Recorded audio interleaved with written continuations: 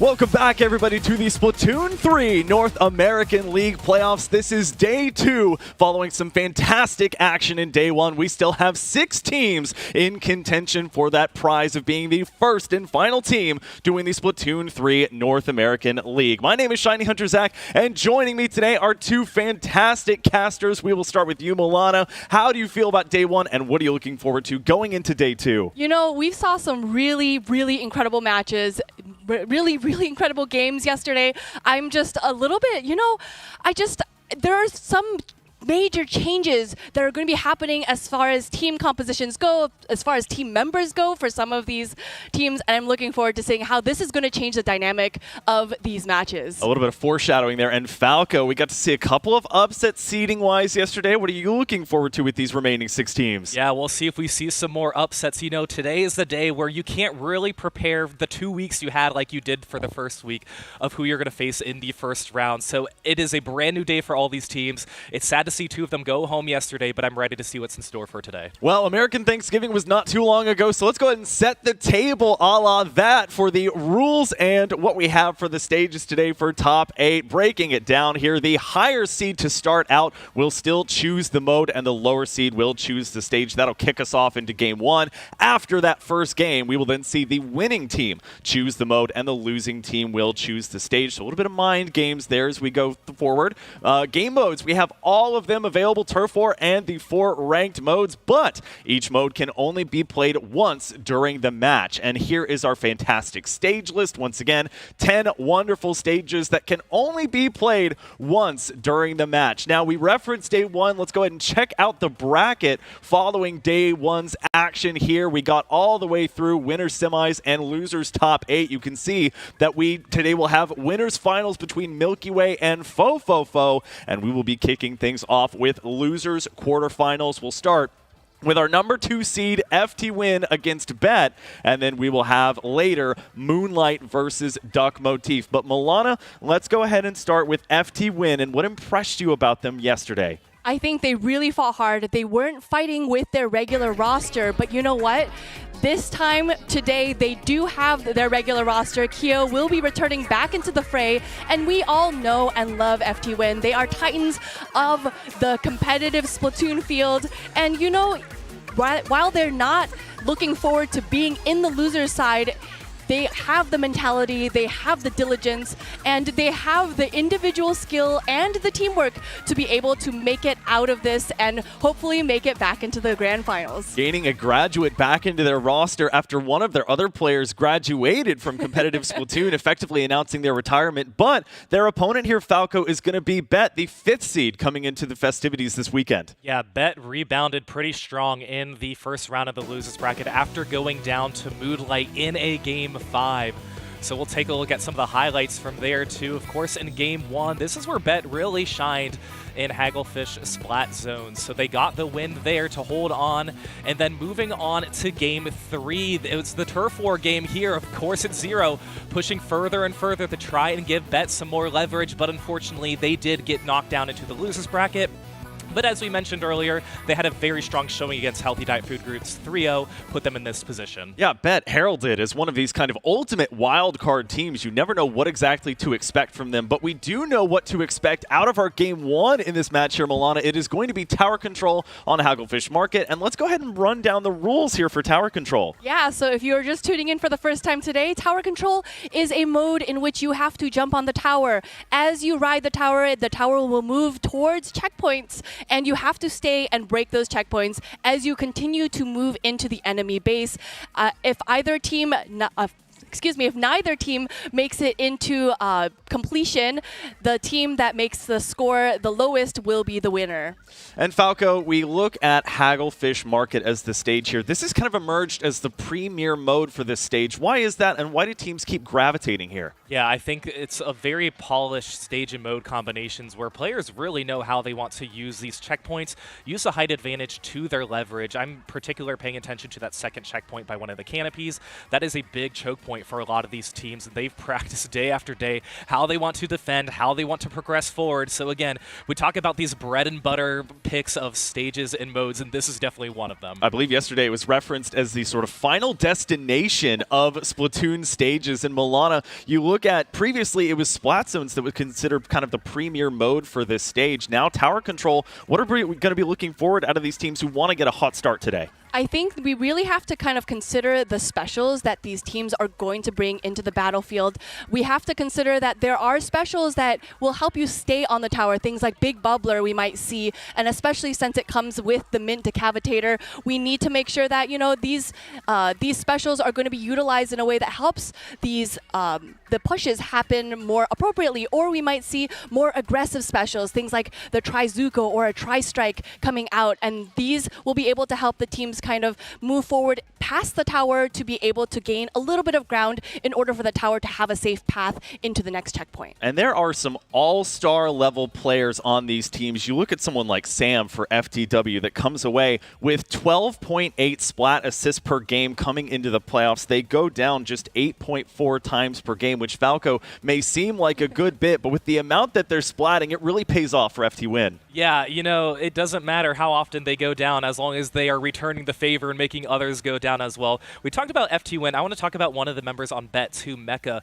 They actually are the sole reason why Bet has a higher splat per life percentage than FTWin when they go head-to-head, because it's far beyond any other players. Well, let's wait no longer here. We have game one of our first losers quarterfinal match here between FTWin and Bet. It's Tower Control on Hagglefish Market, and let's see what compositions Milana are being brought out. It's looking pretty standard on the side of FTWin, as we also give a shout out here to our SpecCam operator Czar. And on the opposite side of things, some similarities, including that slosher. Yeah, and let's not forget that Kyo is making it back into the battlefield, which means that FTWin will have the usage of that slosher right there, the Order Replica slosher to be specific, which I think is an interesting pick as well.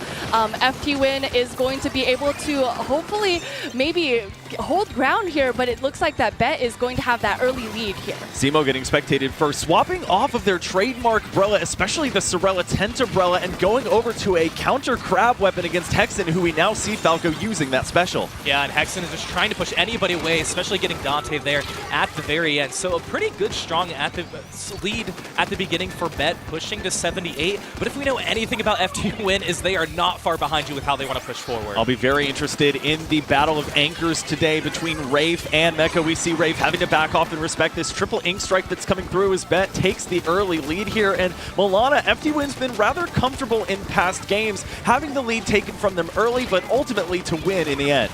It really is just a battle of mentality sometimes, and FTWin is a titan of this battle of mentality. Wraith holding on to that tower, making it to that first checkpoint, taking a lead, but it looks like FTWin is in a great position with the tactical out, especially now, and all the specials coming out, protecting the tower where they can.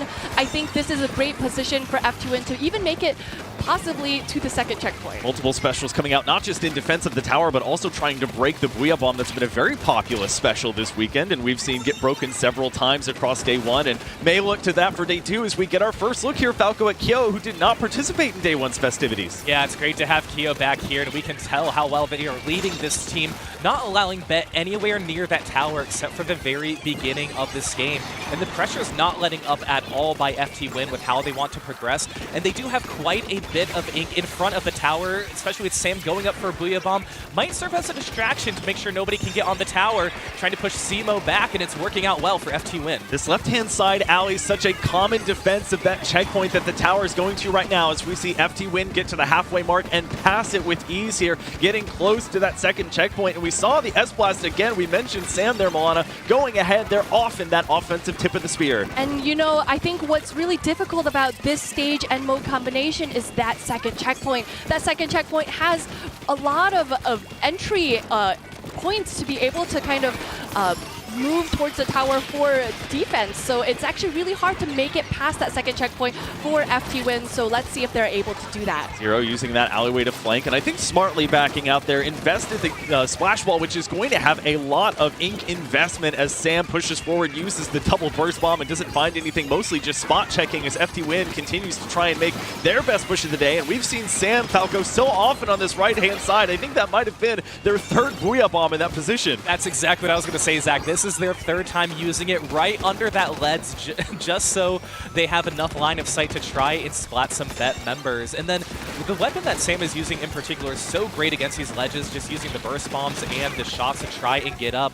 And Bet is honestly doing a very good job stopping the tower at this point, but again, they can stop the tower all they want after this second checkpoint, but they really got to get some momentum going. Bet yesterday 1-1 in tower control compared to 2-0 for FTWin, as we see Mecha holding down the tower, and that's usually having that anchor, or even we see the crab tank player there, just anything, Milana, with that range that will allow your shorter range player to move forward and have you succeed that way. I think having this crab tank placed on the tower is going to be good for them to be able to get a little bit of defense on the tower as they're making it past that first checkpoint.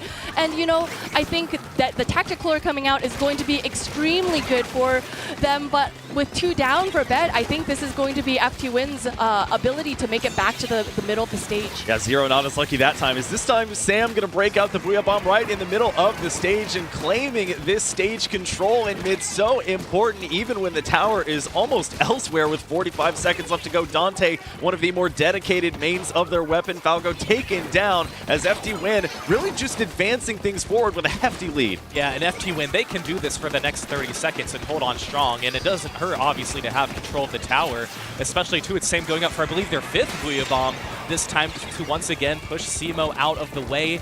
And now Bet really has to figure out what they want to do with these 20 seconds remaining. Again, they only got to 60. They don't have to get completely past the second checkpoint, but they definitely have to turn something around. And FTWin holding on to 2 specials of their own. In fact, both Sloshers holding on to their triple ink strikes for the end of this one as an overtime is potentially looming. Mecha allowing some of the jump-ins, particularly from Zero, as Bet will be the first to expend their triple ink strike, and the tower carries on into overtime. Here goes Simo. Simo having to respect the triple ink strike there, does not get off the tower. It's a 2v1 for Bet and a full wipeout as they are able to hang on, and this overtime, Falco, continues. Yeah, it continues. You know, I was really glad they had Simo on the tower with the crab tank to provide some extra defensive leverage, and it has really paid off. This is Bet's best position right now with the triple ink strikes, but 2 of them are going to go down. Dante and Zero trying to get on the tower. It's just Dante. That is the wipeout. Not enough time there. FTWin really holding on to get the win in game 1. One wipeout begets another as we see single digits separating FTWin and Bet in the first game of this losers quarterfinals, but it is FTWin who will hold on strong after Milana, what looked like Bet really finding their pace at the end. You know, it was just such an interesting thing because as we know, there are certain specials that teams will hold for that end overtime counter so that the opponents can't get on the tower. But, you know, there's just something about the diligence, the resilience of Simo to just stand on the tower through that triple ink strike and, you know, getting that wipeout on FTWin. That was just so amazing. It would have been so, like just a nice story to build had they gotten the win, but unfortunately for them, FTWin did come out on top. And Falco, compositionally for both of these teams, no real surprises. We've even seen Simo play that Splash-O-Matic before in the top 8s and latter portions heading into the playoffs here. How then in a game do you sort of turn that tide when really the momentum and pressure has been on you the entire game? Yeah, I mean, well, I mentioned it too at the end of that game where it was Simo who got on the tower with the crab, the player who could have the most defensive mechanisms with them. And two, getting that wipeout, that was probably the first time FTWin was really sweating during that game, realizing, wait, we actually have to, like, they're pushing this tower further than they have before. But I think the weapon compositions, like you mentioned, they were very structured for both Bet and FTWin. It's just that FTWin was the better team on top. And speaking of FTWin, they have chosen a mode that they did not play at all yesterday, Milana. It will be Turf War. Let's go ahead and take a look at the rules for this mode. Yeah, so Turf War, very, very basic rules. You just have to use the ink to cover as much of the stage as you can. And at the end of a 3-minute counter, Lil Judd will just tell you who has the most turf on the field. And Milana, I'll stick with you here as we await this stage. What for this mode do you foresee as being a boon or an advantage for either of these teams? You know, I think we have to really consider FTWin's you know, their namesake, right? FTWin. They are going to move forward. They are going to get the picks. They are going to get the splats that they really need. But we want to make sure that we always talk about the last 30 seconds, or even in the last day, the last 10 seconds of a Turf War match, right? That we have to just make sure that they are cognizant of that. They have their tacticoolers out and ready around that time. And both teams are really going to have to really be considerate of this. And Falco, to flip things over to Bet side, they go 1-0 yesterday in Turf War, but they're facing a behemoth of an opponent in FTWin. They put up a pretty good fight near the end of Game 1. How do they keep that going into this maybe shorter Game 2? Yeah, it will very likely be a shorter Game 2 with the 3 minutes maximum. And I think, too, here's where you think about what types of weapons you want to play, because traditionally, a lot of these players are playing different weapons for Turf War. They might have the same weapon they play for the other 4 modes, but Turf is going to be the one that is different, especially with players who typically play anchor weapons. Well, we do have the stage now. It will be Mako Mart that we'll be going to. It's got that sort of funky layout to it. It's got alleyways and it's got big charger overlays. What can you make of the stage that we're going to? You know, I think this is such an interesting pick as far as the stage goes, because there is a portion of the stage that is not really available for your opponents to get to.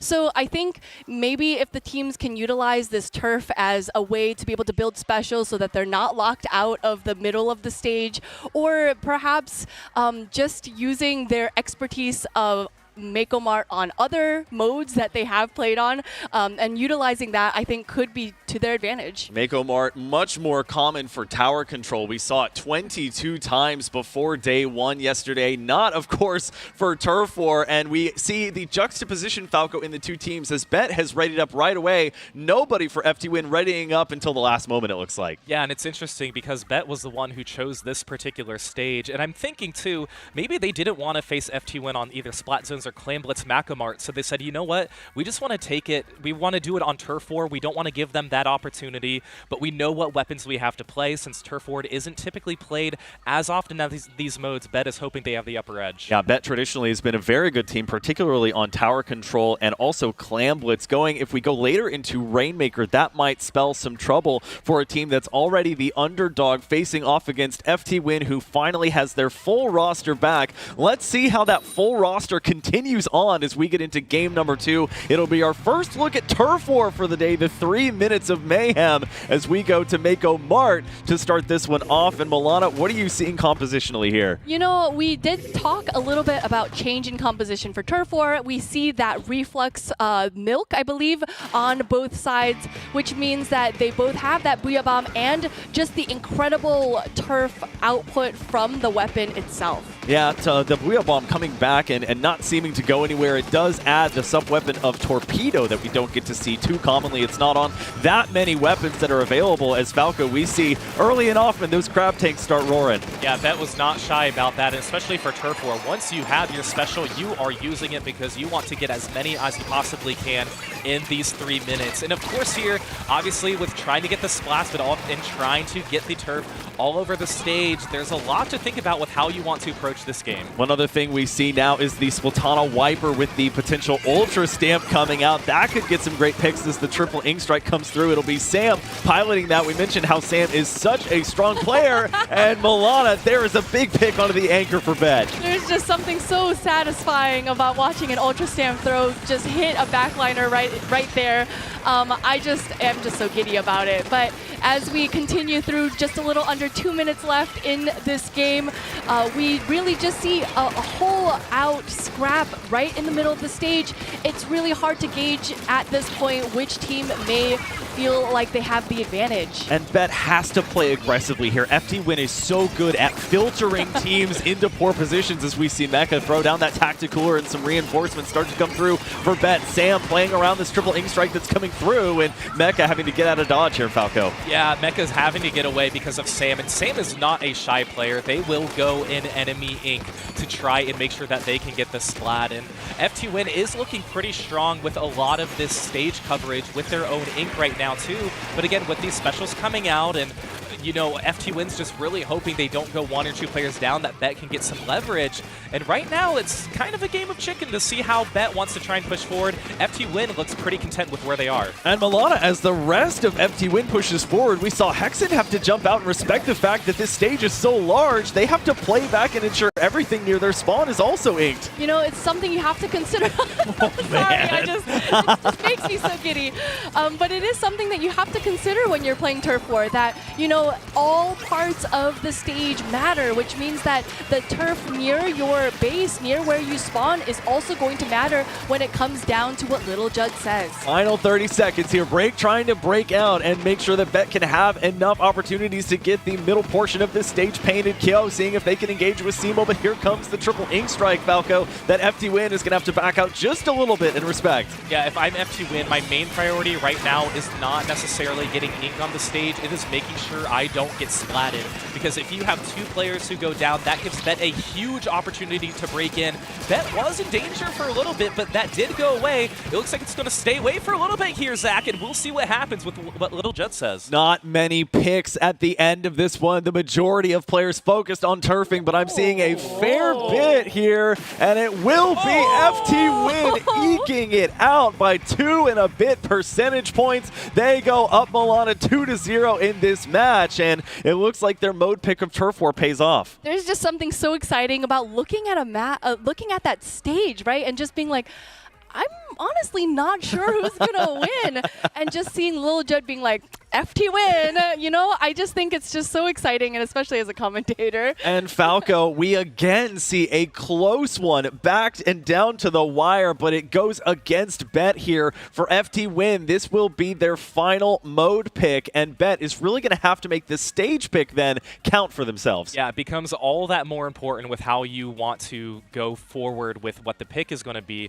And with FTWin, you know, they've played pretty much every single combination that this game has to offer anyways. So there's nothing that they aren't necessarily prepared for. But I think now they know, and they've known this before, that Bet are competitors with them. FTWin has had the upper hand for a lot of these games, but Bet has definitely made them sweat, especially towards the end. It made us sweat, the 3 of us up here, not knowing what was going to happen. But yeah, it becomes that much more important for Bet to figure out how they want to go forward too. Well, Milana, we do have the mode available to us. It is going to be Rainmaker, and this, we mentioned, will be the last chance for Bet to pick the stage. One stage that is not really played in their favor is Crab Leg Capital. It's one that we've seen a lot this weekend, and one that they may either want to avoid or just get out of the way because they really have excelled in other places. Yeah, they totally have. And you know what? I think FTWin is not, they know that. They know that, hey, Bet's not super strong on Rainmaker, but maybe we should pick that as a result. And I don't know, it's just going to have to be Bet deciding, all right, which of these stages can we pick that maybe we might find the most success in? Well, and the most popular of the stages, as we get into the rules here shortly, Falco, will be Museum de Alfonsino. We'll see if that's the pick, but why don't you help introduce us to this mode that we have not yet seen today? Yeah, Rainmaker, one of my favorite modes personally too. The objective is to carry the Rainmaker from the middle of the stage to your podium. You have to pop the Rainmaker shield and take control of the Rainmaker. It acts as a giant weapon. You can carry it to a checkpoint. There's always going to be at least one checkpoint on the stage, and then you have to advance it to the podium after that. And if neither team reaches the podium, it's a team who gets closest that is the winner.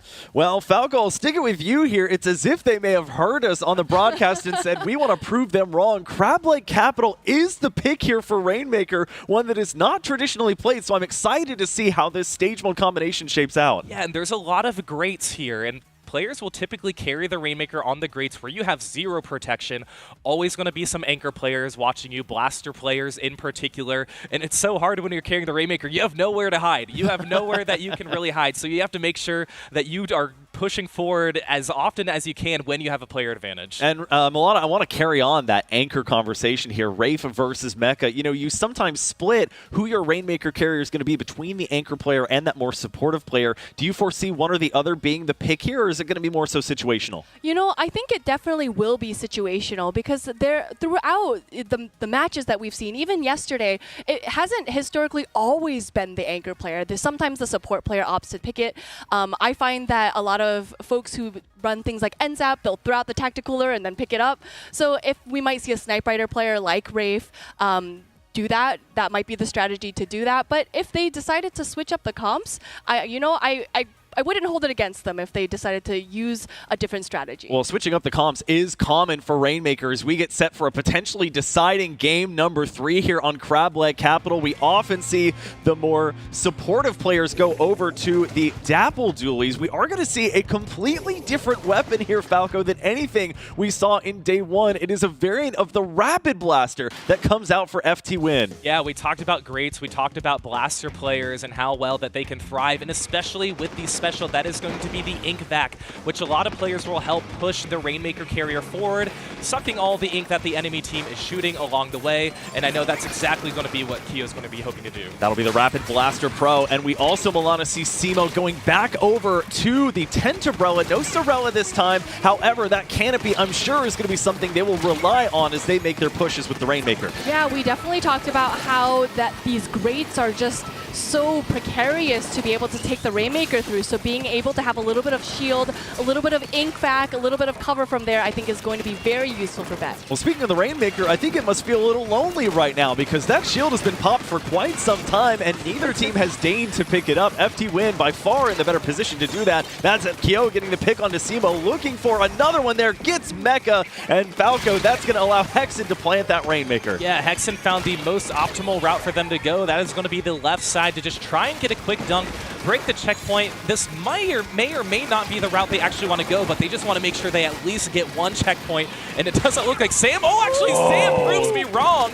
Takes out what the ink vac is and almost tries to pick up the Rainmaker. It doesn't matter, but one of their teammates did. 2 are still down. Tristrix coming out, and finally, it is going to go down. So a surprising play here, especially from Sam on FTWin, but FTWin as a whole pushing it to 35. FTWin holding forward here and using the specials wonderfully to their advantage. The Ultra Stamp and even countering the potential other specials on defense there for Bet as Sam tries to jump out here, Milana, and can't. Maybe some room finally for Bet to breathe. You know, we talked a lot about that right path, the path with the precarious path with the greats, but you know, it really is so exciting to see a team take that Rainmaker towards the left side. We see Bet here opting for the safer, quote-unquote safer, right side checkpoint here. They are unable to quite make it to the pedestal, but Simo's still kind of in a good position to be able to hold on to positioning right here. Yeah, wondering if they can get that first checkpoint, but they are spotted out immediately by the eagle eyes of Rafe, who is Falco, making the best use of that positioning on these greats and not letting anyone from Bet advance. Yeah, Rafe is doing a fantastic job making sure that they take coverage when they need to as well, and helping pop the Rainmaker and supporting their team as well. And again, this is Bet's game. They have to make some moves, and of course, it's going to be very hard to make moves against a player like Sam, who's not afraid of making flanks and catching players off guard. But now Bet with a 2-player advantage, this might be their opportunity. Yeah, Sam was almost daring Dante to move too far forward. They don't, and they end up trading with Kyo as a result. That allows Zero to jump in, and they have the beacons as well to get back into mid quicker. We're going to see the Crab Tank come out, seeing if they can find Hexen or Rafe. They will dodge a little bit. They'll have to sort of focus on 2 different targets, Milana, and that target priority is all wonky. It really is, and they're just not able to pick one target or the other, which leads to their demise a little bit. Mecha holding on to that Rainmaker, hoping to get a pick, and they do, unfortunately, they do get taken out, but Simo and Zero are just not far behind. That to-do list is just too long, and you have to charge up those Rainmaker shots to get the full effect out of them as we come back to Hexen and Sam using those specials. It is like clockwork, Falco, at this point. Yeah, they are really working well in tandem, and this is where FTWin, if they can just get Zero here, they may have an opportunity to extend their lead. They're opting to take it on the right side with the greats, and like we mentioned, the support of the ink vac. It's going to be Hexen as the one carrying it, but Simo has their own ink vac as well to try and push forward too. So again, FTWin with a stronger lead than they had before. This is making it much more difficult for Bet to try and rebound. Yeah, an extension of that lead up to 16 with just over a minute to go. That's going to make it so difficult for Bet, who's had trouble finding a foothold here in mid. They've been mostly playing up on that overlook or plat area. We're going to see Sam throw throw and get the pick there onto Simo. They've been devastating Mola, whether they've used the full extent of that Ultra Stamp or thrown it right away. And you know what? It's the Ultra Stamp that really makes me giddy, but Sam has just been a consistent player throughout this whole league, and especially today, really just some fabulous, fabulous plays. Not often we get to see the Rainmaker backed into a corner on crab-leg capital, but there it is, making the job that much more difficult for Bet as we enter the last 30 seconds of this one before any potential overtime zero. Getting an airborne Sam and finally forcing back the numbers of FTWin. This could open the door, Falco, for a final push. Yeah, they need to make sure that they have a push after they get this first checkpoint too. They don't want to just be sitting in the dust with the dunk, maybe having one player live. They did have a 3-player advantage for a little bit of time. That might be a delayed wipe. This will be Bet's best opportunity to push forward, and that goes to show with the support of their teammates pushing up. Now they did go down. Tacticooler is out as well. Simo has that ink back. They're going to be the one picking it up though. Instead, as overtime approaches, they needed to pick it up before overtime started, but it looks like they're backed into a corner now with Keo getting the final shot, getting them the win 3-0. And that is it. Backed into a corner proverbially and physically, as Bet cannot find anything in the latter stages of this one. And with the advent of Kyo coming back into the roster, it is all FTWin in this first losers quarterfinals match. They will sweep through Bet 3-0 and move on to await the winner of our next match, Duck Motif versus our other team, Moonlight here, which should be a lot of fun. But I believe we have some analysis here coming through. Let's throw it over to 9holegrains to see the action. Well, thank you, Zach. It's actually pretty easy analysis this time. Boy, did FTWin miss Kyo, and in no other instance could you see it more than the end of game number 1. Let's go ahead and roll it, and we're even going to have this a little slow for you so you can keep up with the action. This was Bet's best push attempt, and just look at this. We'll pause it right now because I want you to look at what Kyo, who's all the way over here on the side, has to contend with. 3 players in this area. And now we'll go ahead and roll it. Through the tri-strike, it doesn't matter. 2 go down in 1 slosh from Kyo. Swings around to the other side as well with some assistance from Sam. 3.5 quad, doesn't really matter. They needed Kyo in a bad way after yesterday's action, making the big plays when they matter. Captain Kyo back on the scene, and back to you at the desk. Q9 wearing a brighter blue today than his favorite hockey team, thankfully. And as we take a look at the bracket here, we will break down some of the action that just occurred here. Milana, what are your thoughts as we saw the first sweep of today and a very strong-looking FTWin? Yeah, you know, we talked a lot about how FTWin yesterday was playing with the sub, and while, you know, having a strong player like Shaq fill in for your main roster, I think it is, you know, it's not a bad choice, right? But it is a second choice because that player is a sub for a reason. So having Kyo back, it really just is going straight into just that momentum that FTWin is known for. And we'll show you all the bracket here now as we take a look. FTWin with the 3-0 sweep over the number 5 seed Bet. They will sit in losers semifinals and await the winner of number 4 Moonlight versus number 7 Duck Motif, which is coming up next. Before we do that, Falco, any warning signs for FTWin? It's a 3-0. There were a couple of close games. Anything there, or is it all green light for them? I don't think it's all green light. If there's any, add a little bit of yellow into that green. just a little bit, especially from games 1 and game 2. FTWin looked way more comfortable in game 3. And these two teams, they have played each other in a top 8 bracket. That was week 7, but FTWin did get that match 3-0. And, you know, FTWin probably wasn't hoping to find themselves in the losers quarterfinals, but the loser semifinals is looking a little better than where they were before. Well, and we will see FTWin again 1 match from now. But before that, we have another losers quarterfinals match to get through. It's going to be Moonlight versus Duck Motif. And I'll throw it back over to you, Falco, to talk about Moonlight, who looked pretty strong in day 1. Yeah, Moonlight very strong in day 1, of course, going to all the way to a game 5 against the team that we just saw Bet. Here are some of those highlights going into game 2. This is going to be where Bet tried to push forward here, but Moonlight with the great stop. Omega doing what Omega does best, just using that mid decavitator to stop them, and they kept this momentum throughout the entire match that happened here in Game 5-2. Moonlight able to hold on to get the win. And then this was a little bit later, too, where Moonlight was able to get some good splats, good victories. And, of course, they also got a set win in their last round against against Gourmet Race to push them where they are now. And I'm sure they have grand plans for today. But standing in their way, Milana, is Duck Motif, a team that is chomping at the bit for some potential revenge against FTWin. Yes, totally. I think Duck Motif is definitely a team we have to keep an eye on for. They were able to come out victorious against Gourmet Race yesterday as the 7 seed versus the 6 seed, which I think is incredibly impressive. We have a lot of players to keep an eye out for. Players like Red Shell, players like Vexen, all very consistent players. Kara with that pro, we want to make sure that this team can stand toe-to-toe with the best, and we just need them to be able to prove it to the rest of us for sure. And Falco, we talk about mentality and longevity, having to play these sort of longer tournaments or entries, competitions. Duck Motif yesterday, I believe, 2 3-game matches. So they lose 0-3 and then they win 3-0. How do you sort of factor that in as we get into Moonlight that loves to play these longer matches? Yeah, I think you have to throw everything away from yesterday because you're facing a brand new team, Moonlight, who you have faced a lot so far in this bracket. And Zach and Milana, these two teams, probably the most competitive together. They have played 3 times, 3 series.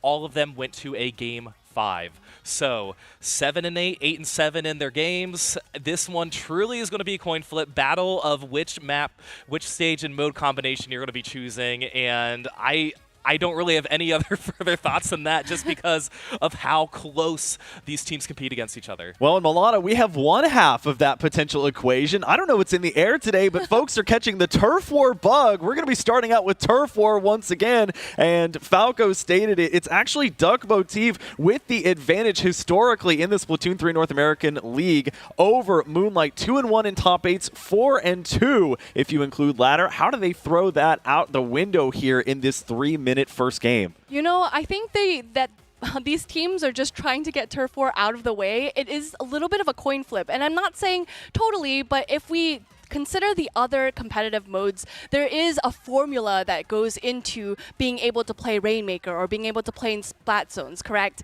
But Turf War, it gets a little bit scrappy, and while there is a strategy behind it, it is a little bit uncertain, and it's even uncertain for the commentators when we watch some of these results come out, right? So I think these teams are just like, I want to get this out of the way. This is the least certain mode that we can play, and then let's move forward from there. Least certain and least picked mode, but these teams close as far as historically coming into the playoffs, 3rd and 4th, I believe, in Turf War performance. And we have our stage now, Falco. We'll be going over to Umami Ruins for this one. Yeah, Umami Ruins. Again, we don't see Turf War very often, especially as a round 1 pick, as we alluded to.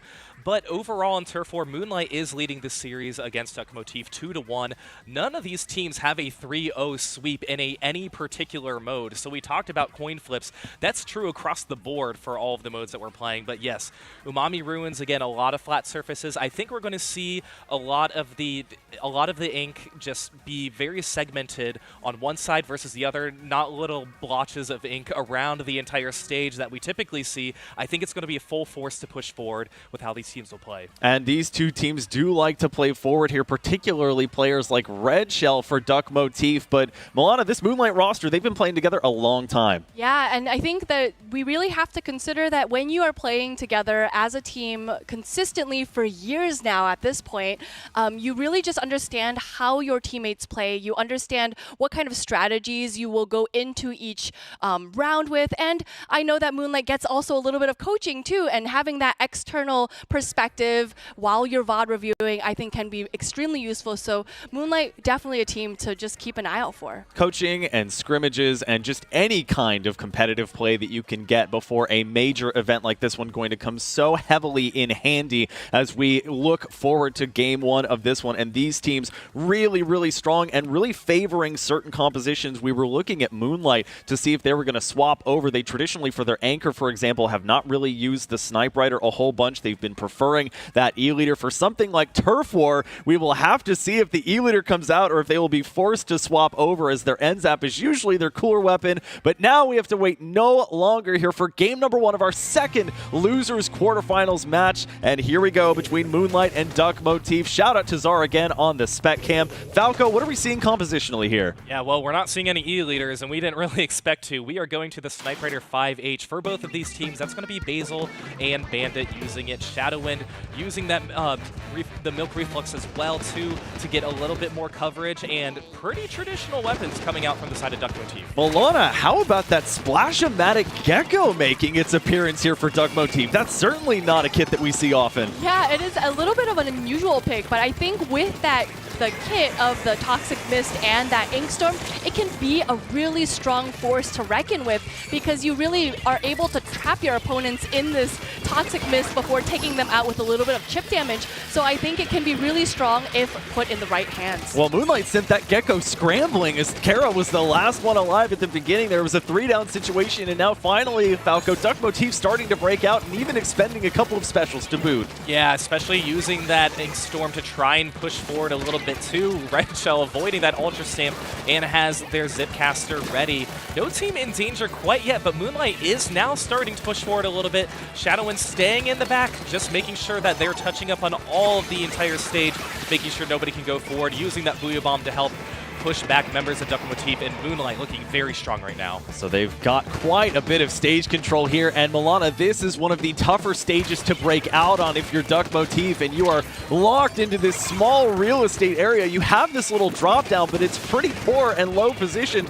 It's going to be difficult to get back into mid. You're going to need to be able to build your specials, and I know it's easier said than done because some of these, there's just not that much turf to work with near your spawn. Red Shell's going to need to make something happen. They do get one pick, but one on Duck Motif also goes down, and really, I don't think that Duck Motif was able to make it out of that spawn any more than they were before. Omega hesitating for just a second on that Ultra Stamp and not getting it. It'll be Vex and getting the pick there onto Nolan with the 52, a weapon that they are known for. They'll break out the Killer Whale 5.1. Falco, as we hit the minute mark in Duck Motif, it looks like starting to finally assert some dominance. Exactly. There were moments where they had a 2-player advantage, then another player went down, so it delayed 3, and that's what got Duck Motif out of danger now, and they are looking much more comfortable than they did before.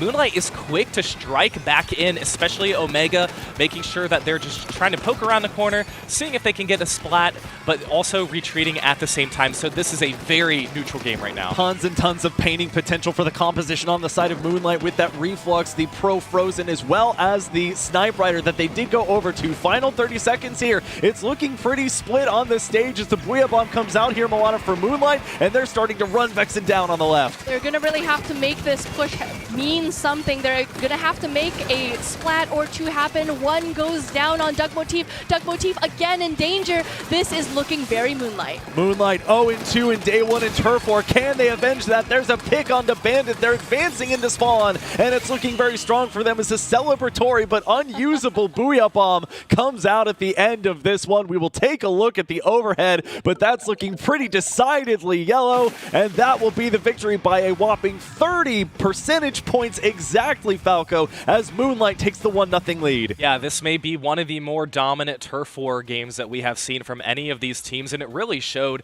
especially in the last minute. There were moments, like we mentioned, where Duck Motif came back. They tried to make a push and get some splats and cover some more of the stage, but it did not end up working out for them. And you're right, the celebratory Booyah, you just got to mash that Booyah button and try to launch it as quick as you can. Didn't matter for Moonlight, though. They got the win. And Milana, how must it feel for Moonlight? The celebratory, Booyah Bomb, evidenced of the fact that they're getting their first Turf War victory in these playoffs. They've not been bad on it historically. In fact, 3rd overall in the mode, but they're certainly starting off strong here. Yes, totally. And if this is going to be, as we mentioned before, one of the least certain modes that they're going to be playing on, I can only imagine that they might feel pretty good about something that may be a little bit more formulaic, especially with the way they performed in this game. And I like that word you use there, certainties. We want to look now for Duck Motif at what certainties, Falco, they can play off of to maybe swing things in their favor as we look now towards only the ranked modes for Game 2 onward. Yeah, well, where they excel in particular are Tower Control, Rainmaker, and Clam Blitz. Those are the modes where they have the 2-to-1 advantage.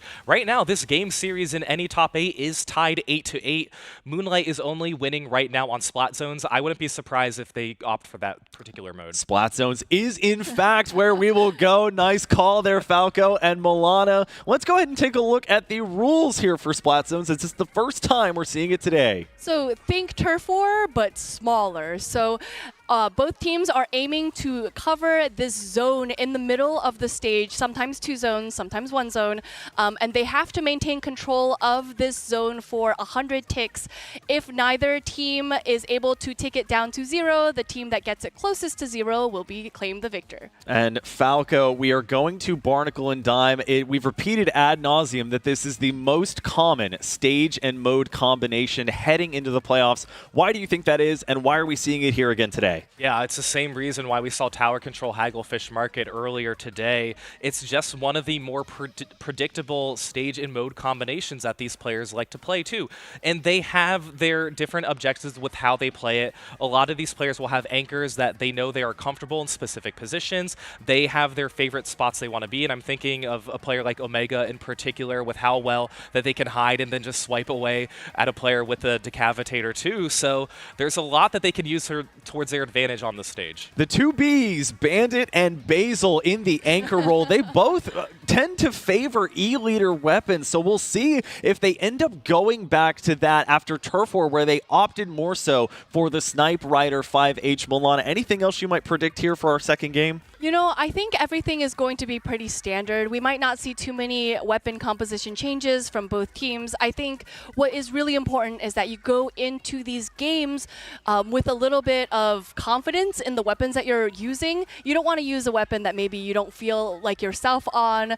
I know that Basil plays a really, really sick Charger player, and, maybe Snipe Rider is not where she excels the most on, so maybe we might see that E-Leader come out again. We mentioned the Turf War bug earlier. Maybe that's what they're sick with, in fact, as we wait on just a couple of players here from Duck Motif, including Vexen, who has been so good on this 52 gal. It's been a premier weapon, Falco, in the entire Splatoon 3 North American League, and we'll see if we can see it here for game number 2 as we get ready for Splat Zones on Barnacle and Diamond. Falco, let me know what you're seeing as these weapon compositions come up. All right, we'll take a look here with Moonlight, of course, using the same weapons we thought, except for FTWin using the Zinc Mini here. That one is going to be the curveball of the weapons that they're choosing here, and is going to have the Toxic Mist and the Big Bubbler. They're going to use that advantage. I think where Moonlight is really going to have to make sure they keep their focus on is Red Shell. Probably not as used to facing very strong Octobrushes like Red Shell. And to be honest, I expected this yesterday. We did not see this composition hardly at all from Moonlight yesterday, where they go over to something like the Snipe Rider, Mini, or Zimmy, the Mint Decavitator, and rounding it out with something like the S-Blast, which they will, as they have taken Milana a strong starting lead. They have indeed, and I really like this comp for Moonlight. I know that Nolan plays a really, really nice blaster, so just being able to see that and watching him be able to get that pick, these picks I think is going to be really important for them. And Shadow in a prime position with Nolan right there to be able to move a little bit past that zone, give a little bit of space for their teammates. Shadow forced to go back towards where their anchor player is.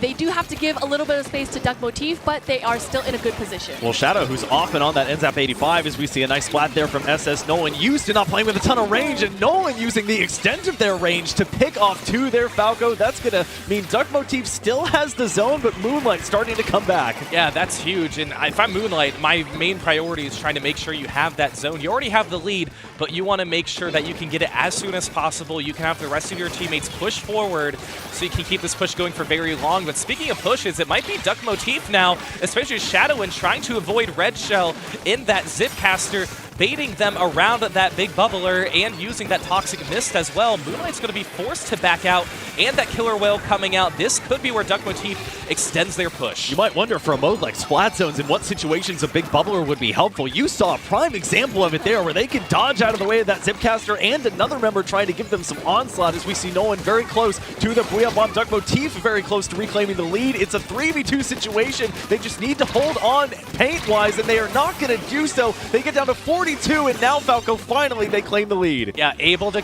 take the lead again. A lot of penalty points. They didn't have it for very long. as well too, but knowing that you have the lead 2 minutes into this game, that is going to set you up better than where you were before. And of course, Duck Motif hoping that they can hold on to this too. You got to take advantage of that player advantage too, especially with Kira using those Tenta missiles to track some of those players, chasing after Basil as well. This is looking very good for Duck Motif. Yeah, Kara still in the Pro Frozen here. They're going to get a sprinkler and then 2 picks on top of that. Not dissuaded by the block. That's a third onto Omega. That has been a weapon, Milana, that has really come into effect here in these playoffs. You know, I think what is really great about seeing Kara with this weapon is that there is a little bit of range when it comes to using that Frozen Splattershot Pro, and utilizing that range and just knowing how long you can how far away the enemy has to be exactly is going to be it's just so nice to see Kara playing that weapon. 41-40 with both teams having to chew through some penalty points, and here comes Red Shell on that infamous Zipcaster, seeing if they can locate one, but it's going to be Moonlight, who is very persuasive in the way they're moving around here, persuasive in the score too, as Falco, they get past the hump and they are going to take over the lead. Yeah, that was the best case scenario. You took over the lead and you had a 2-player advantage, and Moonlight still trying to capitalize on that. This is their best lead they've had so far in this game. But look, it's going to be Red Shell who actually breaks through. They now are going to go down. 3 are going to go down. Moonlight still holding onto the zone, taking game 2. Well, a nice showing at the start there from Duck Motif, but it is not enough as the swaps for Moonlight, Milana, really come into play and help them generate a 2-0 match lead. Yeah, you know, I thought it was a really interesting pick, like you said, not a completely conventional pick to use a big bubbler for splat zones, but you know, I think sometimes when we think about Splatoon, we have to think a little bit outside the box. Maybe you could use the big bubbler to plop it on the zone so that the opponents can't turf the zone, or as we saw, using that big bubbler to avoid that Zipcaster, and you know, Zipcaster, I feel like the Zipcaster's role is to be able to bother the anchors, right? To kind of displace the anchors, and having that distraction there, and you know, having Red Shell being like, I need to get Shadow Wind right now, I think kind of distracts them from that purpose, and I think that was just so well played. There are 2 proverbial boxes, Falco, that come into my mind after seeing that game 2. You have the zone, of course, with its nice rectangular shape, but also Omega with that big bubbler and the swap over to the mid decavitator. How is Duck Motif going to try and resolve that? It's going to be very difficult, but to what Duck Motif has their advantage, they're now only going to be able to play modes where they have a series lead. So it's really going to be up to Moonlight to figure out which mode we want to go to, where we know Duck Motif has excelled against us in the past. And that's really the tricky question. The good news for Duck Motif, they will have to play all 3 of those modes if they want to get the win. The bad news is you have to win 3 in a row. Well, Milana, some big ticket modes still available. I would say 2 out of the 3 of them are more hectic in terms of Rainmaker and Clam Blitz, but you still have tower control available. Moonlight is picking again, and we see that they've gone now to Clam Blitz, so they're not afraid of a little chaos. You know, I think we all like a little bit of chaos, right? As commentators, every time we see Clam Blitz going on, there's just so much potential for really unique pushes, really unique strategies coming out, and it's a lot of thinking on the spot. And I think as far as predictability of modes go, right next to Turf War, I think Clam Blitz is right there. And well, Falco, for Clam Blitz, the 2nd and 3rd stages, the most popular ones, are out of the equation. As we await the stage, why don't you take us through the rules of how Clam Blitz is played? Yeah, Clam Blitz, one of the modes we haven't seen so far today. You have to collect 8 clams to form a power clam, and you will use that power clam to break the enemy basket. 1 clam is worth 3 clams, and a power clam is worth a whopping 20. If neither team scores from 100 to 0, the team with the least amount of points is the winner. And Falco, we'll stick with you here. Museum de Alfonsino, the overwhelming choice for Clam Blitz. Do you think that's where we will go for a Duck Motif team that is able to choose the stage, and this would be their last opportunity to do so? I think it's a really good idea, and I'm thinking more for Red Shell and how they could utilize a Zipcaster, especially on the enemy spinners. There are 3 spinners in this particular stage, and if you can cause chaos, like you mentioned, causing chaos towards the anchors, that's going to go go a long way, and Red Shell definitely a very chaotic player with how they use that Zipcaster, so I think that is going to be a strong bet for them. Well, and it's not locked in yet, but you can see why that stage and mode combination is so heavily favored. We've seen some hero plays, including ones like Milky Way throwing 3 members up to those higher grades with the power claims. Milana, you're shaking your head knowing what I'm talking about. You know, I think it's just so interesting because they're like Falco even mentioned, there's so much positioning being able to like utilize. You can stand on top of the spinners. You can use a little bit of a squids rolling off of that little block to get to that basket. Just being able to know where your teammates are, bring that pity clam back from your side of the basket. I think it's just so much diversity in the way that you can play, and I think that you know, that openness is what teams like about Museum d'Alfonsino. And Falco, as we do indeed see Museum d'Alfonsino, glad we got to talk about it and not have to pivot over a different stage. This is just a fast game. Splatoon in general is very fast. There's a lot of movement involved. There's a lot of quick thinking involved. With Duck Motif having their back against the wall and their playoff lives at the line here, what do they do to change their fate from the first 2 games? Yeah, it's about catching Moonlight off guard, which is not an easy task to do, and that starts with trying to take out Basil, to take out the anchor player, make sure that they aren't coolered as a team, or if Basil could also be using the other charger that they typically play too. So it's more of a situation where we're going to have to figure out how we want to approach this, but that's not going to be easy at all. Of course, we have a 2-1 series lead for Duck Motif about this, but if Basil is very strong with their E-leader play, I don't really see a way that you can get past them. And for Duck Motif, you're going to have to rely on Red Shell, who we mentioned. They're going to have that superb run speed with the brush weapons that they like to play, but also players like Kara, who tend to run around with those pro weapons, the Splattershot Pro Frozen in particular, maybe some displacement, Milana, that could happen with the 10 missiles. I mean, we just saw it in that last game, right? Kara was able to get a triple off of Moonlight, and while, you know, Duck Motif didn't come out victorious from that game, you know, that was a key play for Duck Motif, so we really can't count out other players like Kara. Well, let's see if they can extend those key plays into a key game as we see yet another potentially deciding Game 3. It's Clam Blitz on Museum d'Alfonsino. Moonlight up 2-0. Falco, what compositionally are you looking at? Yeah, well, we are going to see the E-leader versus E-leader. That is going to be Basil versus Bandit. Of course, Red Shell sticking or going to a different Octobrush. This one will have the Autobomb and the Kraken Royale, so no Zipcaster for them, but we also know how strong a Kraken Royale push can be for Clam Blitz. That's looking like the Comet's Octobrush as we see an early pick from Bandit, who has gone back to this E-leader. Milana, a great pick because you can effectively reach over to the other sniper perch that they have. Yeah, no, and I think I just wanted to point out that while both teams have the E-leader, Duck Motif opted for the scoped E-leader while Moonlight opted for the unscoped E-leader. Both weapons have their advantages.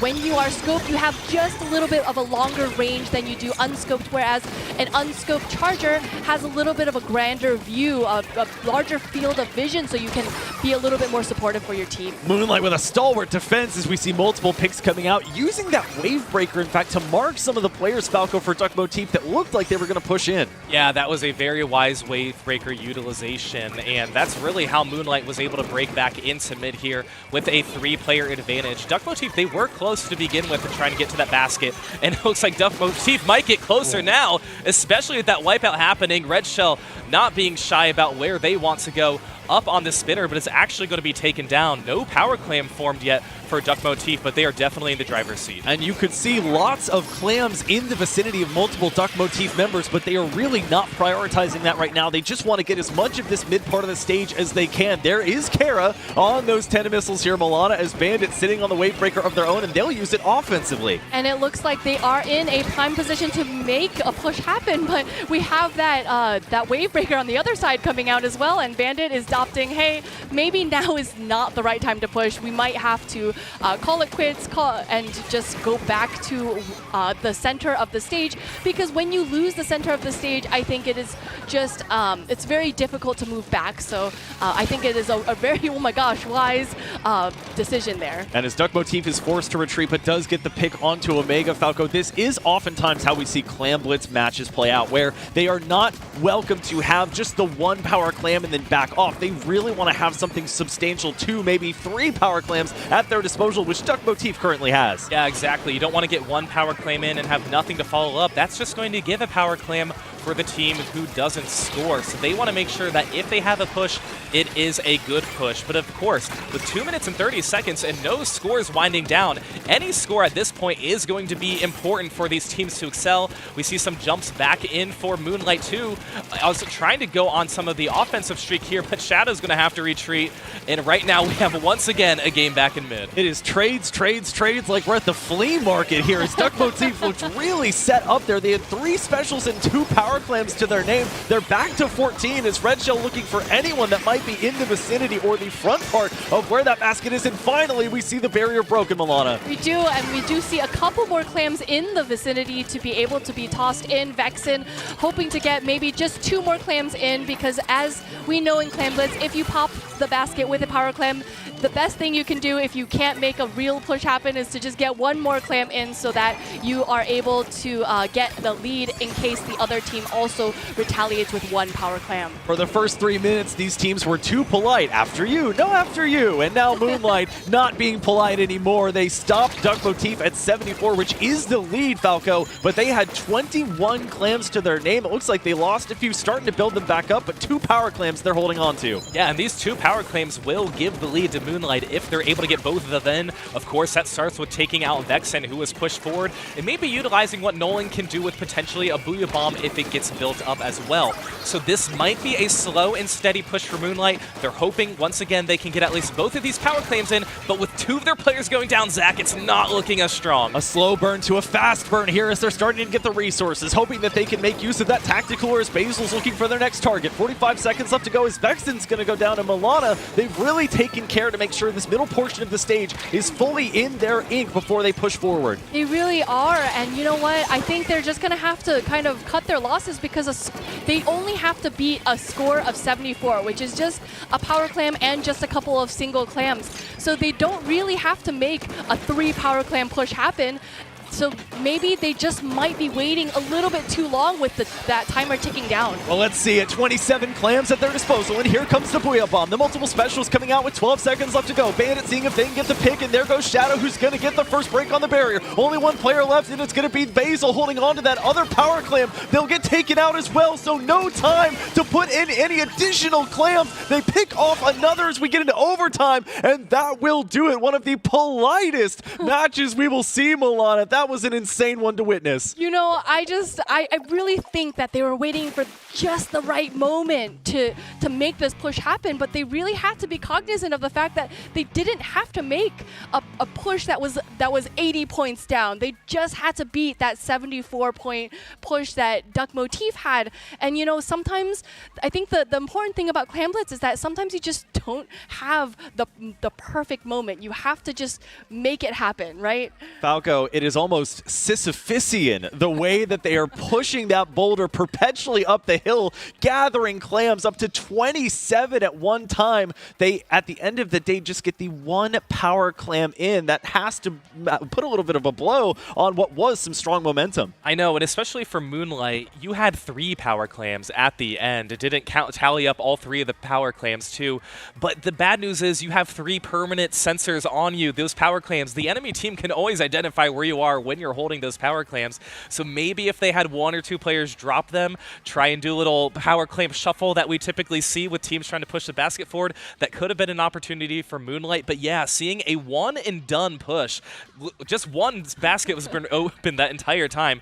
A very impressive win there for Duck Motif. Well, Duck Motif in a game 4 situation here decides the mode for both if we end up going to a game 5, and they have elected to, Milana, do tower control first instead of Rainmaker here as we await the stage. Why do you think they want to do this one ahead of Rainmaker? You know, I think tower control overall is just a slower mode, and I think that, you know, sometimes if we consider some of these top teams like Moonlight, right, they tend to play fast and furious, and Duck Motif sometimes just needs a little bit more time to be able to gather their grounding. Red Shell needs to be able to find their spot on the map to be able to get the picks that they need. So I think being able to do that and to just kind of slow down the level of play, or I guess the speed at which this game is played, I think is going to be important for them. And Falco, we hyped up all this chaos and ferocity that could potentially happen in that Clam Blitz only to witness that Game 3. Does it make sense that some of that ferocity taking the bite out of their gameplay might work for Duck Motif going into Game 4? I think it could, and you'll do anything to ride the momentum of that specific game win. And just because they're not scoring doesn't mean there wasn't chaos. There were clearly players trying to flank, catch other players off guard. We saw FTWin having to be backed into a corner multiple times too.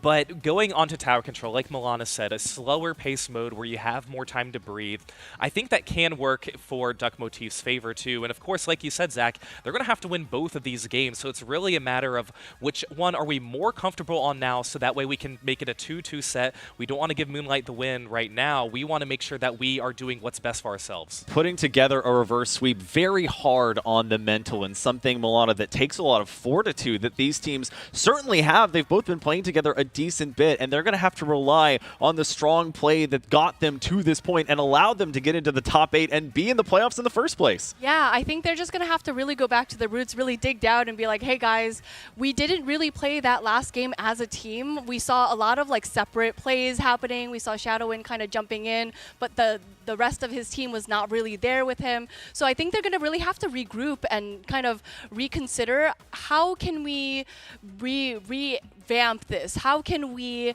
bring back our teamwork in this next game? Well, Falco, it is not a combination we see often. We're actually going to Urchin Underpass for this one. Kind of wonky, but maybe that suits this match well. I think it could, and of course, Duck Motif, what they're doing is trying to figure out what is Moonlight not used to doing. It's something we're not used to doing, commentating tower control on Urchin Underpass. So, of course, Duck Motif's going to use all of that into their favor, too, to try and catch Moonlight off guard. And with this being the newest stage introduced into this game, it's going to be the least played for any of these players, even though it's in the league, too. I think that's going to be the logic for Duck Motif on how they want to approach this. Just one instance of tower control Urchin Underpass heading into the playoffs that is only ahead of Humpback Pump Track as far as stages played on this mode in particular. And Milana, I have to harken back to the anchors here. Urchin Underpass is a big stage. Do you think that plays maybe to seeing the E-Leader again, or do they bite the bullet and go with the Snipe Rider there? You know, I'm aiming Snipe Rider only because Urchin Underpass has so many ups and downs, very, very altitudinal changes, and I think it can be a little bit difficult to see some of the side paths a little bit as far as an E-Leader might go. So I think if it was me, if I was one of their anchor players, I'd play a little bit more supportive. I'd bring that Tacticooler, and I'd bring that turf. Topography, the word we like to use. Those changes in, as you mentioned, altitude and having hallways and different avenues to cater around in. We'll have to see. We haven't seen this combination often, so let's see how it plays out here shortly as we get into game number 4 between Moonlight and Duck Motif. Duck Motif trying to ride that momentum of the Game 3 victory here, Falco, and let's see if there's any changes that have come about. Yeah, my first guess is going to be, what are the anchor weapons going to be doing? And I'm looking at Basil in particular and Bandit, so none of them spawn with any chargers. All right, we will start with Basil first, using that Splattershot Pro Friesen. It's going to be Bandit with the Rapid, with the Suction Bomb, and Cooler. So both teams still opting to play with Coolers, but Zach, no anchors. It's getting chilly in here as we see the Pro Frozen versus the Rapid Winter coming out. It really is, and to combat the Frozen in particular, it is going to be Duck Motif hanging on with the Forge Splattershot Pro, so that will give them the Booyah Bomb. We see Bandit backing off, but Milana cannot get out of the way of Omega. No, Omega does what Omega does best, and that is, I am going to W key forward, and I am going to get the picks, and we see that exactly right there, and Nolan right by Omega's side, being able to give that support with that blaster. Honestly, Moonlight is starting off very strong. I'd be thankful right now that there's no keyboard usage in Splatoon, because the movement would be even crazier as we see Nolan charging charging up the Booyah Bomb here and waiting for the opportune time to use it, just keeping Duck Motif Falco backed off into what is this typically funnel area right near the grate. Yeah, and I mean, maybe this is a reason why Moonlight chose this particular stage too, if they have a lot of experience with it. It's really showing now, pushing all the way to 38. And we see a lot of 1v1s, 2 players going down on both of these teams as well. But there is a lot of pink ink on this stage right now. And this Red Shell has that Zipcaster ready. Not really in a good spot to use it just yet, as they see members of Moonlight that are dropped down below that tower. But this is looking all Moonlight so far. That's a great question. When do you use the Zipcaster? If you constantly have your teammates going down on these larger stages, it can be a real boon, and they're using it right now to be a distraction. In fact, jumping back to a teammate in order to save it. In fact, jumping away from Omega, who jumps into the tower. Milana to continue on this push of 38. They do, and 2 down for Duck Motif. 3, make that 3, and this is going to be Moonlight's game. They are on the second and final checkpoint for this game, and while they don't make it quite past that checkpoint yet, they are in a really good position. They still have control of the middle of the stage. Vexen getting a nice pick on Nolan. They're going to need that to be able to make some pushes forward. 2 down on Moonlight. Vexen's going to push forward, and you know, this is what Duck Motif needs. That's a great note there. There's only 2 checkpoints as opposed to some of the 3 checkpoint tower control stages that we have. And importantly, Moonlight does not get entirely through that second checkpoint. So if Duck Motif is able to put something on here and get past 32 and get past that second checkpoint here, Falco, it could really be a detriment to Moonlight in the end. Yeah, and that's where they're trying to pick up this momentum. We're halfway done with the time, but Duck Motif finally in control of the tower, netting some points here, really hoping they can keep this up. And with 2 players down and 3, potentially with Kira trying to get some picks. No, but one of their members is going to go down. Kira's going to be jumping out as well. So now this might be where Moonlight tries to figure out how they want to break in. And of course, they still have that checkpoint lead, but it looks like we might be setting up for flank too, Zach. Is it weird to say that Duck Motif's comp often relies on not seeing your opponent? You have things like the Killer Whale, you have the pot shots coming in from the pro, but it's not going to work out in their favor there as they do get to 50 and they go 3 down, but they continue. The last surviving player allows the jump-ins to come through, at least for the moment. We see Vexen backing off Milana after Duck Motif gets past that halfway mark. And you know, Vexen does not back off all the way. Vexen's right back in the action super fast and just as quickly right back and just as quickly again right back in the action. And you know what? I think Duck Motif is still in a great position because if you notice the center of the stage, it is completely green, which means that oh, that was a nice splat by Omega. Which means that Moonlight is going to have to kind of turf this middle of the stage before they are able to make any meaningful pushes happen. But the pressure is on. Duck Motif continuously jumps in, and this is going to be what Moonlight is going to have to keep an eye out for. Omega putting on a clinic. I think that was the most delayed quad I've ever seen, getting 4 in very slow succession here, but that is going to do very well for Moonlight as they enter the final minute of play here before any potential overtime, Falco. They use the tactical, or not on the tower, but just behind it in mid as they start just a very small push. Yeah, sometimes the tactical on the tower is a little bit too predictable, so you want to make sure that you put it in a place where you have some cover, and that's exactly why Moonlight placed it in that position. And I think now for Moonlight, they just really want to make sure they don't have 2 or 3 of their members go down. We talked about that delayed wipe from Omega. If Omega can keep up that streak of just getting 1 player and a few seconds later getting another one just like that with the support of their teammates, this is all Moonlight. It may not be on the screen, but we are definitely in danger territory for Duck Motif here. Just under 15 seconds left to go, and that's an important pick onto Basil as Kara charges up the Booyah Bomb. That is going to be 2 going down on the side of Moonlight, which will really help now 3 as Duck Motif trying to make this overtime push, and Bandit gets on Milana to start this overtime. They are starting that overtime. They're going to build the specials, but Omega coming from behind. Is he able to get the spot? He does, and he takes out the anchor player, giving the win to Moonlight. That was just so, it was like scripted, right? That was just such a good flank. And really, if they had known where Omega was, maybe this could have turned out differently for Duck Motif. But Omega, like I said, doing what Omega does best, holding W key and getting the picks. Perhaps no more fitting end there than to see Omega just absolutely dominate from behind the scenes. No one, I think, from Duck Motif expected Omega to get in there and end things the way that they did. 9, I want to see some of the replays from that. Let's see what you got.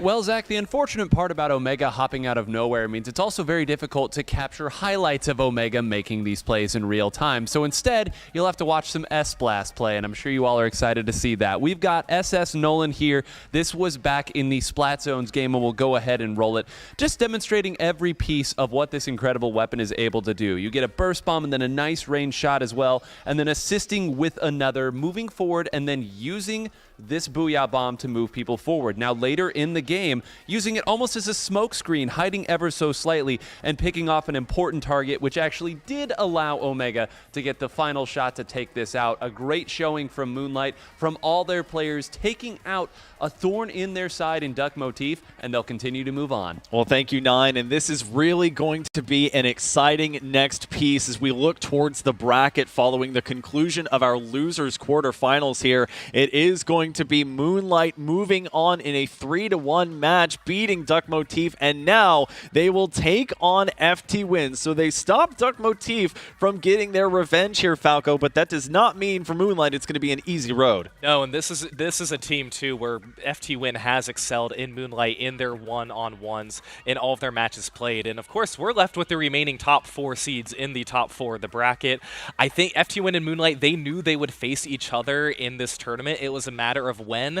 I don't think they're really surprised it could be here. Of course they wish it was in the winners finals, I know that, but the fact that they're in the loser semifinals and one of them will have to go home after this is going to be a great set. We have the rather fortunate or unfortunate job, depending on how you look at it, of saying goodbye to 2 and now a 3rd team coming up here as we look towards our losers semifinals here, Milana. We talked about one of the big changes for today being Kyo coming back in for FTWin. It seemed like they impressed in that first match of theirs. Totally, and you know what? Kyo is the captain of FTWin for a reason.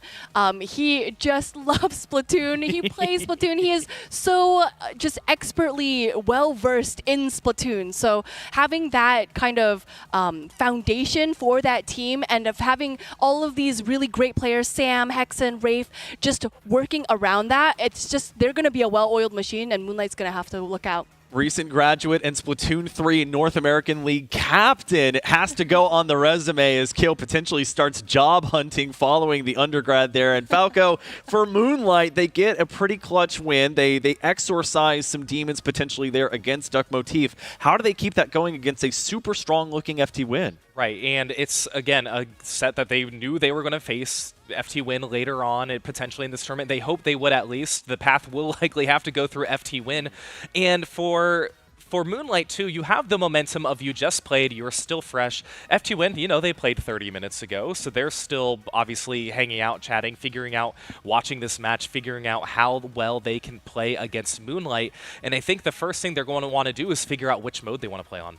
Well, we are down to seeds 1 through 4. Just happened to work out that the top 4 seeds are the remaining 4 teams here today. And Milana, we do have the mode already for game number 1, starting off with Splat Zones here. So a couple of traditionalist teams coming out today. Yeah, and I think both teams are really going to be fighting it out super hard for Splat Zones. And you know that we've seen FTWin come out on top with some really, really close Splat Zones matches. And I know that Moonlight has been performing pretty toe-to-toe with FTWin, so really looking forward, really excited for this. Toe-to-toe indeed. Both teams 1-1 in day 1 on Splat Zones, and equivalent going into the playoffs. I believe Moonlight was 4th in Splat Zones with a 42% win rate, and then FTWin 50% with 3rd in that regard. Still waiting on the stage here as we look forward to this one, and we have to take a look, Falco, at the players that make up these rosters. We've talked a lot about Kyo. What else makes this FTWin team so strong? Yeah, well, we've talked about Sam being the newest addition to the team, and we saw how well Sam played yesterday in a lot of those games, getting a few triples that we caught here live on stream, and how just strong of a player they are too. So always so fun to see, but of course Rafe being their anchor player, always fun to see, and Hexen just being such a menace when they play the splat dualies, Splash-O-Matic, and are just such an aggressive player. Always love to see them. And Milana, for Moonlight, having a coach, having the years and years of playtime together, even having the branding, you could call it, of putting themselves out there as a team where a lot of other players will join pickups or just play any event that they can, that has to sort of shine brightly for Moonlight as they look at a pretty tough matchup. Yeah, totally. I think they just have earned so much respect in the community for being such a long-standing team, and just, you know, personally as well-liked players as well. And I think just they have an uphill battle for sure. FTWin, obviously a staple, a titan as far as it comes to competitive Splatoon. But you know, Moonlight has been improving very steadily, and we've seen that throughout the league as well. So I'm rooting for them as the semi-underdogs, I guess. Well, and if you look at these two teams from a fan or viewer perspective, I would wager that these two teams have probably the largest fan bases because they put in the work to have the branding, to maintain social media, to make sure that they are putting their VODs or streams out there so that others can watch them. And Falco, that's great for growing the game. Oh, it certainly is. And a lot of these players, and we saw it earlier today, they go to these events in person too, like we saw. So there's opportunities for a lot of players and fans like us to get to meet them, get to interact with them, get to greet them in person, and see them play in person as well. And that's just what makes it so much more exciting. And they deserve that recognition. Milana, I mentioned the traditionalist angle before. We're sticking with that theme as we get the stage pick coming in at Splat Zones on Hagglefish Market. You know, like you said, we've seen this stage and mode played over and over and over again throughout the course of this league. But in addition, just yesterday, and you know, I think we can just kind of reiterate, there are those two narrow paths on the side of the stage that both teams really have to be cognizant of, because if they lose track of certain players on the opposing side, they might get flanked when they least expect it. This stage and mode combination tied for 6th in the first 8 weeks of the regular season top 8 for zones in particular. And so to see it back here, Falco, it's going to be really interesting to see this kind of swap back to a more traditional style. Yeah, and especially from the game that we just saw, which was Tower Control Urchin Underpass, I think any change from that is going to be very different. And that's what's going to be tricky for Moonlight, to gravitate towards a stage mode combination that is not as common to one that is more common as well. But again, when teams like Moonlight and FTWin are figuring out how they want to practice, they're facing teams that are built similar to their opponents in this league, especially with the remaining teams like Milky Way, Fo.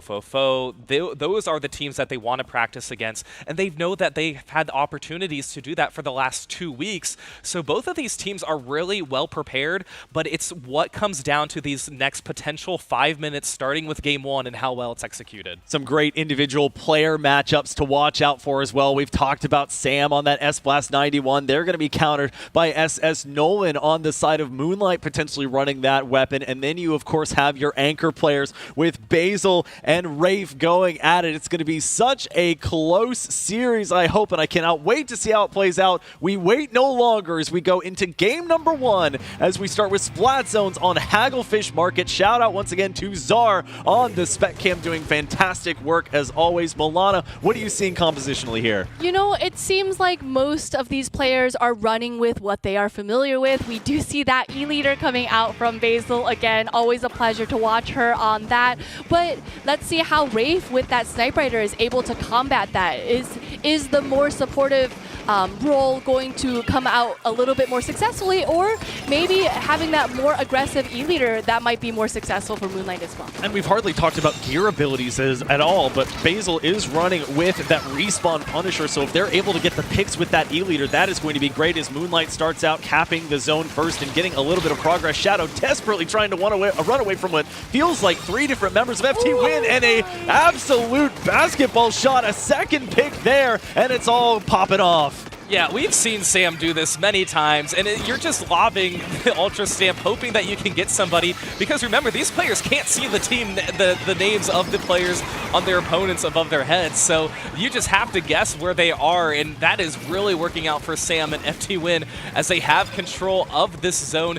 Keo waiting to figure out who they want to go for. Shadowin is up on that canopy as the zone is now contested, but a really nice snipe there from Omega, taking out Sam.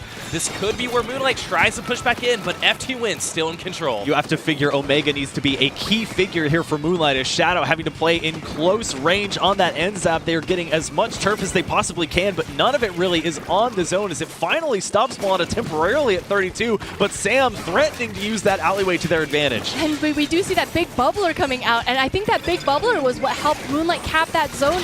they are, when you put that big bubbler down, it prevents the opponents from being able to turf underneath that. So it gives you a little bit of an advantage as far as if you just need a quick cap, if you just need to turf the zone just a little bit, it can be very helpful. A slight sigh of relief and another team fight earned for Moonlight as they take over the zone and hold on. It's a 3v3 effectively now as Kyo is going to take down Nolan. That's a big offensive piece of Moonlight's composition gone as now the triple ink strikes are going to come through, seeing if they can take that zone back. It's tenuous as it goes back and forth, Falco, but finally FTWin will claim it. Right, FTWin almost even getting the wipeout. There was one more member of Moonlight remaining, so FTWin quick to work with this. Again, they have quite a few penalty points, hoping that they can diminish that and get it back down to 0. But with Moonlight, FTWin throwing out to Tactic Cooler and having some of their teammates be coolered as well, this is where Moonlight's hoping that they can push forward in a 3v3 situation with the bubble.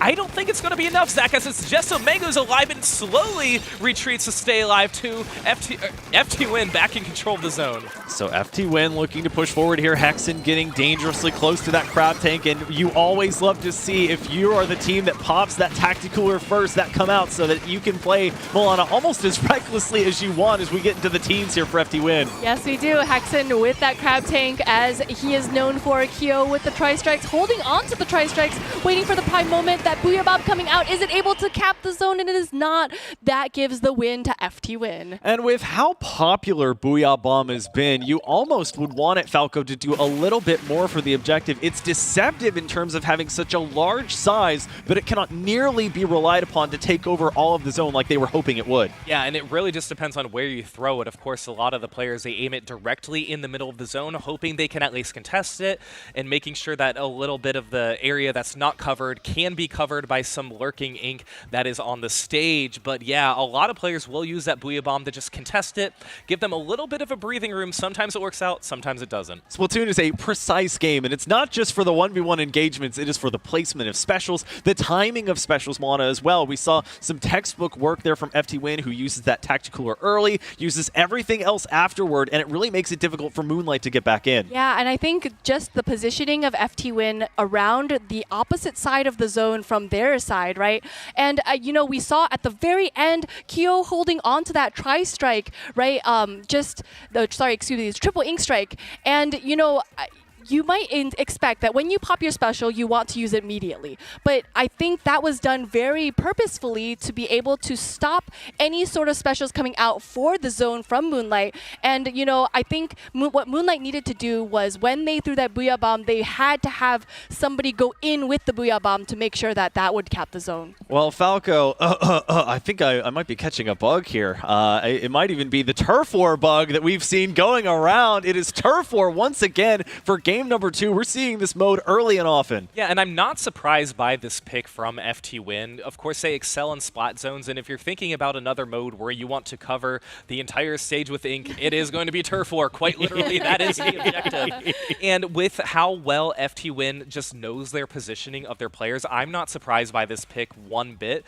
They want to make sure that they are in control of the stages of the other modes if they potentially have to go to them. Nor am I surprised by the stage here. No more wonkiness for this one, Milana. It is Urchin Underpass, and this one has been a relatively popular stage choice. Yeah, I think, you know, what makes it really exciting, Urchin Underpass, specifically for Turf War, is that there's just so much turf to be able to cover, and I think that actually makes it fun for the players as well, that you don't feel like you are going to get trapped in your spawn. You have ink, you have turf to be able to work with in case, you know, the opponents are pushing in quite strongly.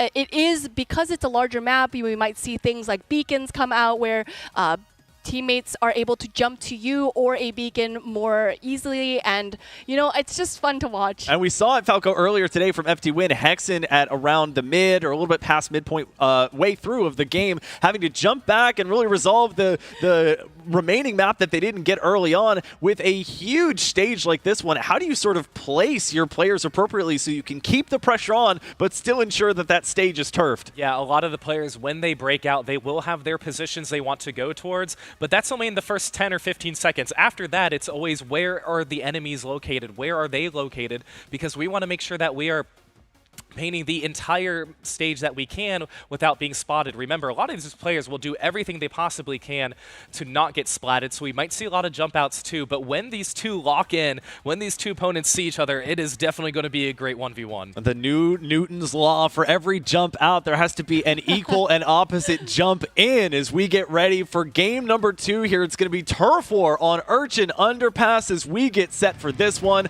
Milana, let's take a look at the compositions and see how exactly they're going to tackle all of this available stage. Yeah, totally. I mean, like we said, we are going to see just a little bit of a mix-up when it comes to Turf War, and interestingly enough, we do see that 96 gal, the variant that we don't really see too much, but both members, Rafe and Nolan, coming out with that Tacticooler, giving an opportunity to their teammates to be able to pick other weapons that maybe won't need that. And that would be the Claws 96 gal that comes out as we see the Tacticooler from said weapon emerging through with a sub that we hardly ever see in that angle shooter. It does allow you to spot some members of the opposing team if you can hit them, Falco, as we see Kill going down to that Booyah Bomb. Yeah, and this is where Moonlight really has to capitalize on too, but one of their own members is going to be going down. I believe that was going to be Shadowwind as well. So again, we talked about the quick fights of players going towards mid. Sam, once again, does not miss with the Ultra Stamp, getting a few players down too. And FTWin very quick to try and make sure that they are not catching any of these Moonlight players off guard.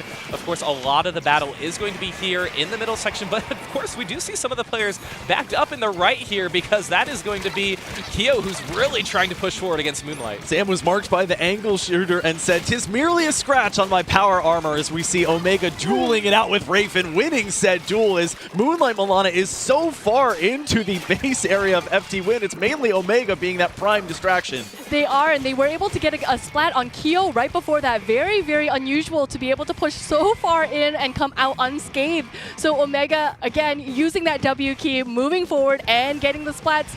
Honestly, just a great plan overall. Lots of specials coming out. We saw the 10 missiles from all the way in that right-hand side alley. It's going to work out to where both wipers are going to go down. So equivalent exchange yet again as Shadow is going to jump the long distance back to spawn. We go back to Omega, who does get caught between multiple members here, Falco, of FTWin. Kyo, though, still rocking this slosher through everything. Yeah, and the good news for FTWin, this is their first moment. In about a minute, they are out of danger. That was the longest duration of any Turf War we have seen so far in the playoffs. And of course, better early on now for FTWin rather than later. So FTWin really hoping that they can respond here, especially with Hexen just touching up on the stage with some little areas where they want to try and get some ink.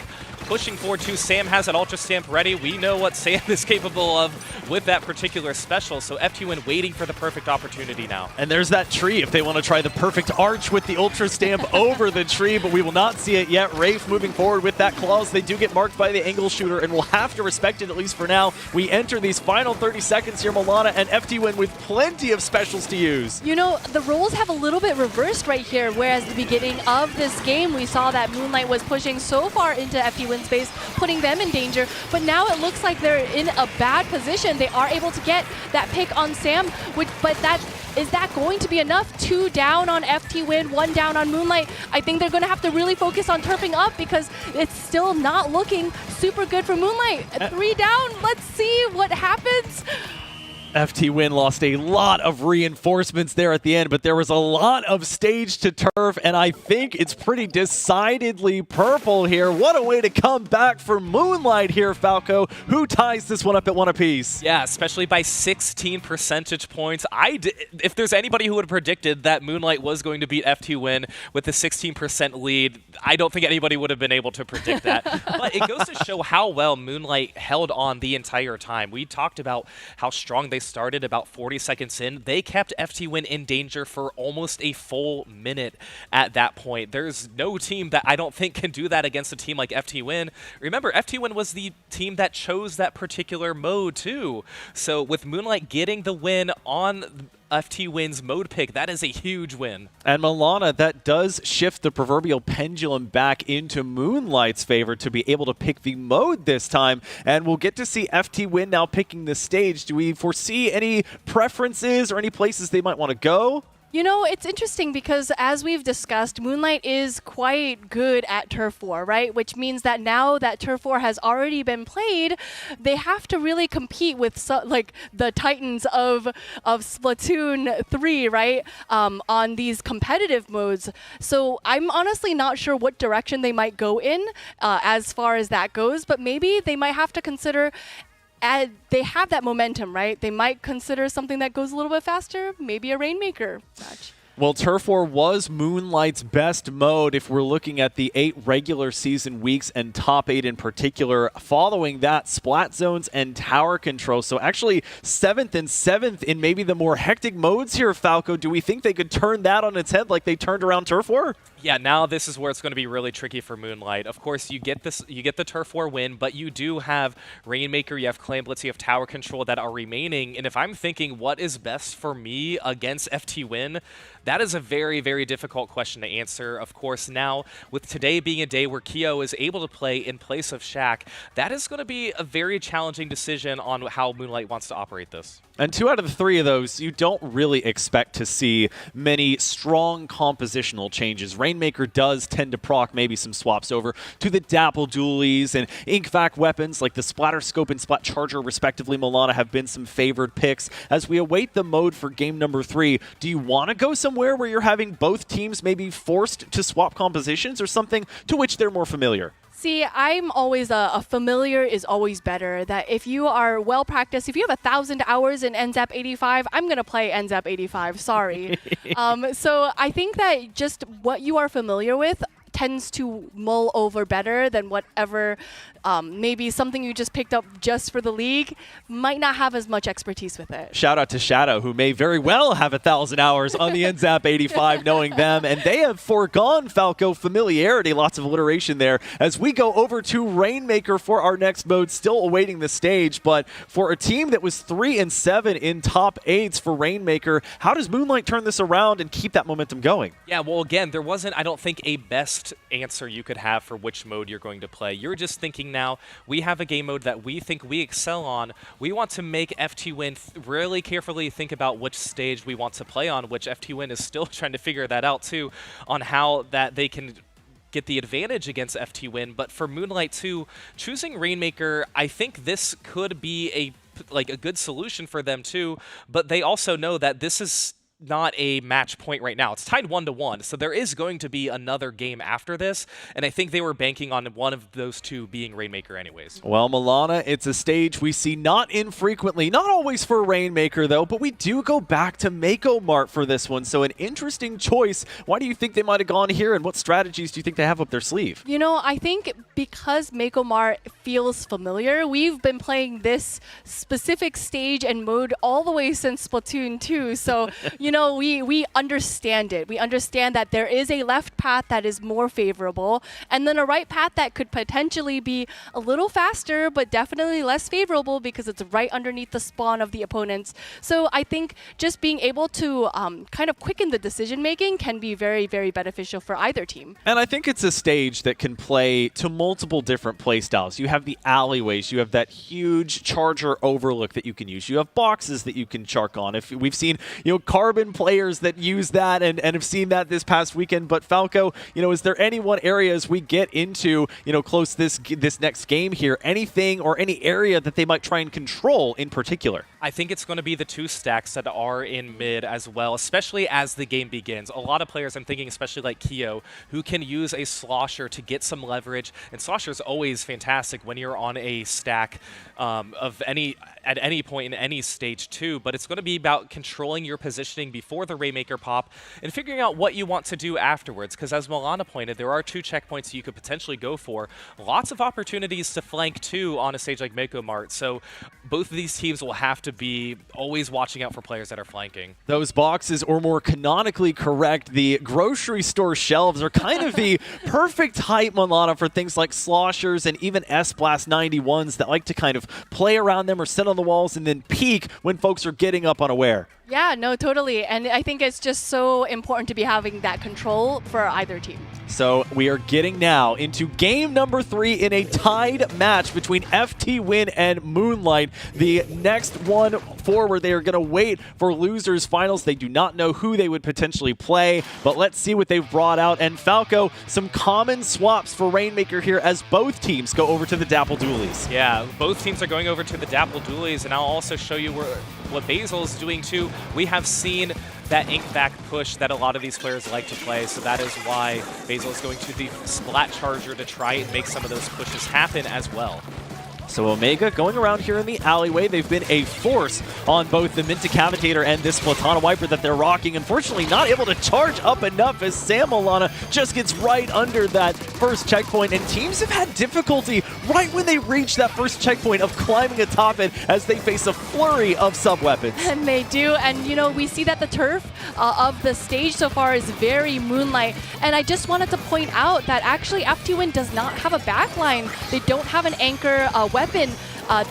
Rafe opted to swap for that Forge Frozen, or sorry, excuse me, the Spotter Shot Pro Frozen, which I think could give them a little bit more maneuverability as far and a little bit of more diversity as far as how they play this Rainmaker match. Well, Basil's using something else that FTWin does not have, and that's the Ink Vac, using it very early, and as a result, they're not going to have it to play much defense. So Moonlight stopped at 90 for that push, but putting up some decent offense here, Falco, forcing Hexen back and getting 2 picks in the addendum. Yeah, anytime you can force Hexen back, you know you're doing something right, because you need to make sure that you can push a strong player like them back, and Moonlight definitely capitalizing on this, opting to try and go towards that left side. Going to have to make this first jump as well.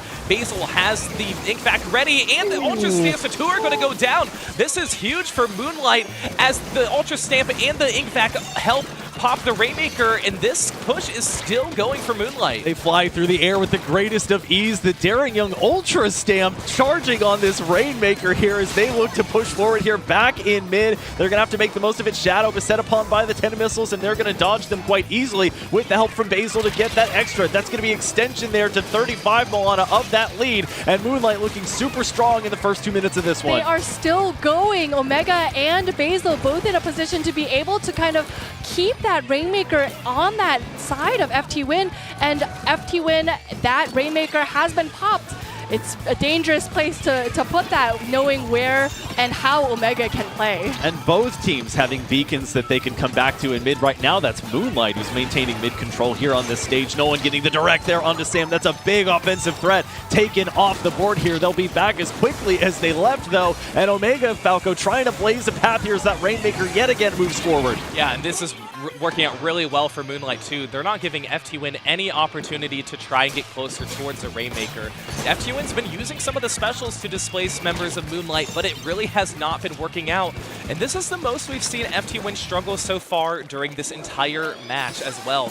Omega's going to be picking up the Rainmaker. 2 of them are going to be down, so very wise for Omega to put it in a corner because they know they're probably going to get splatted as Rafe is able to take them down. This will be FTWin's first opportunity. Moonlight will be playing defense now. And it cannot be understated that this is FTWin's premier roster. No more double support players. Shaq has retired, and now Kyo is fully in, so for them to be down here to Moonlight, this would be quite the win for Moonlight if they can make it happen. Sam staying around and trying to make the best use of this Ultra Stamp. They'll even survive Milana, the shot from that Rainmaker as it gets put into a corner. They do, and you know that Rainmaker still is in that corner. It's been in that corner for the last 30 seconds, and you know what? I think this is what Moonlight wants to do.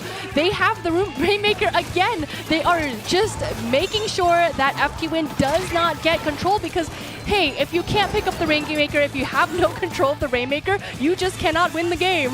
Basil needs to continue to help their team on this Splatterscope. Has the Ink Vac at the ready as we get into the final minute of regular play here. 2 specials at the ready for Moonlight as Nolan with the other special on board sits on this Booyah Bomb and waits for the opportune time here, Falco. An early use of the Ink Vac to make sure that FTWin has a difficult time pushing. Right, and I think Basil's using it now, hoping they can get 1 more before time expires. And if Moonlight can just hold mid for the rest of this game, or if they want to take an opportunity to try and extend their lead, a 3-player advantage is the perfect opportunity. It's just going to be Keo, who is alive on the stage right now. Omega opting to pick up the Rainmaker, holding it back, and right now Omega has enough time.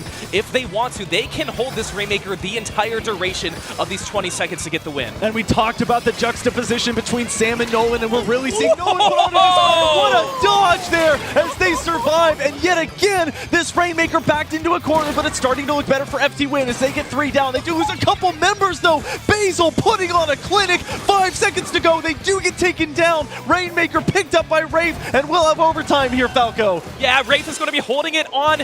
Not a clear path forward, and they still have this checkpoint they have to break. It's going to be Shadow who's behind. Shadow is going to be taken down. Basil is seen. The line of sight behind. Omega holding and trying to push forward as well. We will see if there's going to be a path for FTWin to try and get to this podium. A lot of torpedoes coming out. Nolan using that Booyah Bomb as well, going to Rafe. Rafe having to back up right now. Not much time, 29 seconds holding onto this Rainmaker. 3v3 situation right now. Rafe still trying to find a path forward. And now Rafe's still holding on to the Rainmaker. They're going to explode in just about 20 seconds if they don't have a path forward. They're basically going to have to get off this box, and they have to plant on top of this pedestal here in quick succession. Lots of blue under their feet. Do they have time? They get one pick, and that's going to do it. The Dapple Dewey's pick does not matter, and Moonlight is going to go up 2-1 in this set, Milana.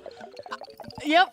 I cannot believe. That was just, I'm just at the edge of my seat. I'm literally leaning on the table like this. Sorry, that's not professional, but I'm just like staring so hard at what's going on.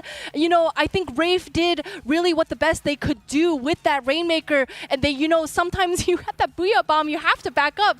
And when you back up off of that platform, you have to spend the time to kind of go around again. And Moonlight playing it so patiently, they just played it to the book. They just did such a good job. Falco, this is one of the premier moments that we've seen in the playoffs so far. This is putting your number 2 seed, FTWin, with, again, that main roster up with their back against the wall. How, if you're Moonlight, do you settle those nerves and make sure you can carry it forward? You know, if you're Moonlight, you have 1 of 2 more opportunities to make it happen. Of course, you want it to be this next game that is coming up, but knowing there's a little bit of buffer room that you have, but your modes that you're choosing between are Tower Control or Clam Blitz, and they're going to have to figure out which one they want to do, which one they think they can excel in.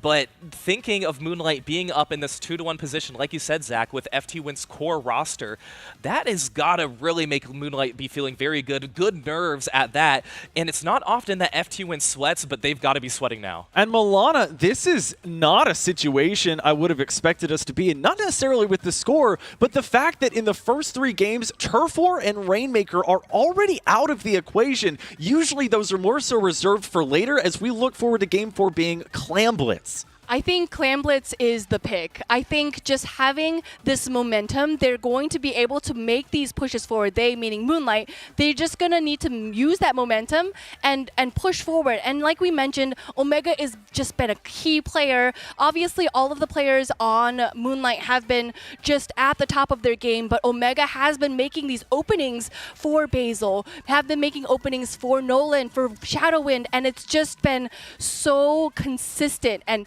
you know, if we see that consistency kind of play through as these games continue to go, they really could go the full mile. And Falco, it bears repeating that in this counterpick scenario with the rules that we have, the team that's picking the mode for Game 4, if there's a Game 5, also basically picks it for that Game 5. So Moonlight, again, in that nice position where if they do go to a Game 5, they will have the stage selection. Exactly. They choose the mode for Game 4, potentially the stage for Game 5. That is a very lucrative position to be into if you're Moonlight. And now if you're FTWin trying to figure out where you want to play, we see what it is, Zach. Clam Blitz on Humpback Pump Track. Not a stage and mode combination we see very often.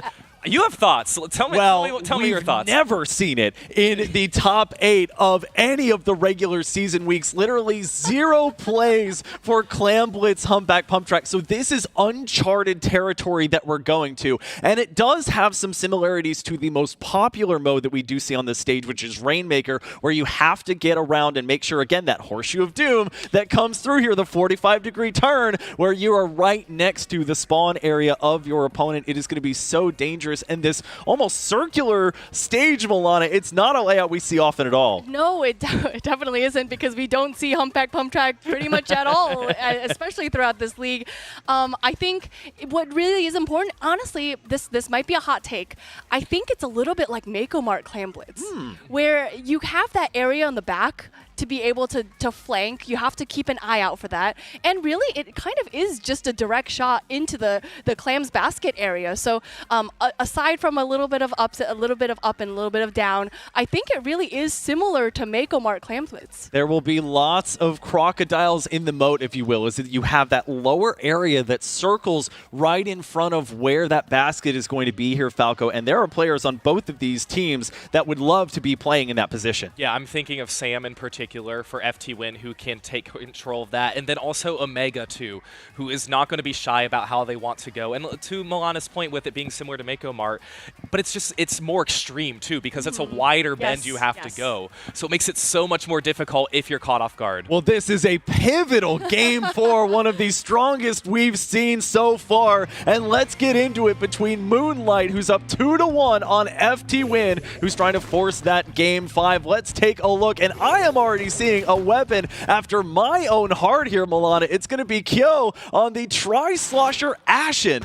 You know, I think that is a very interesting pick. I think the Tri-Slosher extremely strong on Humpback Pump Track. However, this is going to be the first that we also see the splatter color screen, Zach.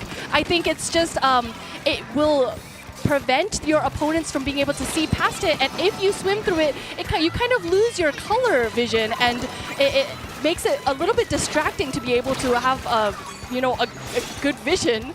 And Falco, am I seeing this right? Am I seeing double Ultra Stamp potentially on the side of Moonlight as we see the vanilla mini Splatling come out?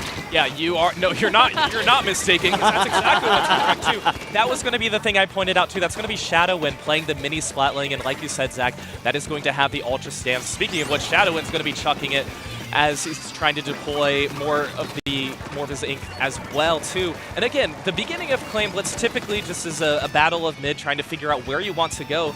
And a lot of spread out battles. It looks like Moonlight was able to push forward just a little bit, but now FTWin trying to figure out where they want to go, but not a ton of clams on either side. And FTWin was so bunkered up on their right-hand side. Now they're finally starting to expand. We see Hexen having to respect Shadow, who unfortunately does not get that Ultra Stamp anywhere near the crab, and this is going to allow FTWin to move forward. There goes the power clam into the basket, and they've got 8 more clams at their disposal. Hexen getting all of theirs in, and Sam not even using them yet is going to throw that Wheel Bomb right in, take down Nolan Milana, and then use those clams to boot. And you know what? They still do have some clams under their belt. Rafe, however, the last one alive, opting to take those 2 clams and go.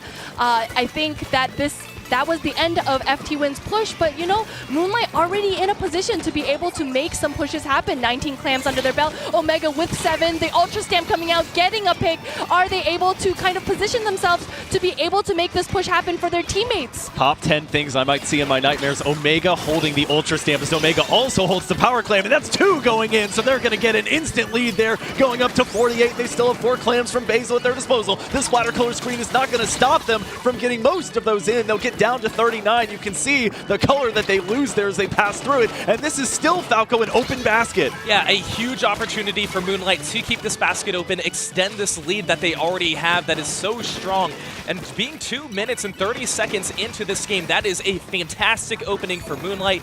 FTWin, if they break open the basket one more time, they will only gain 1 more unit of their remaining points. So they have to make sure that they don't get caught off guard, don't get wiped out. They want to make sure that they just can keep a core 4 strong and keep up this push. A reminder that Moonlight was completely winless against FTWin in both the ladder and the top 8 portions of these matches, 0-2 and 0-4 respectively. So this is uncharted territory once again as we see the crab come out for FTWin. And now jumping back as another member as Hexen looks to push forward. 11 clams to 14 as both of these teams jockeying Milana for position. They are. They're really waiting for that perfect time to push. Wraith holding steady with that power clam, making the push happen. And we see that Hexen grabbing a couple more clams, throwing them in. Sam, unfortunately, getting taken out by that Booyah Bomb, unable to make the rest of his clams into the basket. That push to 40 is not quite enough to be able to take the lead, but Hexen's still in a position to make a couple of clams in there, and they do. They push that to 28 with those cheeky clams right there, right next to the basket. Moonlight is going to have to retaliate, and retaliate fast. 3 is what they needed, and they're getting more. They get 3 more in there to get down to 19 as the basket stays open. Basil's going to go down as they get traded out by the S-Blast, and Hexen gets taken down as well. Trades galore, and that's going to benefit FTWin, where the basket finally closes. There will, Falco, be that second power clam, so there's 2 Moonlight is sitting on with some specials, but that is huge to lose that lead. It really is, and I just want to shout out Hexen for that. You know, with this ledge above the basket, Hexen did a fantastic job just hugging the ledge, making sure that no members of Moonlight were able to get him. But look, it looks like Moonlight's preparing for a jump. Omega set him up with the Ultra Stamp. It's able to go in. Another power clam is jumping in as well, and that's going to be the second Ultra Stamp that comes in. There's just 1 point remaining that Moonlight needs to get in. Nobody's by the basket right now. Nolan actually was very close, but did not have a claim, and it's taking the lead. Another member jumped in. Moonlight now has the lead. 30 seconds remaining, Zach. Doesn't matter if you go 3 down as long as you grab that lead, and the onus is going to swap right back over to FTWin, who's holding on to 11 clams right now with 20 seconds left to go here, Milana. A pivotal point for them. They're going to need to play it patiently, but maybe not too patient. They cannot wait for the perfect moment. Hexen with the crab tank, but Hexen also has the power clam. Hexen goes down, drops the power clam. Nolan goes down. The power clam is just sitting there. They're going to need to camp that. They do have a power clam at the basket, but they're going to need to make it in before that overtime counter ticks down. So they have the splatter color screen up. Sam sitting on the power clam here, and they've got 18 total. They just need to break in, and they get taken down. That's going to be Sam going down. It's a 3v3 situation now as FTWin is up 3-2 here in terms of manpower. Basil going to help to get the pick there and take down Hexen as they try to pop the clam. That's another going down, and that will do it. Unbelievable as we see the crab tank not able to come out. The power clam carrier falls, and Moonlight caps off the upset against FTWin in our loser semis. Falco, how do you even look at a match like this? It's so tricky because we saw the lead that Moonlight had and how strong it was, and we were thinking, I don't know what FTWin can do, but then we saw the push from FTWin, we saw the scores from Hexen. Hexen went back and forth like 4 or 5 times to grab clams, just rolling forward with their dualies, throwing a few in, rolling back, and that's what gave FTWin the lead. But then the pressure from Moonlight, the sudden jump behind the basket, and Milana, you pointed it out earlier before going into this game that we have to watch out for the flanks. It's similar to Makomart, and that's exactly how Moonlight utilized this stage. You know, I also just wanted to point out, remember when we were watching Moonlight before and they were waiting for the perfect moment to strike? And in this time, they're just like, hey, we're just going to go get the clams in, and I think that's going to get us the win. And you know what? They did that. They came out successful, and sometimes clam blitz just do be like that. Well, you know what? We're not far off from seeing our very own Jordan Kent, Lily, and 9-Hole Grains talk about some of this action, but we've got one of those 3 right now as we've got 9 to break down some of the action from this hectic match. Zach, going into this, we were going back and forth on who exactly would be the highlight player, who makes the highlight play. Well, I think at the end we got to see it. Take a look at Omega. Even has this way up, spamming this way, saying, come, please, we can make this happen. So let's roll it here. Watch this in real time. This is just a pleasure to watch again. We have the first jump in. You all on the desk took a break here, not sure when the second one would jump in. The second one starts the jump in. It lands, it finds, and Basil, the final player who could have made it happen, jumps in. Nolan is there, and watch, they take the lead in that point. There were incredible plays after that on the defensive side, but every single resource available, every piece they had, what an upset for Moonlight, and this is going to be a fantastic end here to the playoffs. Well, 9, buddy, I know you enjoyed watching that match as much as I did, and as we take a look at the bracket with that match now resolved here, Falco, how do you even, again, calculate what's going to happen now that we're starting to see upsets like this? Yeah, that was the biggest upset we have seen so far in the playoffs, with Moonlight moving to the losers finals. Of course, they are waiting for a gauntlet of a winner between Milky Way and Fofofone. Remember, remember, Fofofo took out FTWin from the winner's bracket to the loser's bracket. Moonlight also then taking out FTWin. So whoever Moonlight is waiting for in the loser's finals, depending on what happens after this next game, it's going to be very, very entertaining. And Milana, we've gone from 6 teams today down to 3. We have lots of great action ahead of us. Is the best still yet to come? Yeah, I don't know. That would be a really hard game to top, but you know what? I'm going to say yes. The best is still yet to come because we still have Moonlight here. We still have Milky Way. We have Fofofo. We have some really great teams up still in the gauntlet ready to face off against each other. And you know what? I'm looking forward to it. Well, if that wasn't an indication of the high-level Splatoon action that you're here to see today at the Splatoon 3 North American League playoffs, I don't know what is. But now, you may have seen before we got started today a little bit of quiz action. We have part 2 of that video coming up for you right now. All right, you gave me a wonderful segue as we get to our final question here. Now, everybody's going to get a chance to answer, and as long as you're answering correctly, you remain in. But as soon as you give an incorrect answer, you are done. Every correct answer gives you 1 point. If you're the last player remaining, you can continue to answer correctly to add points to your tally until you answer incorrectly or we exhaust the list, because the question here is list as many names of the Shifty Station stages as possible. So our order will go Lily, Falco, Cater, and as long as you are answering and giving us a correct answer that hasn't been used already, you will remain in this final question. Are you guys ready? Ready. Ready. Okay. Yep. So Lily, just to repeat, you're listing a name of one of the Shifty Station stages. MC Princess Diaries. MC Princess Diaries. Correct. Falco. The Bunker Games. The Bunker Games. Correct. Cater.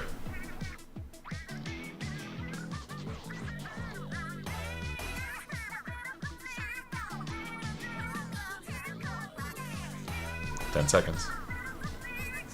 This could leave a monumental opportunity for the competition to catch up. 3 seconds. Cater, I am so sorry. Thank you so much, though. Now an opportunity for Lily and Falco to possibly catch up to Cater here. So Lily, your turn. Windmill House on the Prairie. Windmill House on the Prairie. No, Pearly. The judges are in a very good mood today. They said that is correct because you caught yourself. All right. Falco. The Splat in Our Zones, I think, is one. The Splat in Our Zones is correct. It goes back to Lily. Wait, they're all book references? They are. They are, yeah. How did I not realize this? Lily, we knew Splatoon lore that Cater didn't know. No! Oh, my rain next falls. one is Zappy Longshocking. Zappy God. Longshocking. Correct. Falco. I have no more. Really? That's only it? 2 I vaguely remember, right? Yes, yeah. Okay. All right. Lily, back to you. I don't think we've said Bridge to Tentaswitchia yet. Bridge to Tenta Oh, and I Switchia. love that book, too. Correct. Yeah. Yes. Lily racking up the points right now. The Maze Dasher. The Maze Dasher is correct. Yes, another point. A couple of them were based on an author I was reading at the time, so I'm trying to remember the books I was reading back then. Gusher Towns. Gusher Towns. Weird. Yes, Gusher Towns, correct. The Switches. The Switches, correct. Oh, Lily's I'm running stacking out. them up. I'm running down low. Zone of Glass. Zone of Glass. Correct. Lily Okay, again. We're getting there. I'm catching up.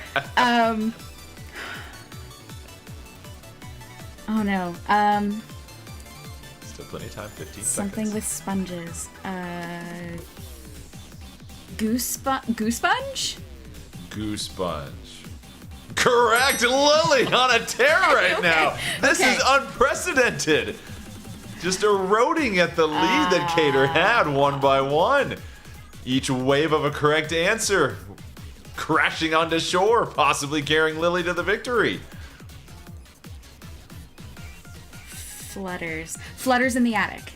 Flutters in the attic is correct. Another point for Lily. Here we go. Unstoppable. Bouncy twins. Bouncy twins. Correct again. Oh my goodness. Unbelievable run right now. Legendary performance so far for Lily. How many maps are there even left? You still have some options available. Okay. Have we done tentacles? Sweet Valley Tentacles. Did we do that one yet? Sweet Valley Tentacles. You have not done yet. That's another point to add right now. Oh my goodness. This is unbelievable. This is going to be a historic comeback. Lily, just continuing. We did switches. We did gushers. We did tentacles. We did windmill. We did maze. We did the bridge. Oh, there's the one with the cannons. 10 more seconds. Cannon Fire Pearl. Cannon Fire Pearl, yes, you cannot be stopped right now. Cannon Fire Pearl. Okay. I'm catching up. Just a stunned look on Cater's face. I'm running out of maps, though. I can't remember them all. It's okay. The Chronicles? No. Chronicles of Relonium? It was a really good run that you had. And it's still going because that is correct. Chronicles of Relonium is absolutely right. Stop messing with us. Oh no. Okay. Relonium. There's furlers. We had furlers. We had the big glass in the middle. We did that one already. We had MC Princess Diaries. Grapplinks are in single player. Did we do a Splatfest map with Grapplinks? Is there a depth or a bottom to this knowledge? Right now, it has just been impeccable. 5 more seconds. We're going to need an answer. Did we do Gusher Towns? Did we do Gushers? Gusher Towns was already done, but Lily, unbelievable performance. Lily, if you combine everything, 15 points. Cater with 9. Falco with 5 points. So Lily, again, clap it up one more time. That was history that we witnessed at the end. I love it. Well, thank you again, all 3 of you. It's been so much fun, and we'll have to do this again some other time. But until then, as I like to say, stay fresh. And we're back for the last part of the Splatoon 3 North American League playoffs. Jordan Kent alongside 9. Lily, unbelievable run, by the way, on the trivia. That is still just one of the highlights of the season here for me. And we've had some terrific action. Before we get to the bracket, we just saw arguably one of the best games we've seen throughout this entire playoffs. Your thoughts on what we've been able to witness so far? If there was ever a day for Moonlight to make the run that we've known they've been capable of, it needed to be today. They took out one of their true demons in FTWin after taking out Duck Motif. I think the sky's the limit for this squad. And Lily, your thoughts? Because I could hear you guys in the other room, by the way, cheering the entire time. The oohs and ahs were constantly coming out from there. We were in the back room just watching and waiting and debating what was going to happen. And man, I'm so happy my predictions from day one might be coming true. Okay. I did mention that this might be Moonlight's chance to go for the gold and take out some of their demons. And this, so far, looking good. All right, well, let's go ahead and take a look at this bracket as we get set for more action. There were 8 teams, and now we are down to 3. Milky Way versus Fo and winners finals will be coming up. Moonlight will take on the loser of that matchup. And speaking of these 2 teams, let's begin with Milky Way and 9. As we check out some of their highlights, why don't you reintroduce us to the #1 overall seed? I'll reintroduce, but this team needs no introduction. If you have watched them play, you know that every single member of this team is a threat at any given point. They are exceptionally balanced. Q running things off from the back line, an aggressive back line player to hit some highlight shots and then move up with the rest of the team. You've got Bran who can move around on the Slosher and also on an S-Blast if necessary. Ice always ready to crash and play the objective. And of course you have Jared, one of the finest pilots of the Splat dualies. And they're a versatile team. They are efficient. They can improvise, and they are our 1 seed in a dominant fashion. Taking them on, a team that can certainly hold their own weight against some of the top teams in that tier. We've got Fo and Lily. They also have a chance to possibly take this whole thing. They truly do. Fo has been on fire this weekend. Absolutely incredible. Every single one of their players, 3Z, Dark, Dat Menace, or Dat Kid, however you prefer, and Harshi, have all been playing out of their minds. Dat Kid has gone on several multi-splat runs, just absolutely demolishing the competition. Not to mention Dark and 3Z coming in to support. We can't even pretend that they haven't been shining. Harshi on that back line has just been supporting everybody to an impeccable amount, and I just cannot wait to see how they play against Milky Way. It's going to be fantastic. Well, up first, we'll have Splat Zones on Undertow Spillway and 9. When it comes to Splat Zones, these two teams were 1 and 2 amongst the top 8 as far as their performance throughout the entire regular season. What do you expect to see here? Well, this is already a little unexpected. It has not been a day of Undertow Spillway for these teams. And, you know, what's intriguing about Undertow Spillway is it is one of the few 2-zone maps that we have in Splat Zone. So this is one where the backline players have to be really creative with how they move around. They have some uninkable glass areas that are up above. But for the most part, to see this early on in one of these matches, I'm very intrigued as to how these teams arrived at this conclusion. But I think it's a lot of chaos, and I think that Fo may be happy to see it here, actually, if I had to, you know, put one before the other. And with that, Milky Way is the team we've talked about, Lily, that really doesn't have any weaknesses. You're Fo. How do you best go about taking down this Goliath? I think it has to come down to being unpredictable. Milky Way has been so experienced and has played for so long, they've seen just about everything in the same way that FTWin has. However, you throw in a wrench, you throw in someone like 3Z or someone like Dat Kid, and you get them to just cause chaos. I think that's what's going to throw Milky Way aside. And that's the one thing that I'm curious about with Fo here, 9.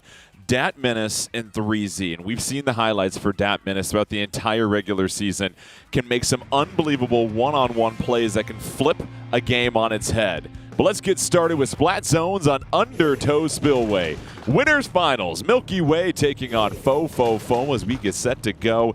And Lily, I'm going to pass the loadout honors to you. Anything that you see here?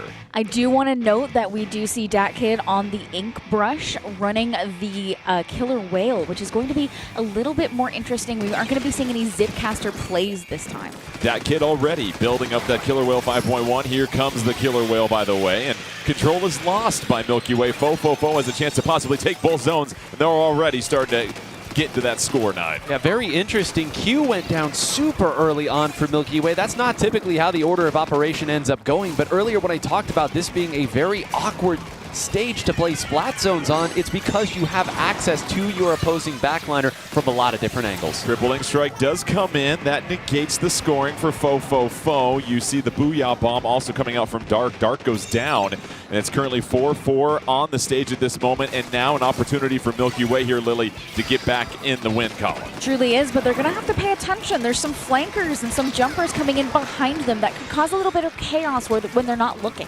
Here's Jared trying to dodge some of that ink brush. Jared right now encroaching on the zone, takes out a couple of members right there, especially 3Z, and right now Jared doing a fine job of just protecting the zone here. Yeah, a fine job indeed. Very dutifully watching that left side. Just assuming, I guess, that the rest of the team would be able to crash through at some point. They still didn't take zone through all of that. They still don't have it as time continues to tick away. So Milky Way waiting for their opportunity to move in and strike, but credit Dark and all the rest here taking out Jared. It seems like it's been trades, and now it's 3 down. It's just Q, who is also low. This has been all Fo. Fo, a chance to build on the lead. Here's Harshi right now holding down the anchor position, and now we're starting to see Fo slowly push forward. That Booyah Bomb didn't do much there, Lily. I really want to mention Fo's survivability here. They're going 1 member down, maybe 2, and they all have an opportunity to super jump back into those zones and maintain that control without losing almost any ground.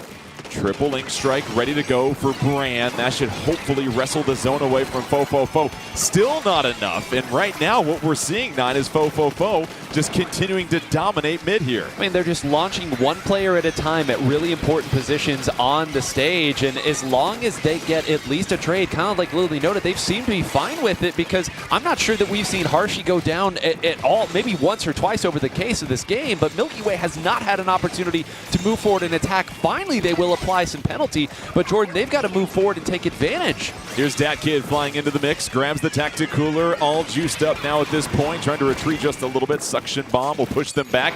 Dat Kid has that Killer Whale ready to go, and now you see a couple of members in sight for Milky Way, but Fo so far, Dat Kid chases him down and gets the splat on Jared here, Lily. Man, the communication between these teammates, the momentum that they're building, and the teamwork we're seeing is fluid. It's so fluid. These members are just moving in and out of each other and just supporting each other in a way that's so rare to see on top level. And how about the mobility of Dark and Dat Kid right now that are really helping Fo cover so much of this stage here, Nine? The role that Dark plays on this squad is so important. Yes, we have the highlight plays that come out of 3Z and Dat Kid, but Dark is always there with the Booyah Bomb to continue and be the exclamation point anytime those other players dive in. It looks great, and I'm just going to keep saying Harshi here. Again, I don't know how many times Harshi has gone down, but every time someone pushes too far, Harshi seems to clean them up. Yeah, it stayed at about 28-76 for a while here, but Fo seems to continue to control the momentum here. 3Z moving forward right now, and special after special just coming out for them, Lily, as they continue this aggressive play style. I really feel like Q just can't get a break. Almost every time she turns her back, one of the members of Fo is right behind her,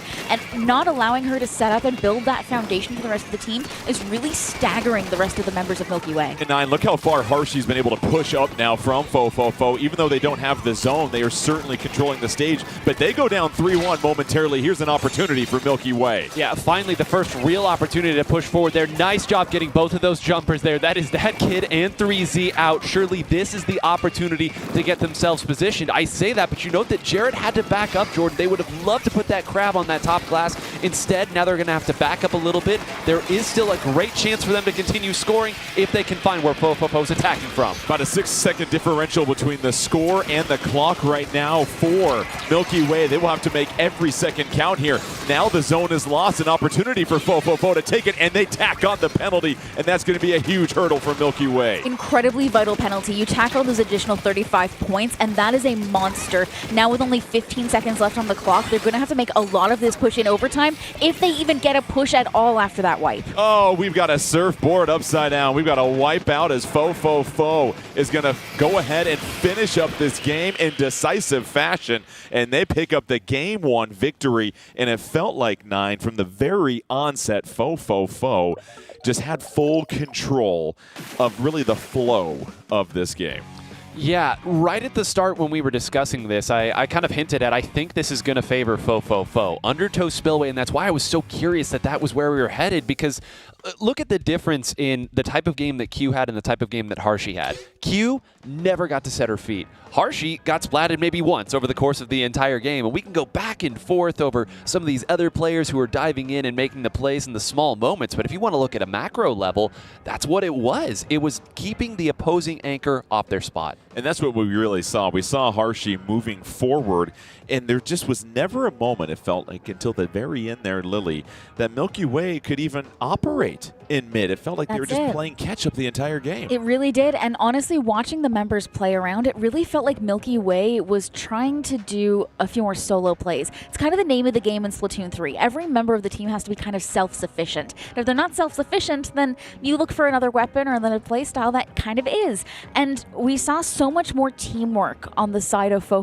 There was always two members swarming, always someone else aiding in a splat. And on Milky Way, we kind of just saw one person trying to make something happen. I'll tell you what, as a parent, I hope my kids are self-sufficient as well, too. It certainly makes things a lot easier as well. But this is a huge momentum swing for Fo to go ahead and take a game from the #1 overall seed. And this is something that people talked about with Fo. They have the potential. It's not just the highlights of Dat Kid.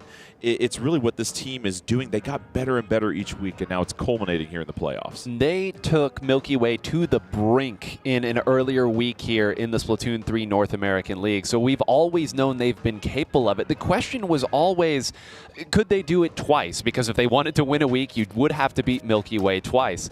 Today, this is still on the winner's side, so they have a real opportunity to then give themselves the opportunity to move forward on the correct side of it, and I'm just so impressed. These were the top 2 teams in Splat Zone's rankings, so to see them put on a clinic like that, not really a surprise, but I mean, Fo looked so sharp.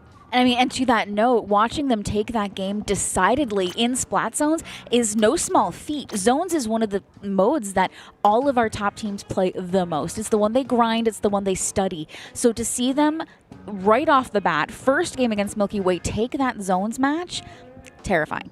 And to your point, Nine, for Fo, if you can win this match and get to finals, you essentially put a fairy in the bottle for yourself if you go against Milky Way once again, because they're going to have to take 2 whole matches from you in that situation. So getting the Splat Zones victory will be huge. But listen, this is still Milky Way. This is still a team that can rattle off 3 straight games against you. How does Milky Way respond after this? Well, I think that, again, at this point, as we've kind of reiterated, you know what your counter picks are going to be. You at least know the stages that you want to go to. Of course, the opponent will get to dictate where exactly the fight is taking place from a mode standpoint, but go with what you know, and surprise, surprise, it's no surprise. We're on Clan Blitz Museum d'Alfonsino. And here we go. So an opportunity for Milky Way to tie it up at 1 apiece, or can Fo take the first 2 games from the top seed? Lily, I'm going to let you do the loadouts again here. Yeah, not a whole lot unusual. Kind of running the same kinds of things we saw last time. Dark out with the Splattershot Pro Frozen, running those missiles. Should be a good outfit to run for that top spinner area. As we get going here, keep in mind, both these teams weren't necessarily exceptional in Clan Blitz during the regular season. They were the 5th and 6th ranked teams, respectively, amongst the top 8. Here's Harshi once again trying to find their perch, quickly knocked off of it. And now you're seeing Harshi might find it a little bit more difficult to remain in the same spot here, as they have to move around a little bit more now, Nine. Well, Harshi got knocked down, but all of the players from Milky Way got knocked back to spawn. Unbelievable how quick Fo encroached on those positions, running into a Booyah Bomb there. Maybe just a little bit too quick, but now they found out where Jared is. Play at the range of that weapon, Dark. Excellent job with that Splattershot Pro Frozen, but again, I am amazed at how well they are zoning the members of Milky Way out. Their teamwork just impeccable right now. They're hogging all the seafood right now. 14-2 clam advantage for Fo. You just get the sense here, Lily, they're getting ready to strike at any moment's notice. They truly are. We already see the members moving up into this spinner area. It was, as we spoke about yesterday, is kind of step 2 or 3 in a push. You're just about ready to take control, as long as you don't really go down to a slash from Brand. That'll probably help you. Yeah, that kid gets splatted, and Brand does an excellent job of turning the momentum here in just a moment. Triple Link Strike ready to go. We'll go ahead, throw that on the side of Fo. But here's Dat Kid trying to move around once more. The mobility of that ink brush. And that is a huge thing to note as the second power clam will land, Jordan. This is typically a great Octo Brush stage. Are we going to see a third? No, fumbled right at the goal line, but going with the ink brush, Jordan tells me that kid might even save this one too. They are going for maximum mobility. It is one of the fastest and hardest to pin down weapons in the game, and you can see them continue to move through as 3Z comes back in. The threat is not yet gone. They drop 43 on the opening salvo, and they build that lead, and they continue to just apply more and more pressure. Down go 2 members momentarily, but then again, they get a power clam in. Q sitting up above. Dark's got the other power clam, just trying to wait for a lead blocker to move a little bit closer. Down goes Dark, picked off near the middle of the stage, and now Dat Kid has to retreat, Lily. Dat Kid is going to have to move back to mid, but I would like to note here, I mean, while we've lost control of that spinner area, Fo is doing a fantastic job of not moving too far back. They're not ceding too much territory. That said, Ice has said, hey, what if I just take it to you instead? Ice trying to find a little bit of momentum and mobility here to find the right spot. Jared moves forward with the crab tank. Barrier broken. They left their backs uncovered all of a sudden. Fo right there at the basket, Nine. I didn't even need to know. I didn't need to look to know who got behind them and did that here. Of course, it's Dat Kid still up there moving back and forth. Everybody has to jump back to try to deal with this, and that means they jump 3Z in, who will go back to the center. They'll score a little bit more off of that, and again, more and more time away. 3 minutes, Milky Way hasn't broken the basket yet. And Lily, this is just like the last game, even though Ice picks up the splat on 3Z. This is all fo. They are determining the pace and the rhythm of this game. You really are seeing Milky Way's members still very spread out. They're trying to cover a lot of ground by themselves, and it's leading to some difficult situations. But that said, when they group up, you have to worry about that kid coming in from behind on that brush. There's really no winning.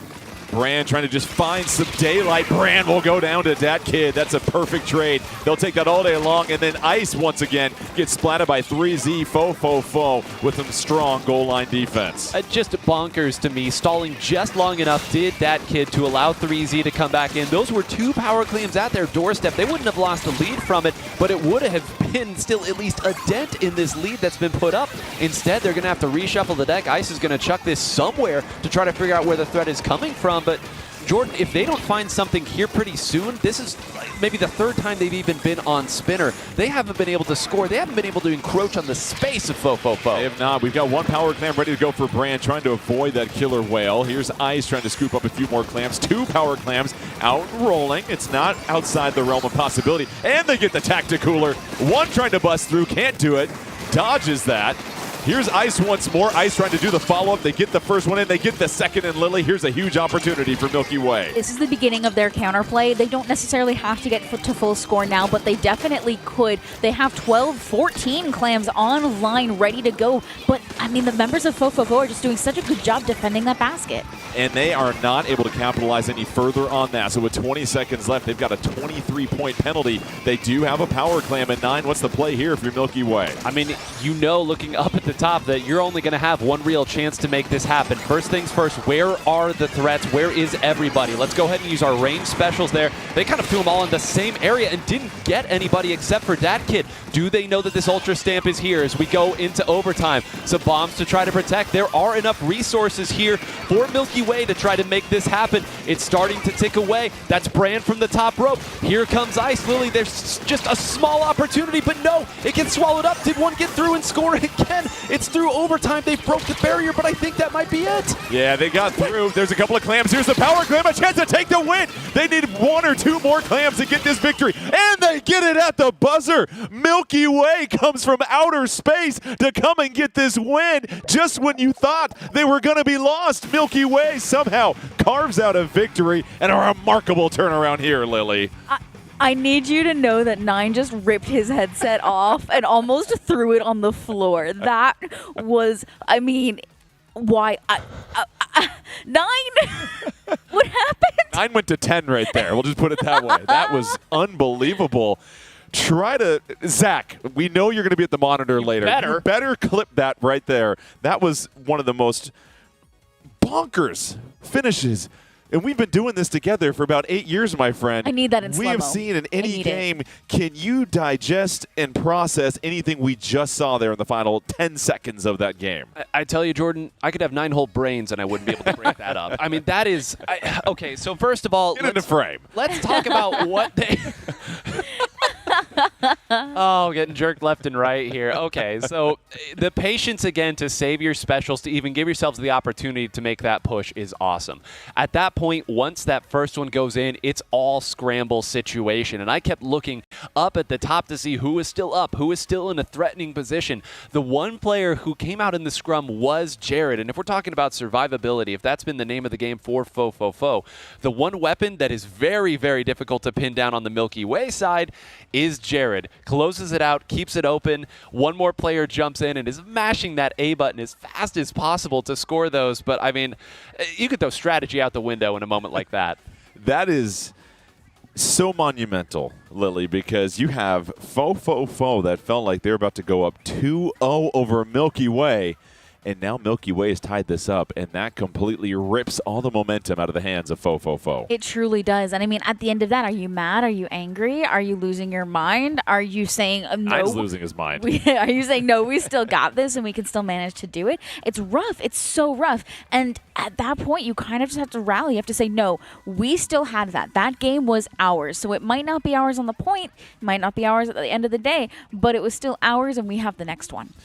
Up next will be tower control as we recompose ourselves here. And Tower Control, obviously a mode that Milky Way was first overall amongst the 8 teams coming into these playoffs. And for FTWin, they're also pretty adept at this mode as well too. But this is huge here for Milky Way. If they can get another victory here, all of a sudden it puts tremendous pressure on FTWin, and it allows Milky Way, whoever's going to play against them, to have to beat them twice in Grand Finals. Yeah, this is not a team that tends to lose 2 matches over the course of one tournament. And it should also be noted they've now pulled the counter pick battle back in their favor. So again, the winning team does choose the mode, which means Milky Way very happy to be going here to Tower Control. And Lily, if there's one thing that we've said over and over about FTWin, it's best when they are moving around and you have no idea where the threat is coming from here. If there's one thing we know about Tower Control, you can kind of guess where the attacks are going to be coming from, especially depending on the stage. Yeah, absolutely. That's the difficulty here, is that Tower Control is on a set tower path. There's only so many directions you can be coming from,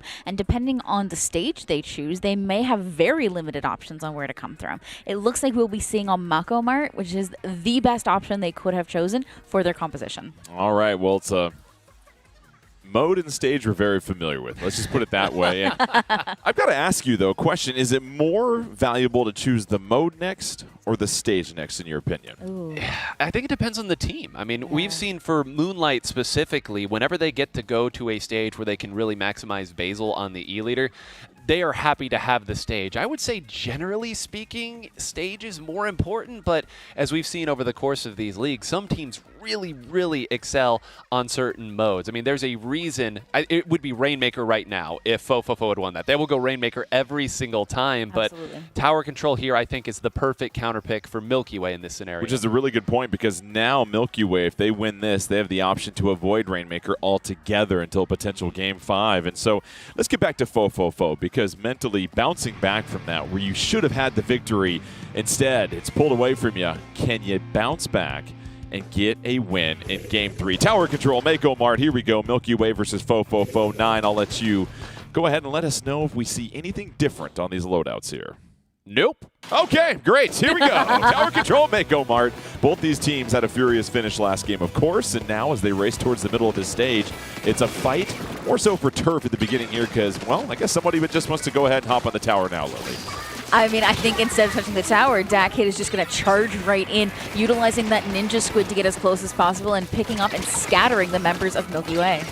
Checking in on Dark at the moment. Dark peppers the tower, able to put a stop to that push. Meanwhile, can't avoid Q, and the teammate that helps out with that, Q, picks up another splat, and already we're seeing Q move forward and gets Harshy in 9. That's what you want from your anchor. Well, it's what you need. This has been a real rough match thus far for Q, who has just been desperately fighting to try to even find footing there. Getting a couple players there did give Milky Way an opportunity. FTWin quick to jump on top, but things slowly, Lily, here starting to turn in Milky Way's favor. It feels like a chaotic scrum here in the middle, too. Just no one has been able really to substantially touch tower, give any kind of points or control, and I mean, we're making an attempt here at the crab on left with Jared, but this feels like just another burnt special in an attempt to get control of mid. Yeah, this game's moving about as slow as the tower right now. It's just 91-0 on the board, but here we go. We get a little bit of movement there for 1 point. We'll take it. A couple more members of Milky Way jump in. Q backpedaling, creating a little bit of space. Going to chase Dakkid up the ramp. Dakkid also trying to avoid a 3-on-1 possibility. Down goes Dakkid. You see Jared putting in some work.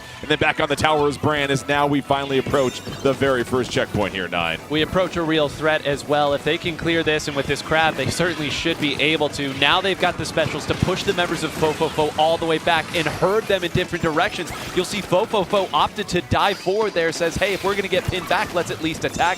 Milky Way ready, and they might even walk through this second checkpoint. And here comes the push. It continues. Q peppering in some more pressure. Jared has a suction bomb. That'll force a jump off here for the moment. And Jared now will have to recalibrate the strategy as the tower continues to be sent back.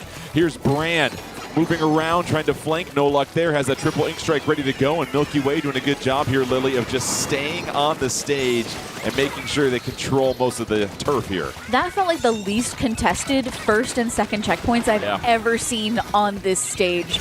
Truly, that was wild. The members of FTWin just kept going down before they could even reach tower, let alone try to put up any competition. And it feels like Milky Way really has just turned the tides on this set. Yeah, real nice pick from Ice that we saw there. Here's Jared in the crab tank. They go 1-2. on 3Z, and now here comes a little bit more help. A Booyah Bomb will open things up as the tower has no issues right now. It's going to take a quick little pause as Fo responds. Dad Kid in the Booyah Bomb. Dad Kid sitting in the ink right now, trying to find a spot, picks up the splat against Icy or 9. He would have loved to have gotten away from Q there as well, almost did. Instead, as long as Q is here, you'll notice, Jordan, the tower's really been in this kind of left side of the stage for the better part of a couple minutes now, as sort of one long extended pressure on it there. Again, down goes Dark to Jared. And when it's in this, I won't even call this an open stage necessarily, but it really feels like Milky Way is forcing Fo to take these fights in areas where they can excel. And again, down goes 3Z. And that was huge for Jared. 3Z was ready to go, and Jared just put an end to that special. You've got Jared now on the crab tank, trying to just continue to apply even more pressure from a long range. Fo can't even break through this wall right now, Lily. Jared really, I think, has their number now. Jared said, hey, we played 2 games already. I know exactly what's going on, and I know how to stop it. And it's to watch any flank avenues possible. Q takes one side, Jared takes the other, and there's nowhere for Fo to come in and make them scramble. And that's such a good point, because 9, it feels like Q is the one controlling where Fo is able to go right now in the store. Well, you would hope that the ranged weapon is able to do that, and you're also seeing the other kind of weakness of Fo's composition that they're running now. They don't really have a lot of ranged specials to push their way. I know that Killer Whale 5.1 does go as far as you want to, but otherwise you're needing big plays like that throw from 3Z to break yourself back out. Now finally, tower in the center of the stage. They forced a couple members away. This could be an opportunity for Fo. With Q down, that may be the impetus. And here comes Bran. Can Bran salvage any splats? Bran has to retreat just a little bit. Does grab the tactical. Here comes the triple ink strike coming out. Fo finally gets on the board, but all 4 members, they do have a slight advantage at the moment. Bran trying to come up from that wall, pick up the splat. No luck there, being chased around. A little cat and mouse here now, Lily. Truly is. Bran kind of let himself, I don't know, he pinged himself on the map there a little bit, but it felt like he made advantage of that distraction just long enough to make them stall out on that mid. 3Z trying to pick up one more splat, can't do it. However, Fo's gotten to the first checkpoint. It's overtime. They've got all 4 members, no special ready to go though. They're going to just have to play mechanically sound at this point. Booyah Bomb going to make it really tough, and that was able to buy enough time, 9, and all of a sudden Milky Way, that was facing an 0-2 deficit, in a matter of a couple of seconds in one game, now leads 2-1. And I tell you, if this ends as a 3-1 match in favor of Milky Way, that is going to be one of the most misleading 3-1s you could possibly imagine here. To kind of zone back into that game, of course, as you got to the end of it, you knew, okay, Milky Way, they have a Booyah Bomb, they have a triple ink strike, they have 2 checkpoints that they can defend from. That was rough. But I really want to, again, kind of look back at just that one moment at the end of the Clam Blitz game and that one scramble situation, the moment where Fo has, I think, won so many of their games in those odd scrambles. I just keep focusing in on that. Such an opportunity to let slip away. They're probably going to take it to Rainmaker next, but man, that's going to sting. So you think that Milky Way will choose Rainmaker knowing that Fo prefers Rainmaker, or do you think Milky Way, Lily, will go with Turf War here possibly? I think they'll go with Turf War. I mean, historically, they've been the best at it. I mean, they're also very good at zones. The only real challenge here is that Milky Way did lose their first zones match to Fo. So do they want to try to take them to another high turf, high paint map? Is that really something they want to do? Yeah, it'll be fascinating to see what the choice is going to be here. But for Milky Way, you've got to be feeling great now, a sense of relief. And for Fo, yes, you'll get a chance if you lose this game to go through loser's bracket. But I think the bigger picture is if you want to win these playoffs and be the champion, you'll now have to take 2 matches off of Milky Way when you were right there with a chance to go up 2-0. Well, and I mean, if you win this, you throw Milky Way against a team that has beaten them before. You might not even have to run into them. And then if you're Fo, you think, we play against Moonlight. We have a winning record against Moonlight. This is the opportunity to put yourself in the best possible position. So, again, it does sting to lose the game in the fashion that they did. And I really hope that that tower control game wasn't a sign of things to come in terms of, is Fo's movement starting to get picked out? Are the tricks not going to work as well? Because really, until the last last 30-ish seconds of that game, that was all Milky Way. And that was a good point that Nine brought up. They didn't really have the range specials, did Fo.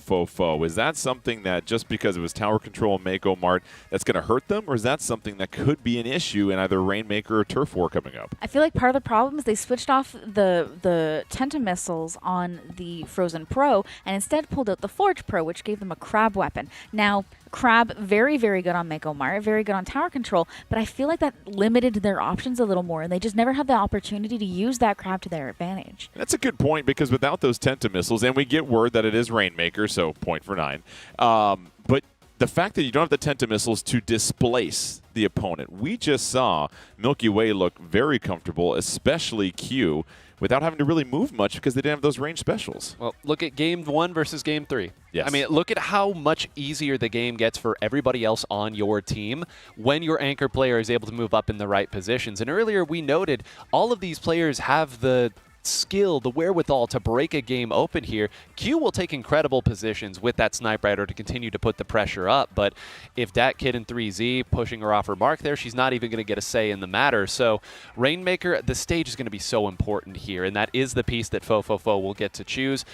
With Undertow out of the mix, I'm not sure where they're going to take it. It is going to be Urchin Underpass. Oh, yeah, actually, that's where Fo popularized this stage. I'm going to make that argument. Okay. They go here just about every time. All right, so here we go. We've got Rainmaker on Urchin Underpass. Can Fo in Game Fo force a Game 5 after this? We'll see. I know, I apologize here, but it really comes down to if they can have this mobility in Urchin Underpass. This is a stage they love, and it feels like if they can move the way they want to, they're able to play a little bit more aggressive versus being constrained like they were in Mako Mart. Absolutely. I feel like the wide open stage and the many hills and dips and valleys of this one is really going to help Fo. You want a place where you can move and dip and dodge behind obstacles. You can get in and around without everyone being able to see you all the time. This is going to be the place to do it. Fo 16-6, the best record in Rainmaker amongst our top 8 teams coming into these playoffs, so they are certainly excited to see this. And so far with these 3 games, each team has dominated 1-9, and then of course we have that Game 2 that was so narrow and close. I'm really excited for this one just to see which direction it's going to go in, because both these teams seem pretty evenly matched. Well, and if this does go in favor of Fo, we're going to get a Turf War as our Game 5 decider. And man, how hectic could that be if we do reach that point? But Urchin Underpass, such a fun Rainmaker stage to play on, because that little grading area that you have to jump through, Jordan, it almost functions as a second checkpoint, and it's why Fo is so strong. Even if they don't have the range, it's another defensive resource they can use. And really looking at the versatility of Harshy and Dark, that's going to be huge for Fo coming into this one. But here it is, Game 4 between Fo and Milky Way. Can Milky Way get the victory and head to finals, or will Fo force the Game 5 as we get set? We were wondering what they were going to be coming out with here, and some of these choices, you pointed it out, Lily, the special choice decision is going to be key for Fo. And it does look like Dark has moved back to that Frozen Pro with the Tenta missiles, which I think really was their downfall last time. We also see Harshy moving on to that heavy edit Splatling, as opposed to the mini Splatling on the side of Milky Way. So far, Milky Way has the slight turf advantage, but here comes the Tacticooler. Dark thought about getting the Rainmaker for a second. You see Dat Kid encroaching a little bit forward. Booyah Bomb comes out. Dat Kid goes down. Early advantage for Milky Way. Nice showing thus far, and it's interesting also to note in all these other changes, it is the Octo Brush coming back out here for Dat Kid instead of the Ink Brush that have been seen so far. Great job by Dark there. Was very, very low on HP. Still held form. This should be an opportunity for Fo if they want, but oftentimes here, Jordan, we've seen even getting to that first checkpoint can be a task. That's a good point, because literally both these teams being very patient, just waiting until that opportunity is ripe to move forward. We saw a chance where it was 4-2 Fo. They still didn't want to strike. I mean, a minute into this game and no one's touched the Rainmaker, and that's not terribly unusual. The checkpoint is so close to mid that without knowing that you have this hill area secured, there's no point even picking it up. A minute and 45 seconds in, and nobody has touched the Rainmaker quite yet. Ice trying to get a pick, does get the splat on 3Z, trying to flank on the left-hand side, gets sniffed out by Harshy. But Ice, once again, moving well, trying to slide in. Bran will jump in as well, too. Suction bomb behind, forces Ice forward. And now we have seen Milky Way finally get the Rainmaker, and they're pushing forward, 9. And sometimes you just got to take position. It's not always fun to simply sit in the corner, force everybody to look at you, but as long as you are forcing the opponent one way, you will get some value. There's a tactical. There's all 4 members landing right on it. If they force that last member, that kid away, and move Harshy, they should be able to get this. You see Jared oh so patient, waiting for the opportunity. Can't wait too much longer. 3Z rushing in, and that's what Lily said. Unless you are certain that you will get that checkpoint, it's almost worse to grab it. There was an opportunity for Milky Way, and the door was shut quickly from 3Z. Q and Ice teaming up on somebody, and Dad Kid can't come in with the Zipcaster, and this is a huge chance here for Milky Way. They're going to go ahead and get to the first checkpoint, Lily. They truly did break it, and in convincing fashion. It may have taken them 2 minutes to get there, but you know, that's all that matters on this match. So honestly, the Zipcaster coming back out from Dat Kid is going to put them in a really good position. They're kind of forcing the members of Milky Way back and away. 2 down means that this may be their time to pick the Rainmaker up, but they left it behind them to reset, which when this close to mid, why even bother doing that? It's still just a short lead at this point here, 9, because as you said, the checkpoint is right there. 3Z trying to get something going, can't at all. Lost to the 3v1. Booyah Bomb coming out from Ice. Members retreating and getting splatted left and right, but down go 2 members for Milky Way, 9. And you're also seeing, again, because these teams really only have 1 spot to shoot, which is kind of on the other side, they're building so many specials, trading turf, and that's why, again, it's so difficult to push through. That kid has an opportunity, but isn't able to close it out either. Did get the assist, and with some more assistance from the other side, there might be an opportunity. Needs to go assist Dark on this side, but Milky Way continues to hold backward, taking out players when they dive in, and those Zipcasters have not gotten great value. And to your point, Bran was able to stop that. Dat Kid has not had an opportunity to use the Zipcaster and get behind. You see all 4 members still on the stage circling that Rainmaker. We've got less than 90 seconds left. Finally, Fofofo grabs it. They just have to do something with it. And 3Z trying to provide a little bit of cover. They are still retreating with the Rainmaker, though. Here comes the Ultra Stamp. Will that open up the chance? No, they can't do anything with it here, Lily. They're having such a hard time getting up close to this checkpoint, but that said, even Milky Way hasn't pushed past this checkpoint. This has truly been a battle of mid and nothing further, so this is really just anybody's game, even now. Pure mid with a minute left here between Fofofo and Milky Way. Booyah Bomb coming out from Ice. And I wonder now, 9, if you're Milky Way, at what point do you just shift to a staunch defensive stance? I'm not sure that Fofofo's going to let him. They're going to have to keep waiting. And again, there's nothing going for that Zipcaster. Jared rotates around. Ice goes ahead and jumps to it. As long as they can continue to stay up and make it tricky for Fofofo to identify where the defense is coming from, they should have the opportunity to hold on here as we enter the last 30 seconds. Penta missiles come out. Q checking in on them as they get a chance to provide some anchor support. They chuck the Ultra Stamp. Nothing going there. And all of a sudden, 3Z pushes forward, trying to chase down some members. I believe 3Z went down. Yes, 3 members go away for Fofofo. And now here's Milky Way, a chance to close it out, Lily. I mean, that's 3 down and a stagger on the remaining members. It's too far from spawn to mid to be able to get any further. We're just going to increase our lead here because we can, and by increase our lead, I mean that's the wrong spawn. Never mind, we're pulling it back. We said, no, we're done. We'll see you from losers. Oh, they take the ball and go back home with it. Milky Way takes 3 straight games against Fofofo. Keep in mind, they're on the brink of going down 2-0, but the champs flex their muscle and show why they are the #1 seed here. And now for Fofofo, they fall down to the loser side of things. And for Milky Way, you're sitting pretty now going on to Grand Finals with a chance to have whoever meets you there force a reset to get the win.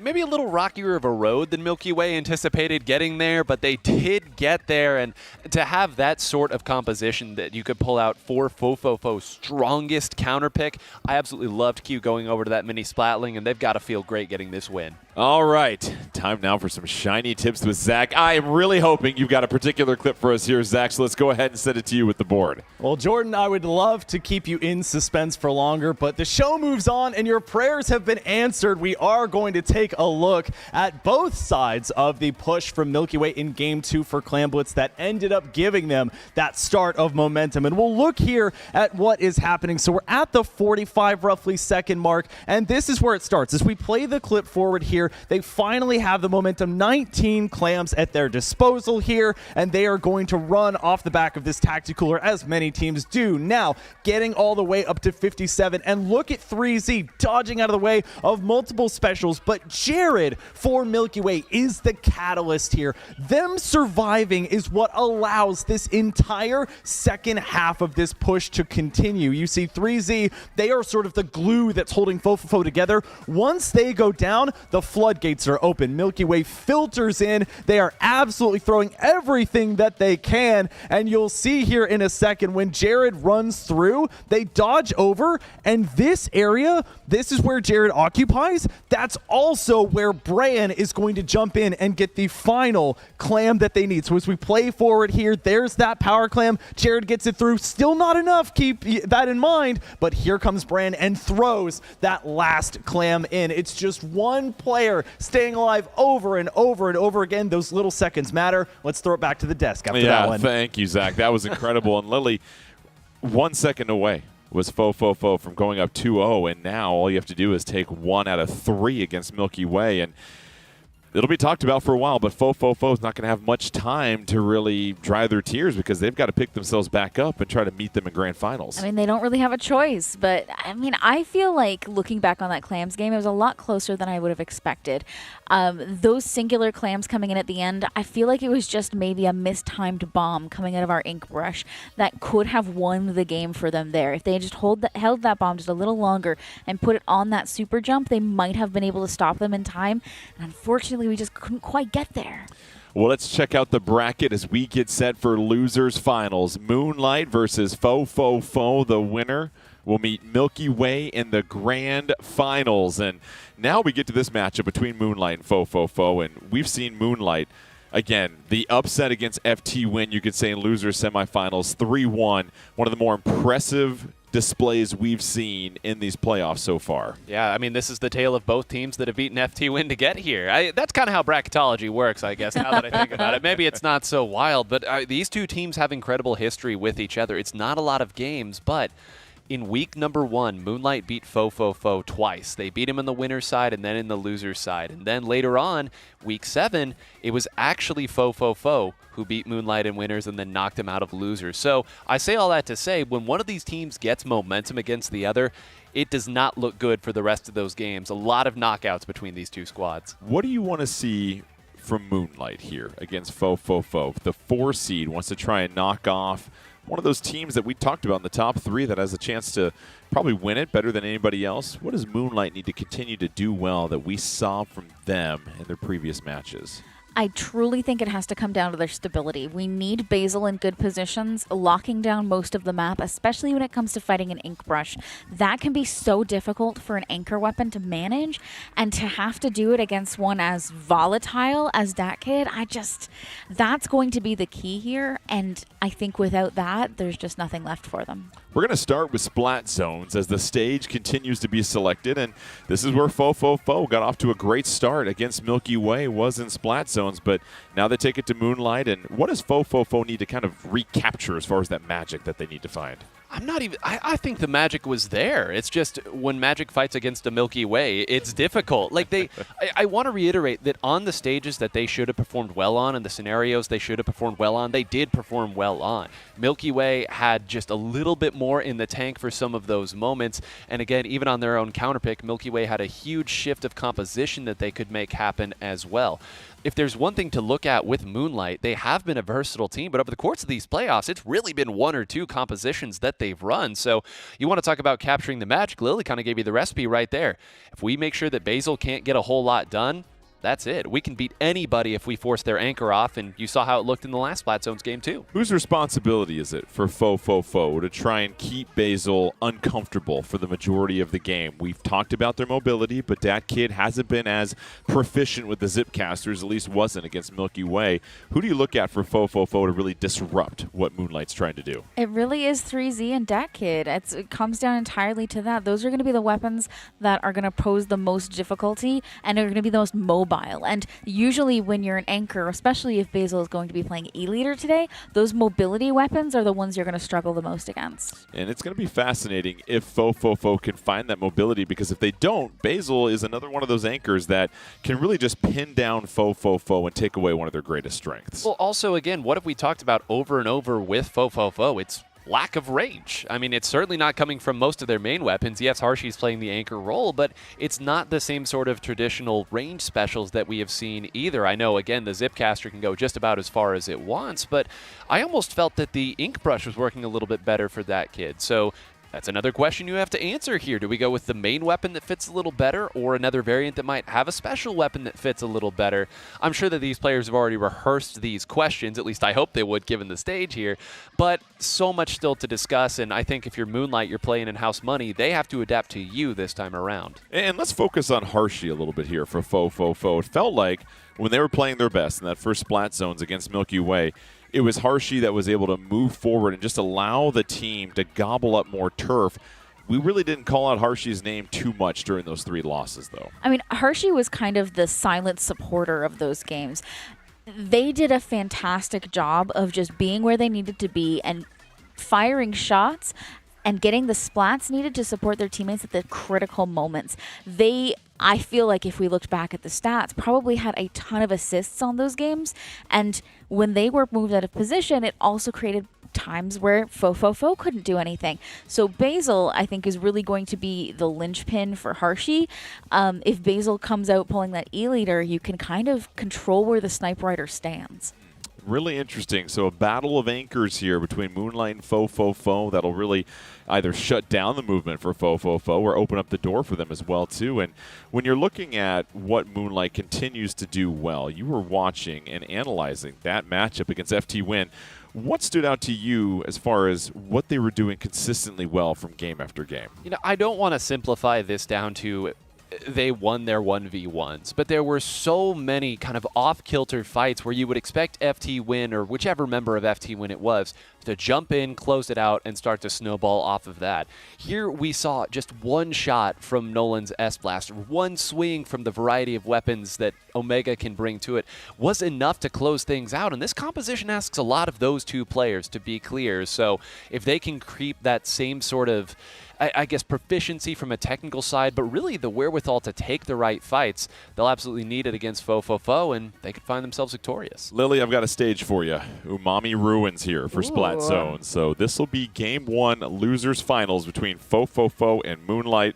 Break it down as far as what we need to expect with this stage and mode here. I mean, the name of the game for Umami Ruins is really control of that top mid area. Whoever has that can take control of the rest of the stage, and beyond that, once you have control of the top of the stage, you can kind of move into the opponent's spawn and take control from there. I think this is also where the battle of the backlines is really going to make a big difference. Truthfully, those are the weapons that make or break this stage by holding that top mid area, because they can control pretty much the entire enemy route back into the map.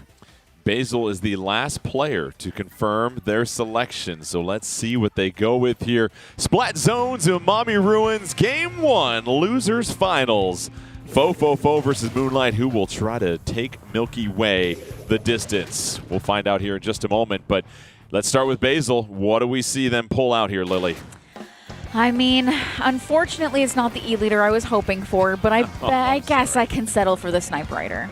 So both teams making their way to the middle. Again, a dual zone stage here, and now they've kind of split the duties here. Milky Way's grabbed the zone. Here's Basil throwing out the game's first Tacticooler, and now a brief moment of control for Fo here, 9. Yeah, very, very brief right now unless Omega can make something happen. I said earlier, okay, not a lot of changes today for Milky Way. They saved this composition for this exact moment. They instead now have Shadow over on the mini Splatling, and the Carbon Roller will be coming out, the Carbon Roller Deco, excuse me, from Omega. So clearly something they've had in their back pocket for all of this. They do lose zone here. It's kind of a bit of a scramble as Nolan tries to equalize, but Jordan, those are the shots that Nolan's got to hit if they want to close this out, and 3Z's making them pay. 3Z, a duo of Splats trying to pick up one more here, just chasing down members. Will have a trade, though, at the last second.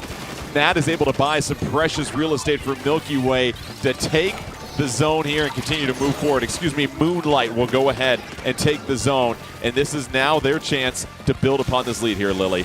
I mean, the members of Moonlight truly are just absolutely as volatile as the members of Fo. So I feel like Omega is the one to watch for Moonlight, and for Fo we have DatKid. These two are going to be battling it out consistently this entire game. Now the Moonlight shines, and all of a sudden they hang on to a 30-point lead, but here comes Fo. And they're able to control things for a moment as we see Shadow move forward and try to help provide some cover for their teammates to push. Yeah, good work here by Shadow, and you got to be very patient in situations like this. Again, you can't dive in and try to push an advantage that you don't have. You know that these short-range weapons are going to come to you. If you can identify where and when the threat is going to come from, you can use your range to your advantage. Just a couple more ticks on the timer, and the lead is swapped. And now Moonlight takes the lead. Here's Basil inching forward just a little bit more. Shadow providing a little bit of cover as well, too. Here comes the Ultra Stamp, just trying to take out a couple opponents. Able to get one, had two in the corner there with Lily. Oh, but chucks it from the logo and gets another splat. Shadow doing a fantastic job there, picking off one member and using the wind off of that Ultra Stamp to push another member off the map before that final throw. Absolutely beautiful. Now we see Basil in what we call an endgame position. They're up in that top left area. They have full control over the enemy spawn. And I mean, while we had to seed it, we seeded it, and there's only 9 ticks left on that point. And now it's just a matter of capturing the zone. They pick up a splat against 3Z. Here's Nolan just trying to go on a little bit of a turf battle and gets Harshy as well. And now Moonlight looking very solid to close this thing out. And Moonlight will take game one from Fo. So the good times continue to roll for Moonlight as they pick up game one.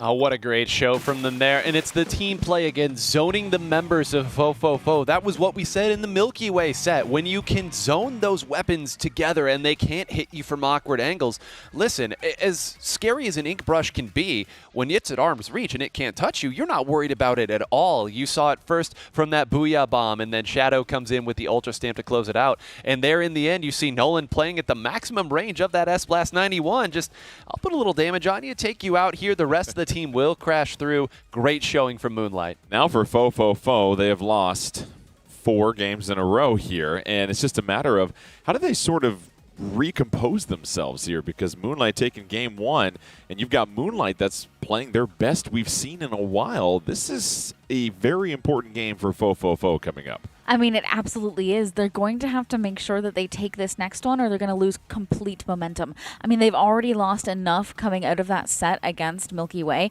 and now to lose their first game against Moonlight, I'm a little bit worried about how they're handling the losses. And you have to highlight what Shadow was able to pull on a couple of those plays there in that last game. Shadow, just a great compliment to what we were seeing from the anchor play with Basil. Well, and that's, I think, the weapon that when I saw them all come out, yes, Basil not being in the E-Leader was a lot of fun, but Shadow going over to that mini Splatling, my first thought was, oh man, I guess Fo really doesn't like playing against mini Splatlings because they're 0-2 against him in these last 2 games, but that, again, allows Shadow to be so much more active on the attacks. It's got Burst Bomb. It can move forward a little bit more than maybe that NZAP 85 could, and it also means that they have the Ultra Stamp to move forward and really start to snowball things, and that's not something that typical Moonlight compositions are able to do. They can find all of these fights, but to really punch the opponent hard, you need another special and a third wave of pressure that can do it, and that's exactly what Shadow gave them. And that's one of the notes you mentioned coming into these playoffs was Shadow moving to that mini Splatling.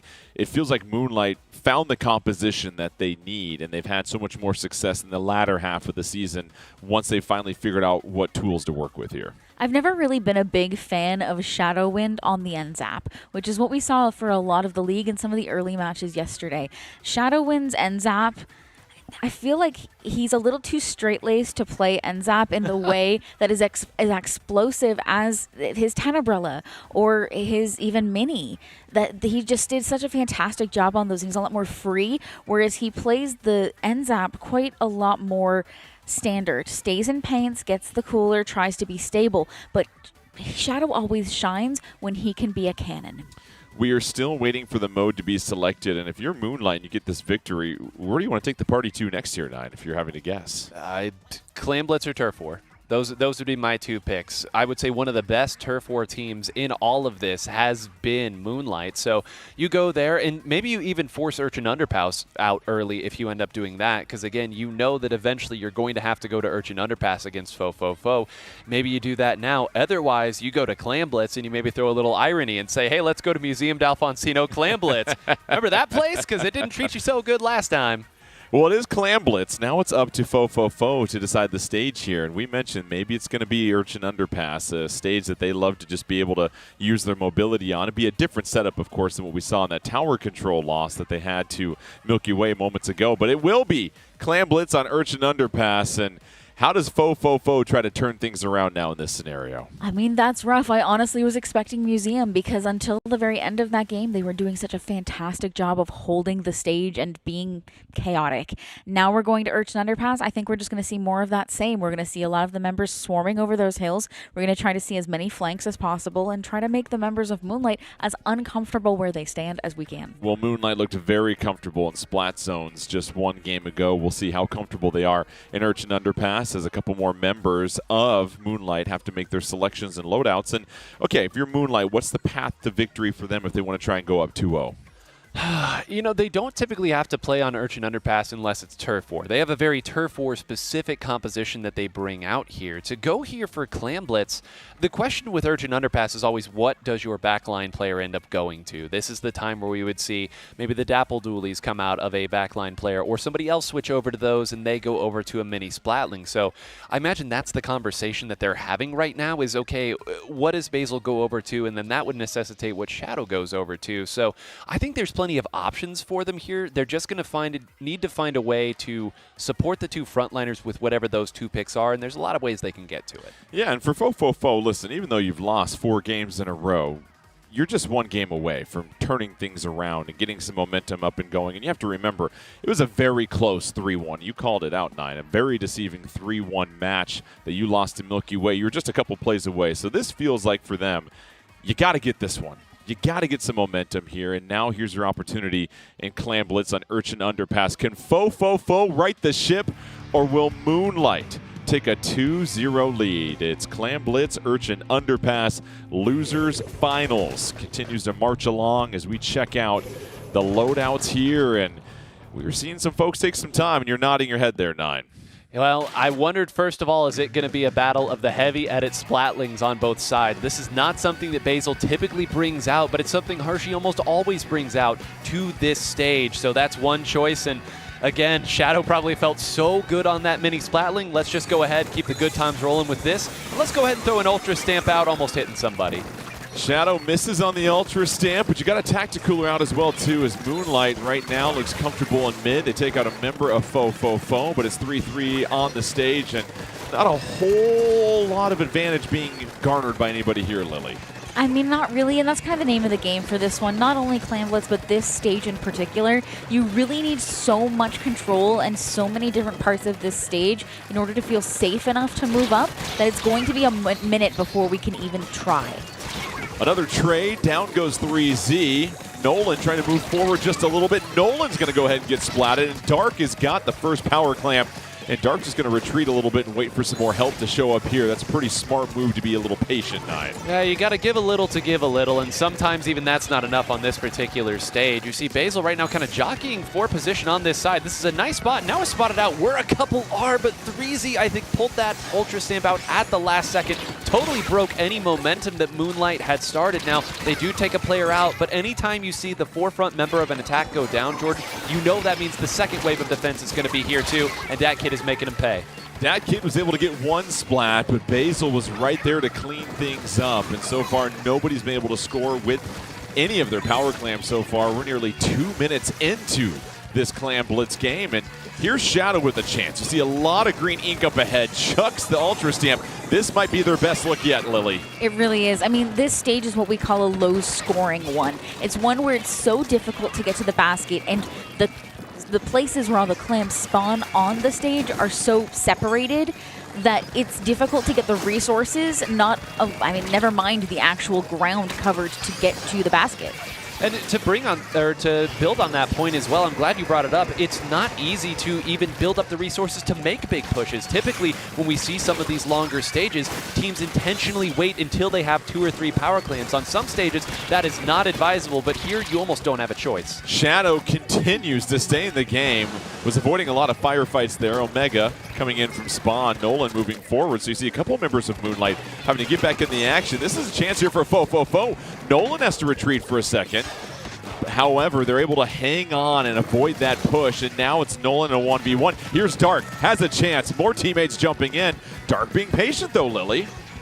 Dark is honestly being a little more patient than I probably would be, but I think this is a situation where once we've taken control of these hills, we also need some specials to get through that grading. Like Nine was talking about, that grading almost acts like an extra checkpoint in Rainmaker. It does the same thing in Clam Blitz. Dark with some Tenta missiles. That'll scatter the crowd somewhat. Shadow has to retreat. Basil right next to them. Basil picks up one right there in the hallway. That was a critical splat to continue to keep the pressure on. And then Basil versus 3Z goes over the wall. Oh, the mobility off the charts. 3Z Ultra Stamp can't pick up anybody, Nine. Call for help, but not for me. That was the exact spot that Fo wanted to attack from. I'm not even sure Basil knew that the threat was coming, but you're a Splatling. Of course you've got your charge as you come around a corner. Taking that player out that quickly meant that they could find a defense, because make no mistake, Fo was encroaching at an alarming rate of speed. Omega just trying to find an opening right now. Tenta missiles will force them to retreat just a little bit more. Omega moving forward. Omega takes out Dat Kid. Finally goes down by Dark.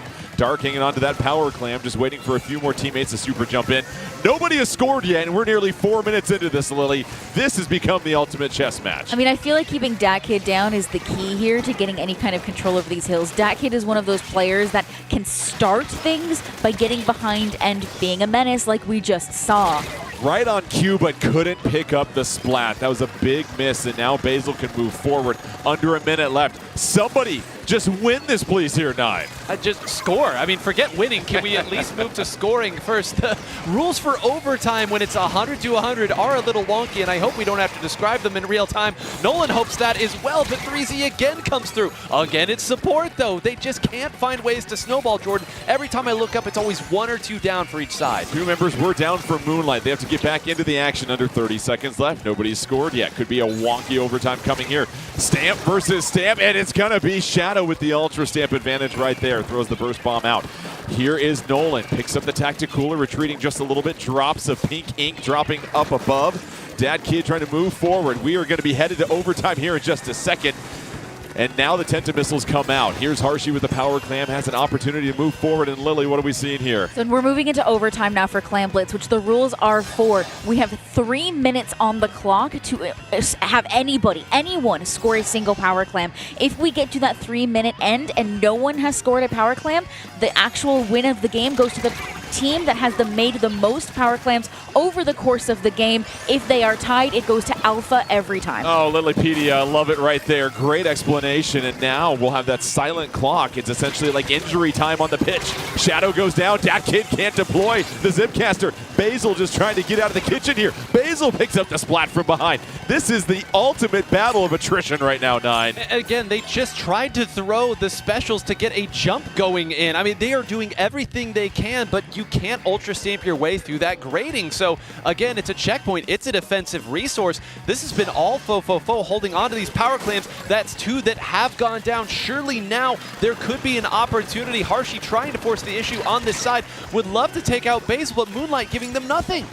My hunch is that Fo was created more power clams. There are a member down for each team. Here's Harshi hanging out. 2 members down for Moonlight. Lily, this could be the opportunity, but no. Another teammate goes down. 3Z picks up the power clamp through the crate. Can't get the shot off, though. What a splat by Shadow to save the game. And now Moonlight's got a little bit more life and room to breathe here, Lily. I mean, the question it has to be, where is Dat Kid? I mean, the power claim is gone, so at least we have that much. We don't have to worry about someone picking it up and running it. But we're halfway through the overtime now and still no score. So at this point, I don't know if these teams know these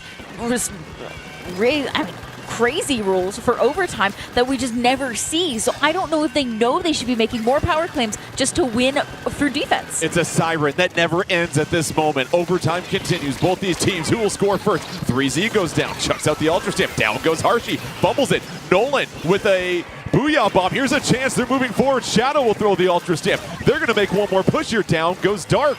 Shadow's got an opportunity. Shadow retreating, falling down to the middle area, pushing forward. Moonlight seems like they want to try and get it here, 9. Well, they got to get a power clam, too. That's the important part. It's Nolan who's, Nolan doesn't want that. Accidentally may have thrown it forward. Would love to pass this over to someone else. They would like to use that Booyah Bomb. They've taken out another player. They've got 3 players with power clams here. Somebody please move forward and sneak through. Shadow trying for it. Omega's up at the top. They're continuing to move forward. No, they didn't. Did they get the jump? Hit the A button, Shadow. Come on. That's it. Shadow able to get it through, and near the end of overtime, Moonlight improves to 2-0, and that was just the opening. This felt like a late goal in injury time. Unbelievable finish between these two. Who says nobody loves that defensive matchup back and forth? I've never seen anything like that before, Lily. I'm so stressed out. It really is one of those moments we had so many times in Splatoon 2, and I don't get to see very often now in Splatoon 3, where it comes down to the wire and the first person to make a mistake. And that's all they needed to do there. It wasn't anyone looking for an advantage. It wasn't anyone looking for a secret play. At that point, they were just waiting for the other person to mess up. Yet another close game that just slips out of their hand like they're trying to carry sand. And now they're down 2-0. That's been 5 straight games they've lost, and many of those have been by the narrowest margin. There's still more Splatoon to be played, of course. But for the backs are truly up against the wall facing elimination in this next game. These players are never going to want to touch Clam Blitz again in their lives. I mean, with the way that these 2 games have gone for them, and you saw, again, when both teams have a Splatana wiper, what the goal is. It's sneak them just close enough to get a jump in. And, of course, we weren't really spectating Omega to see exactly what route was taken, but Omega, one of the slipperiest players you will ever see. And Shadow was just about at max range for that power clam toss as well. That was very, very close to missing entirely. I was so worried. Like, watching it and watching the trajectory, I'm actually pretty good at predicting whether or not it's going to hit, and I legitimately had no idea if they were close enough.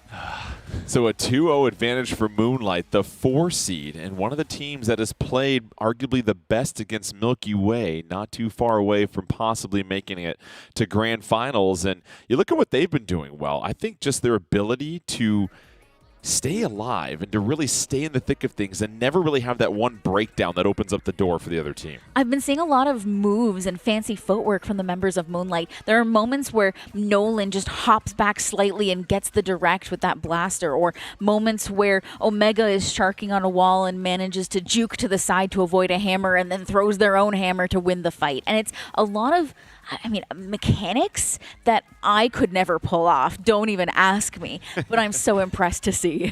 So game 3, if you're Moonlight and you're choosing the mode here, what are you thinking here to try and get the sweep? Not Rainmaker, Not honestly. Rainmaker. I mean, that's honestly that is the answer. The most, well, not the most frustrating thing. The most frustrating thing is the way you've lost Clam Blitz today. But the second most frustrating thing for Fo might be you don't even get the chance to play Rainmaker here. If you lose 3-0, you don't even get the chance to go to the mode that you have dominated throughout the course of the league, and that's got to sting as well. And again, this hasn't been a super versatile team from different weapons that they can bring out either. So I guess the nice thing here is you will eventually, if you win this, maybe get to play on some of your stronger modes for the back half, but it's tough. We're pulling straws here to find good things for Fo. Yeah, you're getting the sense that Fo might be having to deal with a little tower control here in just a second. If you are Moonlight, you're feeling pretty good about anything that comes your way right now because you are playing very well. But for the most part, I think you said it. It's Shadow and Omega. Those 2 have really steered the ship over the last couple of games for Moonlight. Absolutely. I mean, we can't discount Nolan either. Not at all. Nolan has gotten some amazing shots with that S-Blaster, and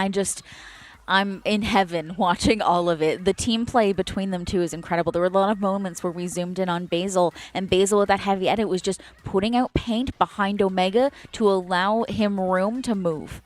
And what's surprising is you look at some of the numbers between these 2 teams. Keep in mind, Moonlight, the second fewest times they're splatted per game of any team, just at 23. Fo, the second highest at over 28 times per game they're getting splatted. That just goes to show you Moonlight in that battle of attrition, they're very comfortable in that situation of just making sure they're not getting splatted and opening up the door. And that's why it's such a fun clash of styles, and why when these two teams met up in top 8 of the league itself, it was whichever team was playing better on that day ran over the other team. And right now, it may be Moonlight's go. The changes that they've made, and again, the mechanics. I keep harping on this. You asked me what they did against FTWin. They hit their shots, and they continue to hit them here against some of the most difficult players to pin down. And again, for Fo, you've come so close. You just hope that eventually maybe some of that precision, some of that steam runs out, because Fo has outlasted teams in the past. Can they do it one more time? And we haven't quite seen Dat Kid go off on one of those 2 or 3 splat runs. We'll see the Zipcaster come out. Maybe they pick up one or they get splatted. You're waiting for some of those highlight plays that have really avoided and eluded Fo over the last couple of games. And that's really it, is I think a lot of the explosive potential of Fo happens to be Harshy and not Harshy. Dat Kid running on that Zipcaster. And if Dat Kid is not hitting that Zipcaster and not getting the picks needed, it's the same way as we talked yesterday about how there's a certain amount of threat that comes from a very good Charger player, a really good snipe rider, a really good E-leader who can hit shots. And you have to prove that you can hit shots for people to fear you. And right now, Harshy isn't hitting those Zipcasters. And as a result, we're less worried about them. We're going to have Turf War on Crab Leg Capital coming up here, and you nod your head and you say yes. Well, the Turf War makes sense to me, and I guess if there was any mode that you'd be okay playing against Moonlight on Crab Leg Capital, it would be here. So, again, the losing team does choose the stage, so if you want to get this out of the way and not worry about the E-leader, we're going to do it on Turf War. Turf War.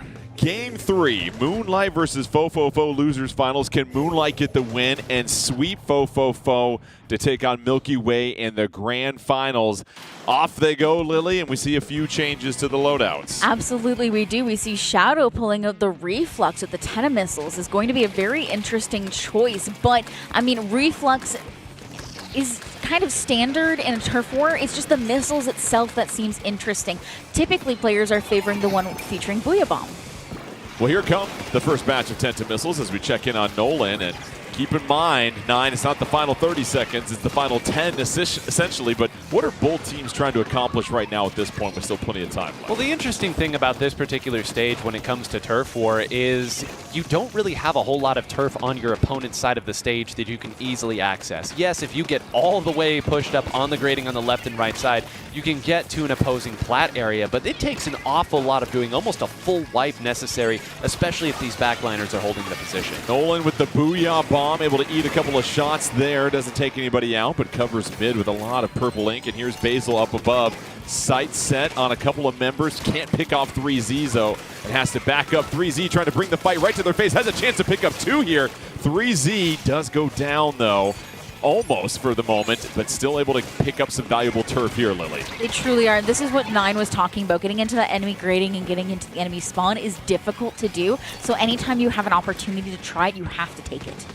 You saw the advantage on the stage for a moment there for Moonlight, and now they're starting to push forward here, Nines, you can see from the great view. Yeah, great work by Omega to get up into that position. Did get forced away, but with the assistance of these Tenta missiles from Shadow, they're at least going to force a way back Booyah Bomb. I mean, I guess this is a reflux. We're going to build another one here pretty quickly, but you can see one piece of Crab Leg Capital that is true in all of the modes is it's not always so easy to drop down, especially when you know that there's a mid-decavitator as well as an S-Blast waiting for you. They'll play this patiently, use their specials. Nice job here from Fo, and they're back into mid. And you see Dat Kid pushing forward just a little bit. 1 minute left. Nolan with the Booyah Bomb. It hits the wall, but Nolan able to provide a little bit more support, and now they've got the advantage, and they're going to keep pushing forward here, Lily. Last minute of the game, things are starting to get a little more careful. You have to be a little cautious of when and how you wipe at this moment, because while it's hard to get into the enemy spawn, once you're locked into your spawn, it can be really hard to retake that mid area. Fo responds with the Booyah Bomb of their own. Nolan just trying to shark a little bit here, chucking some burst bombs. Nolan has to retreat a little bit. That killer whale able to pick up a couple of people. However, Nolan gets Harshy, and down goes Nolan, though. Let's check in on Omega that picks up Dark here, 9. Oh, but it's only Omega left. Has to come up big and has thus far. Can we get one more from Omega? Fighting it out with 3Z. No. Let's take a look. DatKid is jumping back in. We're now in the last 10 seconds. All the heroics from Omega may not be enough. DatKid moves forward. Turfing on this side. Nolan went down in the scrum there. I think they came down from the top rope, and let's leave it to Judd. Fo might have taken that in the final 30 seconds. We'll see. Oh, that's a lot more orange than purple. Give me a game 4 here as Fo able to bust the slump, and they finally pick up a game, and now they get control of the next mode, and that was a huge win for Fo. It really is, and I think this is their opportunity now. They're just automatically locking in Rainmaker. I don't see any other choice for them. They have to go Rainmaker because we need the game 5.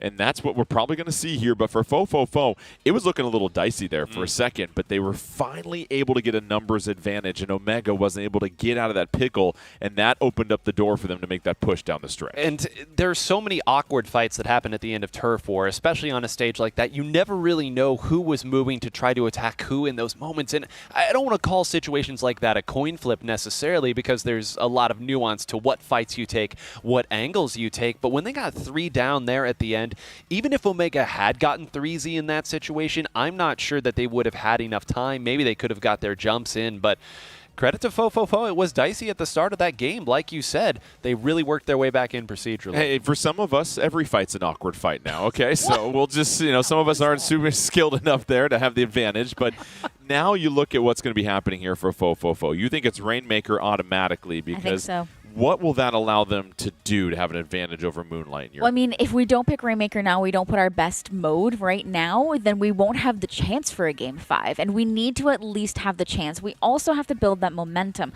So we hit Rainmaker now, we win it because we're Fo. And now we're riding the high of having won it. We're pushing Moonlight into a dangerous and nerve-wracking position. And then from there, I mean, you get game 5. Seems like a path to success for Fo. Keep in mind, 16-6. The #1 ranked team in Rainmaker will choose Tower Control 9. How about that for a curveball across the plate? I mean, my brows jumped up. I got to say that here. And I'm trying to think of why you would do this here, if this is something that they feel against Moonlight specifically, or if they just want the all-important Game 5 to be Rainmaker. But I'm just going through. The nice thing here is that it's not going to be Tower Control on Crab Leg Capital anymore. And that's why I said, well, why did they pick Crab Leg Capital? If nothing else, now you know that Moonlight can't pick it. It is out of the pool for the time being. So maybe you're banking here that when you do go back to Rainmaker, you'll have a stage that's left that you really like. But I don't know. I would have gone Rainmaker here. Yeah, I'm with you. I mean, I guess at the end of the day, you're going to have to win at Tower Control either way. And really the difference is picking Rainmaker earlier and then Tower Control's Game 5, or maybe the palms are a little bit sweatier for everybody on the sticks. But it's possible. Yeah. And it might just be maybe we do Tower Control now, and then we don't have to worry about it, because if we lose now, then Rainmaker wouldn't have made a difference. Does anybody here have a psychology degree? No. I don't think so. So either way, we'll take our best as far as guessing that. But it will be Tower Control. And Fo for Tower Control, for whatever it's worth. They were the 3rd best team coming into this. 5th best team for Moonlight, sitting at 6 and 7. And looking at how these teams might approach Tower Control here, it seems like it's Moonlight that's got more options to kind of play around with as far as how versatile they want to be with their loadouts. And this has been the match that they've, I guess, saved all their versatility for. I mean, again, we talked so much about Moonlight has all sorts of different ways to get to the identity of Splatoon that they want to play, and they've just had really gone with only one way of getting there. So now that they've made these changes, it's worked really well. I will be curious, though. They don't really have a natural crab tank weapon that they opt to go with. That's one that most teams tend to bring out in Tower Control. Of course, they have a couple ways of getting to Booyah Bomb as well, but I'm almost more interested in what Fo is going to choose here. Yeah, and what do you think they're going to be going with here? Because we've seen them switch things up quite a bit, and it's going to be on Mako Mart. I mean, I feel like we continue to see the DatKid brush because there's no sense in switching off of it.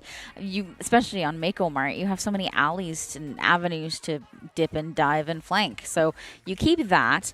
Beyond that, it's really rough. I feel like we just continue to play the composition we have been. I don't see any changes Fo can make right now that would make a substantial and positive difference than what they've been practicing. Well, it's a chance for them to force a Game 5, which after losing 5 games, moments from being up 2-0 against Milky Way, they're having to take the long climb back up the ladder, but this would go a long way towards forcing an anything goes Game 5. And if momentum's such a real thing here, you got to continue it here if you're FoFo, obviously. Absolutely. And the part that I think is going to be the trickiest for them mentally is, yes, Mako Mart is the most played tower control stage, but it's also the stage where you had a real rough game against Milky Way. I know Moonlight's a different animal, but we know what this stage treated FoFo like last time.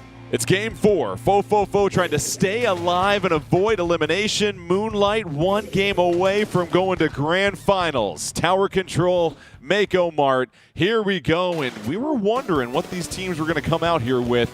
Lily, give us the breakdown. I mean, nothing terribly unusual. We do see the Carbon Roller returning, the S-Blast, and the Pencil. We do see, I mean, biggest note, I think, is the mini Splatling with the Hammer returning from FTWin.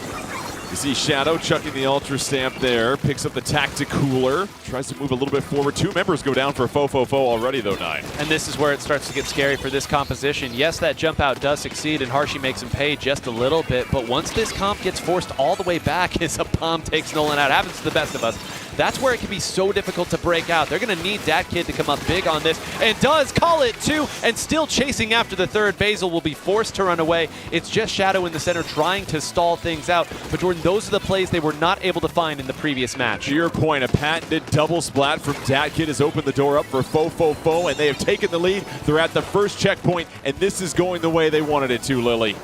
It really is. I mean, FoFo is already on that first checkpoint, pretty much broken. It has broken it, which puts them in a really good position. Now, we mentioned earlier that when FoFo had to fight this against Milky Way, it was a very uncontested first and second checkpoint. It doesn't seem like that's going to be the same problem with Moonlight.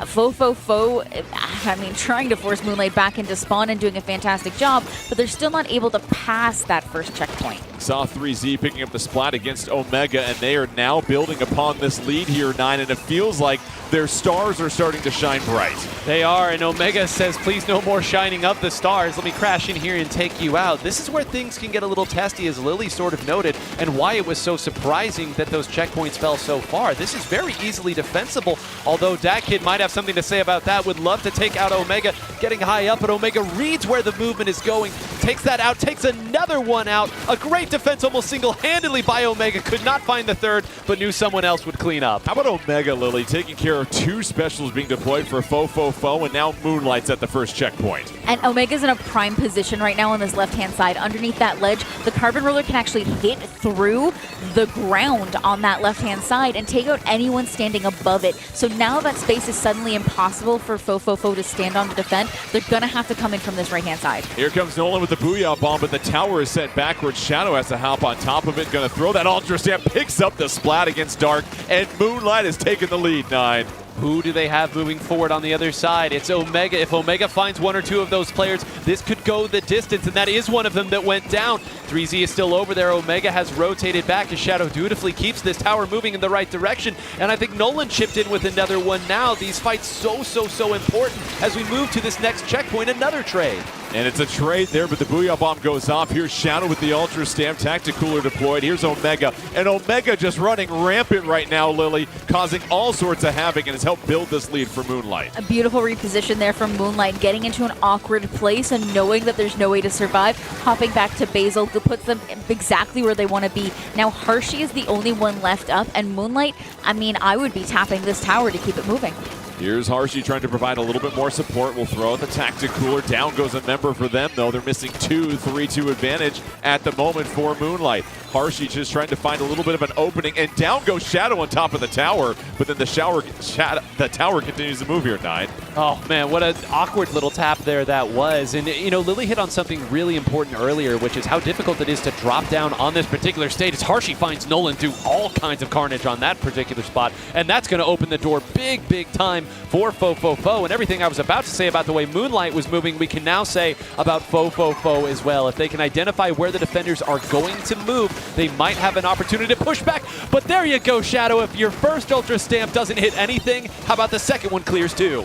An unbelievable splat, and another as 3Z goes down, and Moonlight has recaptured the momentum here, Lily. Moonlight, Shadow in particular, just threw a burst bomb and managed to get a pick on a hammer off of it. It was absolutely phenomenal.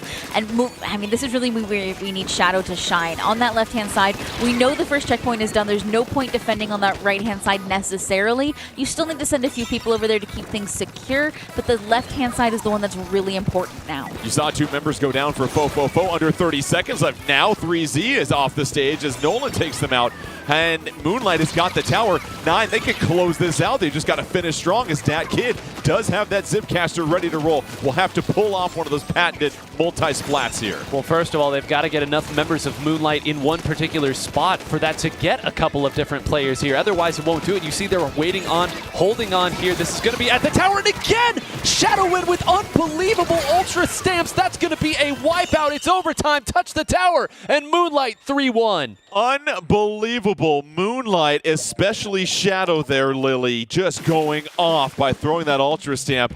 Remarkable accuracy. No matter what you put in their hand, they were hitting somebody with it. Honestly, some of those hammer hitboxes would have made me angry in mid-game. Like, the hammer hits the tower and explodes a few people behind it. The hammer hits... I think it hit a cooler at one point and exploded a couple people as well. I would have been furious. That's what Moonlight has been doing, though. They get the victory over FTWin, another upset over Fo, and I know Zach was watching that very closely. Zach, what do you got there for us? Well, tons that we could potentially analyze. I'd love to go over that game 1. We saw lots of that aggression that played out in the score of that game. It was a knockout. Game 2, that was a wild one. The aggression continued, but not on the scoreboard as we play through it here. Basil really exemplifying what it means to be an anchor. You hold it down for your team. You see multiple folks going down on the side of Moonlight, but that is not going to deter Basil, making them look lost on the Ultra Stamp. Has nowhere to go but to the side and survives it out, and even throws the Tacticooler out to boot. And now we get into that overtime. This was the close miss by Fo that could have ended it and carried their momentum into a tie for the match. Just barely misses it. And now look at Moonlight. They're playing the shell game. Which one? Where am I going? But it's the one not carrying the Power Clam Omega that allows the jump in, and they talked about on the desk just how close that was to missing. It did not, and that carried Moonlight all the way through. Gotta give a lot of credit to Moonlight, and that's been the conversation with them, 9. They have found a new composition that has completely changed the way this team has been playing, and it shows in their results so far. And what's most impressive is, I would say the biggest weakness that Moonlight has had really as a team is it's the big moments when they need to execute mechanically. Check. You've done that. It's which composition, because they have a lot of them, do they pull out for which opponent? Check. Now there's only one thing left, and it's prove that you can win 6 games against the top team in North America. That's all that's left. Much more difficult when you put it that way. Let's go ahead and take a look at the bracket here in just a moment, because now we see our grand finals are set. Milky Way versus Moonlight. Keep in mind, these two teams met in the winners' semifinals. Milky Way won 3-1, and so the number 1 seed Milky Way, they haven't really had to sweat too much in these playoffs. But now they face a team that has arguably had the most success against them than anybody else coming into this tournament. And really the focus, I think the story here is, what does Moonlight have left in the tank here, Lily, to possibly disrupt what Milky Way is doing? I think you got to take this, obviously, 3 games at a time. If you can force that grand finals reset, that just gives you that much more momentum as you get ready. Exactly, and I think you're going to be having to build your grand finals reset as you go, right? Finding out which ones that you think you can take Milky Way on, because honestly, all of Moonlight's strongest modes have been Milky Way's strongest modes as well. Not only strongest, but like ranking first in all of the league so far. So how do you pick something into Milky Way that you feel you have an advantage on? And I guess that's the question. Where does Moonlight try to carve out any kind of advantage against Milky Way? I mean, we saw Milky Way go down pretty easily to Fo and Splat Zones and Urchin Underpass and Undertow Spillway, excuse me. Now, other than that, they've been unstoppable, it feels like. Well, I think you have to look at Museum d'Alfonsino. Clearly you saw something from Fo that maybe you could try to replicate. But if you look at the match that they played yesterday, it was actually tower control that they got the win over Milky Way on. I believe it was on Barnacle and Dime. So, yeah, Barnacle and Dime, of course, a stage that is often picked for splat zones. But maybe tower control is where you can get this started. And at that point, you play wherever you're feeling. You play a composition that you feel plays onto specific stages. That's the big piece that's been working for them thus far. Yeah, and really, you have to credit Moonlight Lily for varying those compositions. That's really been the wild card they've brought into these playoffs and what has made them look like a different Moonlight team than what we saw during the first half of the regular season. I mean, it really did. And honestly, like, seeing the growth and the changes that they've made incrementally over the past, essentially, 10 weeks has been an honor. It's been an honor because, as we spoke and alluded to earlier in the cast, is that Moonlight has been knocking on the door to this top 1 forever. It's been years. And for them to get to this moment, you know they're vibrating with adrenaline. So I'm vibrating with adrenaline. Well, Nine, we have been doing this for several years, and for a while it felt like it was the same teams dominating the scene. And I think what you were hoping for in this Splatoon 3 North American League was who would be the next couple of teams to really emerge, and this is what we're seeing.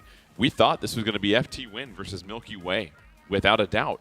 Now it's Moonlight that has really surprised a lot of people, and you can throw their hat into the ring. That was the question coming into the playoffs, right? Could they jump into that next tier? They've certainly proved it so far. It's so well put. A lot of the conversations are, can there be another team that comes out of nowhere and really makes a mark and really shows that they belong in the next tier above them? That wasn't really the conversation that we thought we were going to have. What we thought it was going to be was either would one of the top 2 teams add one more stamp into their passport, if you will, as they sail off into the sunset, or would one of these next 2 teams that have taken matches from these prove that they belong in the conversation of the greats? That's the conversation that we're having right now, and I don't want to put the cart before the horse here. Again, there's a lot still to be done, but with the way Moonlight's playing right now, they should have all the confidence. I mean, and now I have a question specifically for Nine. Sorry to make you talk again. No, I know you hate that. Yeah, clearly. Has Moonlight ever taken a game off of Milky Way? Yeah. How many? Do you know? Like off the top of my head? Yeah. Well, it's More than one? Yeah, Okay. yeah. They've taken matches even. Even? Yeah. Truly? Over the course of the league? Yeah. All right. So we have a chance is what you're saying.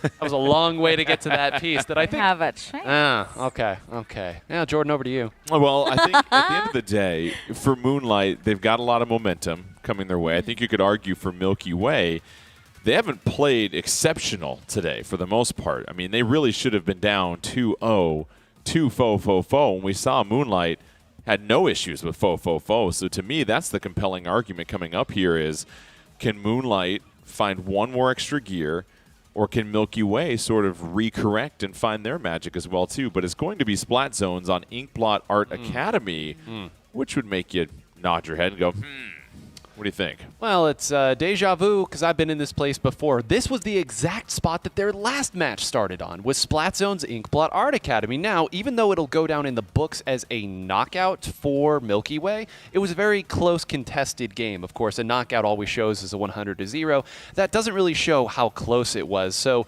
to me, Splat Zone starting isn't really that, surprising of a pick. But for it to be on Inkblot Art Academy, I mean, I guess it means both teams like the game they played there last time and they want to run it back. Yeah, and your thoughts here, if you are Milky Way, where does your strength lie here in Splat Zone's Inkblot Art Academy? We know that Q can certainly hold a back line if they need to, but the other members, what are they trying to really get done here? Well, I mean, beyond Q, just holding powerful positions and making sure that everyone's under control, I think it's going to come down to Jared and flanking on that left-hand side specifically. If we can keep the members of Moonlight on their toes and make sure that they are expecting and therefore have to pay attention to their flanks, I think that's really what's going to put them off kilter. We're just waiting for 3 members of Moonlight to make their selections on their loadouts, and really, they've been taking their time, and that's been the tool that's helped them get these victories here, 9, is the right comp at the right time, and not just clicking A, but thinking about, okay, what do we really need in this situation against our opponent as well, too? And Shadow is the interesting piece of this puzzle right now as far as I'm concerned, because that mini Splatling pick, as strong as it was, really felt like it worked especially well against Fo. I'm not sure it'll work as well here against Milky Way in Grand Finals. And that's the question that you have with Milky Way.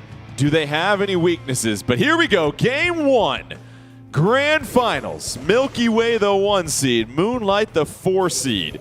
Can Moonlight continue to shine, or will Milky Way continue to be out of reach for everybody else? 9, what do we see here to get the party started? It's E-Leader. It is back out, and that means Shadowwind is back on the NZAP 85. I wondered if this was going to be the way that they tried to attack Milky Way. And you know, I get it. As strong as the other compositions have been, I think it was more that the E-Leader didn't play well into Fo. And here, with everything to play for, they're going back to it. We check in on Shadow, and down goes Shadow. 2 members of Moonlight, and 9.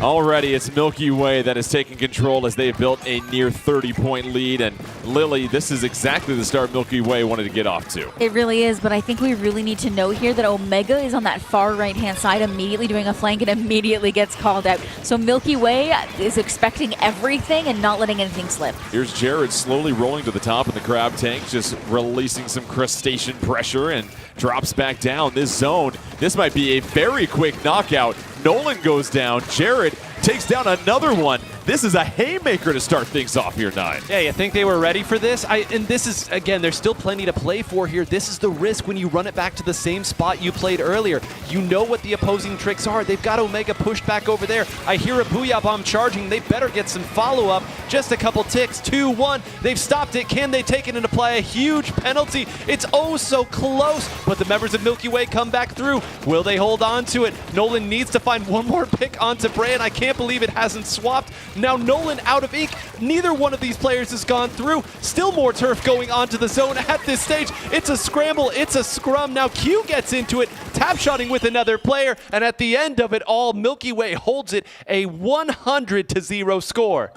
Lily, they locked him out like they didn't pay rent. Unbelievable. Just Moonlight didn't even sniff the zone this entire time. And Milky Way, we had all this buildup about how Moonlight had played against Milky Way. Well, clearly Milky Way found the extra gear. They truly did. I mean, Milky Way historically has often dropped games in the first couple of a set. And usually it comes down to them just needing a moment to download what the opponents are going to be doing, and then they reverse it. And that just doesn't seem to be the case here. They don't seem to mind. They're like, we've done this before. Whatever. Yeah, remarkable start there. I mean, I don't think any one of us saw that coming, and it started off with just how quickly they were able to take zone, and then a couple of key one-on-ones, including a double splat, and they just locked him out. You know, Inkblot is one of those splat zones where, again, sort of similar to Amami Ruins, if you get up in the power position on the top of that art installation, on top of that zone, you can see everything that the opponent is trying to do. There's no tricks. They're just going to have to build up their specials, and if you sneak just the right player in the right position, you can stop any sort of attack and counter push before it even starts. Milky Way's wasted no time. They want Rainmaker here for Game 2. Now it's up to Moonlight to select the stage. And listen, Milky Way, I think they're just playing with a tremendous amount of confidence right now, and they just want to get this thing over with as fast as possible. I mean, I don't blame them. If I were in their position, I just want to lock it in now. I mean, we don't want a reset. We don't want to give Moonlight any ground to create a reset. We're just going to go. We're going to win now. We're going to get our prizes. We're going to walk away and have a great time. And you pointed it out. We saw Jared just play an exceptional game there, that last game 9. And you know, anytime you can get into one of those situations where you're picking off one, then another in splat zones, and you control the zone, that's when things can start to really spiral out of control. Well, and it's nice because it means every other member of the team has done their job. When you as a player dive after one, and then another person on the opponent's squad is almost backed into you, it means that everybody is firing on all cylinders. You're hurting these players. And, you know, Jordan, I'm starting to think, looking at that game, I almost wonder if the difference in pace of play between Fo and Milky Way has kind of thrown a wrench in what Moonlight is trying to do. I know we talk about it from the compositional standpoint, but you just played a banger of a match against a team that runs at you fast. And if there's one thing we know about Milky Way, it's they'll play exactly as the situation dictates. It's a really good point. And you also look at the fact that we saw Shadow go back to that end zap. And do you think we'll see that again, considering that was the result to the game? I mean, I can hope not. As I mentioned earlier, I've never been a really big fan of the Shadow and Enzap. I do think he plays so much better if he's free to explode, if he's free to be a cannon. And he just can't do that on the Enzap. Now, Basil gets an advantage with Shadow on the Enzap in that we can pull out that E-Leader, but if we're not matching an E-Leader on the side of Q, then I'm not entirely sure that we need it. Yeah, it's going to be fascinating because now as we get set for Rainmaker, where does Moonlight try to find the right comp for this particular mode? Because we've seen him switch it up, but to me it just feels like if they don't choose the right comp, it snowballs out of control. Well, you know, Lily brought up a great point there, which is that when Shadow is forced to play the Enzap, and I would argue even the Dapple Dualies, whenever Shadow is the one who's providing the Tacticoolers, that's where things can get really tough from the contribution. What do we know about Rainmaker? It probably means that Basil's going to be going back over to the Splatter Scope. That has been the weapon of choice there. It's, of course, a very strong sniper class weapon. It also has the Ink Vac. That probably means that Shadow is going to be the one on Tacticooler duty, and that may have been part of the rationale behind picking Rainmaker for Milky Way. It'll be Rainmaker on Museum Delfonsino, and so we saw Milky Way struggle on this stage, although it was Clam Blitz. Possibly Moonlight seeing something here, thinking at least if we bring them back here, they might not feel as confident or dominant. Yeah, like the war flashbacks. You're like, oh no, I did terrible here before. I'm going to continue to do terrible. We can hope. But, I mean, beyond that, I think Moonlight is just feeling like they need more options to separate and not be out in the open, like they were on Inkblot. Just a little too in the eyes of Q, and if we can remove Q's eyes, then we can move forward without as much threat. Yeah, and what's the best way for Moonlight to put a little pressure on Q as we get set to roll here? Well, I think you'd have to do something then you did differently than the last time you played here, because, again, this is the exact same game these two teams played in their last match. Well, Milky Way's got no problem with a repeat of this last match with Moonlight. Can Moonlight shake off things? And, well, we'll see what they do. Here they come out to the middle of this stage, and now it looks like, Lily, what did Moonlight decide to come out to this game here with? We are seeing what Nine predicted. We are seeing that Splatter Scope out there with the VAC adjustment is going to be, I mean, their main pushing option. We do also see Enzap back for Shadow Wind, which is not what I'd love to see, but still a necessary stat. Here's Jared right now, just trying to carve out a little bit of real estate. Jared trying to get the flank on Omega, picks up the splat, has the crab ready to go, but down they go. And now we see the first Ink Vac coming out. Early advantage here for Milky Way. Brand going to retreat just a little bit. Down goes Brand 9. Well handled by Moonlight there. An early Ink Vac to ensure that they did not lose any part of their own ramp or their own spinner. It's a great defensive resource. Shadow does get through that checkpoint. That's a great opening for them here, Jordan. If you recall, they didn't break that until almost overtime the last time they played. This is such a good point, and now a little trade right there, Lily and Moonlight. This is a much better start for them where they feel like they can control the pace. We do see the Rainmaker back in the hands of Milky Way, trying to head for this equal checkpoint. Checkpoint on this match is just not really not valid, but not really threatening, I guess. It's so close to mid, it's so easy to break that it just doesn't really matter. What matters is what comes after.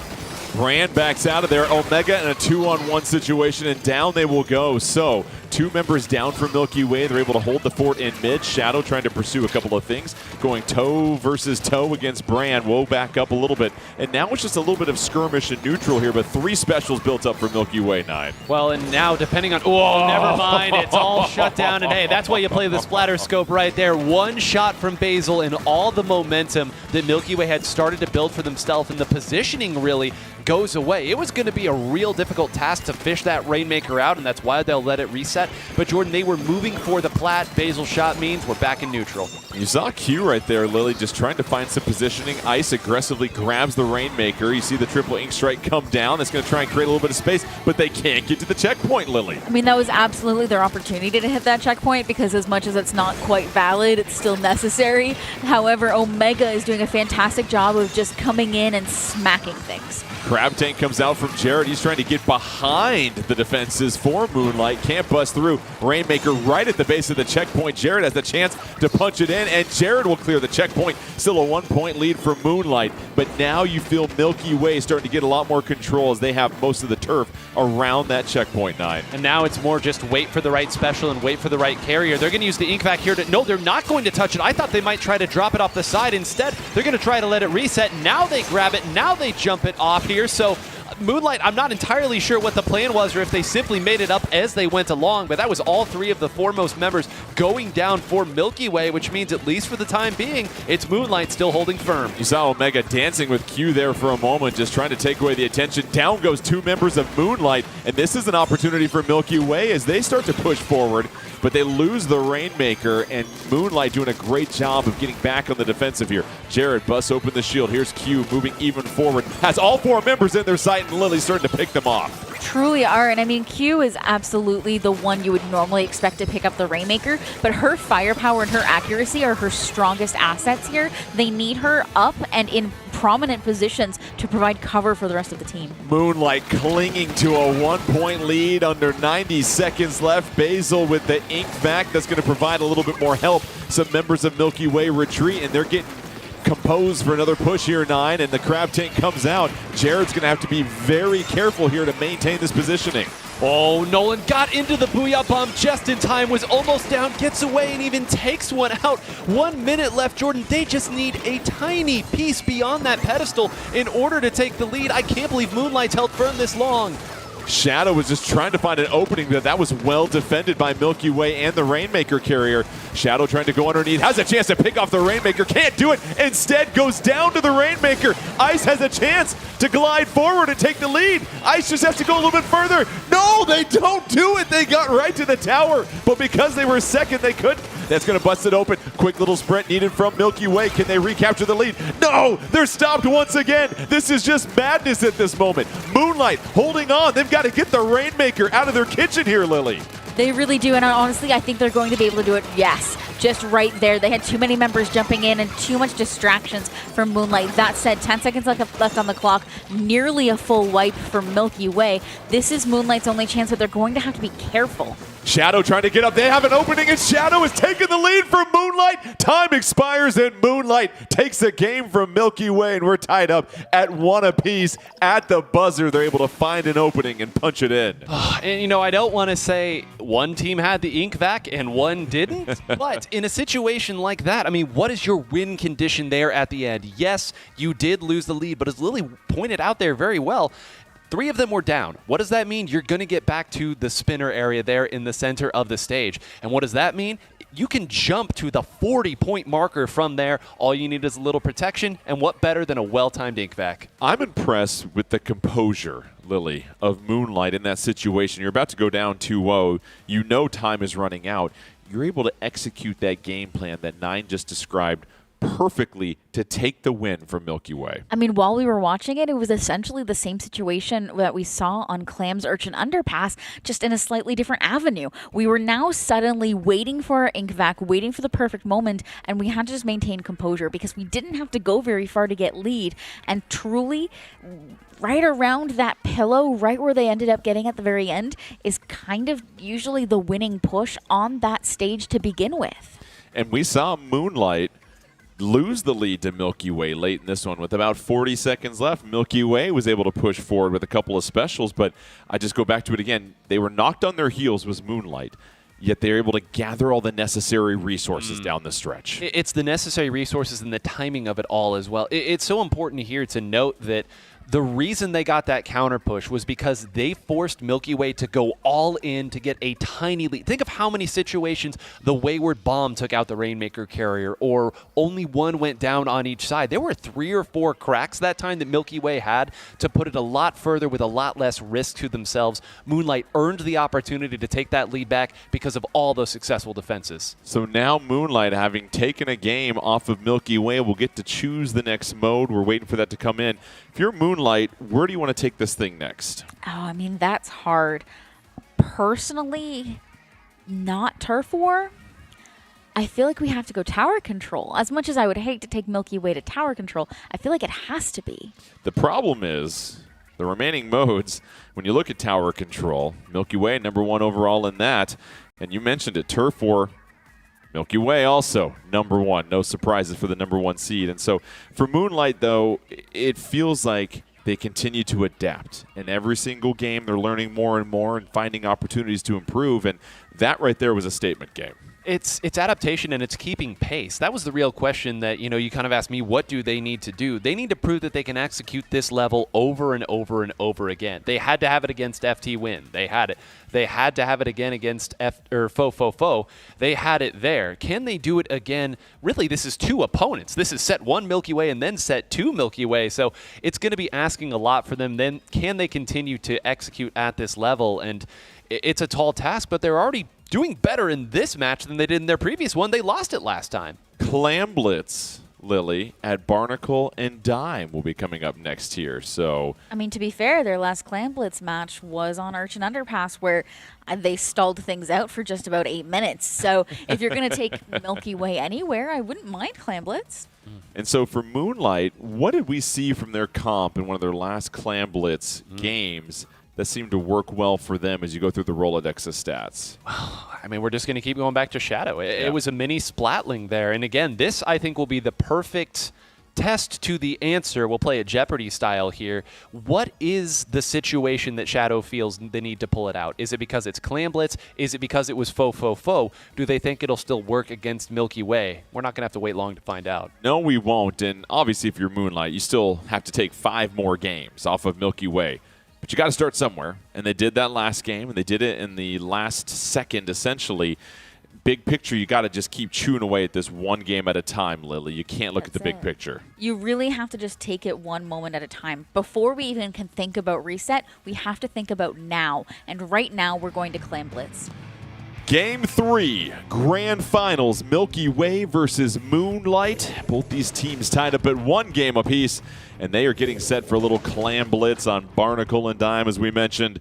And can Moonlight make it 2-1? And what do we see here, Nine? Well, there it is. It is the mini Splatling coming out of Shadow and Omega going to the Wiper. So this is a double Ultra Stamp composition. And this was the question. Could they create long, big snowbally pushes after they got their advantages at the center? That, again, almost found something from Shadow, whose Ultra Stamp is quickly becoming its own 5th player. But they forced them back right here. They just need to prove they can make a push off of it. And Shadow just gobbling up turf left and right. But down goes Nolan. And an early splat there as Bran is ready to go with the Tacticooler. Scoops up a few more clams. Jared there in that crab tank. Tries to pick up somebody down low. Omega hanging in the lower part now here for a moment. Throws that Ultra Stamp. And so far, this is just going back and forth like we predict here, Lily. It really is. And honestly, this is kind of how it's going to go.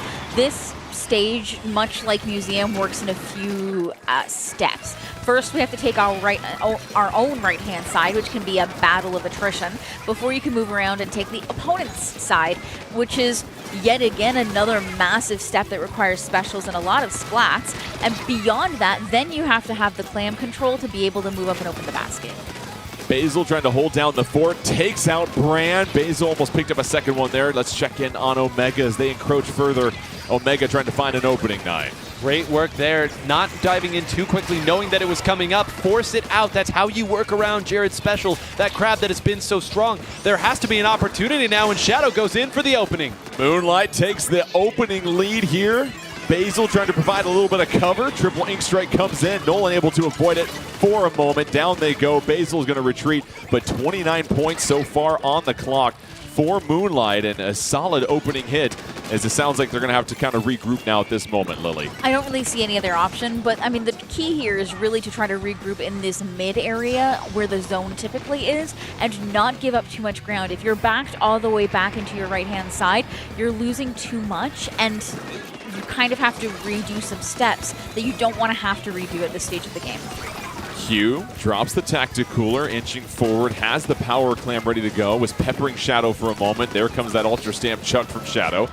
Both teams, all members, just battling out for mid, trying to find that opportunity, Nine. Oh, and Omega going down there might be the impetus for the push, and yeah, here it comes. This is what Milky Way has been waiting the better part of a couple of games for, a real chance to push Moonlight all the way back. They've taken the lead. All four of them are still up, and Shadow, a bad time to pop out there with the charge. Ice has the opportunity to score a few more here. They've still got enough members up to continue this push. Right now, it's just a matter of if Moonlight gives them that opportunity. What a response from Milky Way. They get it all the way down to 47. They could try and sprint. Yep, more time left on the clock. Q's going to have to hurry. Q has a power clam ready to go, but it'll be a penalty assessed. But still, 44-71, they have the lead here, Lily. They do, and I mean, honestly, what I'm seeing a lot of these teams not doing is they're not controlling their clams properly. There's ways to manipulate how and when clams spawn, and neither team is really taking advantage of it, which is leading to some slower pushes than I would like to see and that they can afford to have. That said, Milky Way having this open all the way down to 17, I do not want to be Moonlight right now. Yeah, you saw Milky Way make a few more deposits. They might get the knockout here. One more toss from Ice. That's going to make a fresh clock. Now it's down to 5. They've got 6 clams. This might do it, and Milky Way takes game 3 and shakes the Clam Blitz monkey off their back. And 9, that was technical and surgical from Milky Way there. What did we say about Milky Way yesterday? When they look good, boy, do they look good. They look completely unstoppable in moments there. And Jordan, that was the one opening they got in the center. Think of how long, I mean, the first push was Moonlight, and then there's that long scrum in the center, and then it's just one little misstep, a couple more go, and Jared moves in, and they will make you pay. You saw Moonlight trying to poke out, trying to fight out ever so slightly, nothing doing. And now, tremendous pressure on Moonlight, Lily, because this is game 4 coming up. Milky Way can win the whole thing, and they get to choose the game mode. I mean, at this point, if you're Moonlight, you kind of just have to say, like, this is it. We don't have any other opportunities. So right now is the time we come out, we play our best, and we do what we can. At the very end of the day, if you lose here, at the very least you got second. But man, we know how hungry they are for that first. So if you look at Milky Way, a chance to win the championship here, you get to choose the mode. What direction you think they're going in? Oh, tower control. Absolutely. I mean, especially because you know that you potentially have match number 2 to play with. Let's not put Turf War and give any sort of momentum over to Moonlight. You just knocked them out in Clam Blitz. And I'll note, that was actually the same stage that they played in Game 3 last time, albeit on tower control. So if we end up going here to tower control Crab Leg Capital, we don't know the stage, but we know that Moonlight is very strong there. It would be the same 4 stages in the same order that we saw in their first match. You got to love the symmetry sometimes. So it is tower control. It's just a matter of where does Moonlight want to take this tower control game to. And regardless of what they choose here, it just feels like Milky Way really dialed in right now, and they are taking full advantage of any opportunity they get when those pushes open up. They really are, and I'm seeing a lot more team play than we saw earlier when they were doing a little more poorly against Fo. So I'm kind of loving the adjustments they've been making. They know they need to work better together, and they have had time in between the sets while they were waiting to really nail down and study Moonlight to know what they have to do. As we get set for what might be potentially the final game here of the league, look at Milky Way. What has impressed you the most during their entire journey to get here so far? Their endurance. I mean, yes, these players are incredible individually. They've really achieved the highest heights that you can achieve here in North America in one way or another, but how did they get so many of their wins? It was Grand's reset. It was grinding it out game and game and game against the best that we have to offer. And Jordan, I would argue that this particular match is the best they've looked even in these playoffs. And yes, I know they got a 3-0 earlier in yesterday's games, but the way that they looked in their 2 wins here, you can see why they are the top seed. And it just seems like as matches go on, they get better and better. And it doesn't take anything away from Moonlight so far. And listen, Moonlight could get this win, force a Game 5, and it's a completely different conversation because you'll be going to Turf War, which who knows what will happen there for the most part. But listen, if you want to be the champ, you got to knock out the champ, essentially, and you're going to have to try and beat Milky Way on arguably their best game mode. And I mean, it is really hard when you're reaching for the stars in Milky Way. It just, there's only so much you can do, and there's only so much you can prepare for. But, like, I mean, we just have to find out who's going to shine brighter, the Moonlight or the stars. Either way, the Celestial Showdown will get here to Game 4 in just a moment. Moonlight waiting to choose the stage that will be on Tower Control, Moonlight 6 and 7 against the top 8 teams coming into these playoffs. 15-4 record for Milky Way, the best team in Tower Control. And what makes them so good in Tower Control, Nine, when you look at all these different teams? I mean, every player on that team can be a threat both on the attack and to ride the tower. I mean, think of, let's just take Jared, for example. Jared, of course, has made so many incredible plays on the attack. Jared also can just hop back onto the tower and crab tank, and now we're great. Now Q moves up into the position that Ice might have been in. Now Ice moves up to where Jared was, and all the while, if you need to stall out the tower, Bran can do that both on Slosher and with those triple ink strikes. So all of them can make plays both around the objective and ahead. It's a hallmark of their composition to where they can be flexible in their roles. They don't need to be rigid, and it's one of the reasons why, of Tower Control teams, they are so dominant. Moonlight still waiting to choose the stage that will be on. It's going to be Tower Control here for Game 4. Milky Way, keep in mind, they haven't lost 2 games to anybody in any of the matches so far in these playoffs. The most they've lost is 1. They've already dropped 1 here to Moonlight, but Milky Way just clearly has been the most dominant team over the last couple of days. They really have, and honestly, it's a lot of pressure for Moonlight, which is why I think they're just taking a moment to think and to breathe and try to figure this out. Because as much as I don't want to repeat history, like Nine has said, repeating history rarely ever leads to change. But I feel like we have to go to Crab Leg. I feel like that's going to be the place where most of these players are the most comfortable, and we've been seeing them play pretty decently on it. So, I mean, Imagine how they're feeling. Yeah. Can I just crawl under here? And We'll call you when Game 4 is done. Perfect. I'll We'll eventually get it selected here for the most part. It sounds like they're getting close.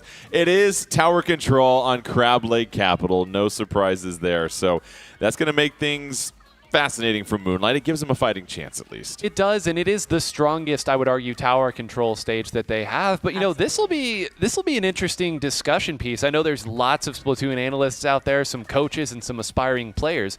Do you go back to the same 4 stages against a team that you lost a previous match to? I know that the way that this has worked out, I think this may just be where Moonlight feels strongest, but kind of like you said, I mean, what is the definition of insanity? repeating the same thing and hoping for different results? Once again, textbook definition, as we like to say. We're just waiting for a couple more members to lock in. We're getting set for Game 4 here of Grand Finals. Milky Way, 1 game away from claiming the championship here. After all these weeks of the regular season and all these teams that have participated, we are getting set for one team to rise above everybody else. Or can Moonlight force a Game 5 and put things on the brink of a bracket reset? We'll find out here. It's going to be Tower. Yeah. Yes. Yes, okay. Yes, they can. Yes, they can. They absolutely have the ability to. Now they just need to execute in those key moments, like you said, Nine. I don't have a follow-up. You both took my thunder there. There you go. Yes, they can, but only if they can execute that well. And it's always interesting. Let's see what Shadow rolls out here with. Any guesses on what Shadow's going to use? We've talked about the N-Zap. We've seen the mini Splatling. Obviously, you might not think Tentabrella here by a chance, would you? I mean, it's possible, but I think, on the straightaway, when you're pushing that tower on the top right-hand side from the second checkpoint towards the third, the Tenebrella there is incredibly powerful. So I could see it, but I feel like we're more likely to see that N-Zap come back and the E-Leader on Basil. This could potentially be the final game of the Splatoon 3 North American League. These playoffs coming down to this.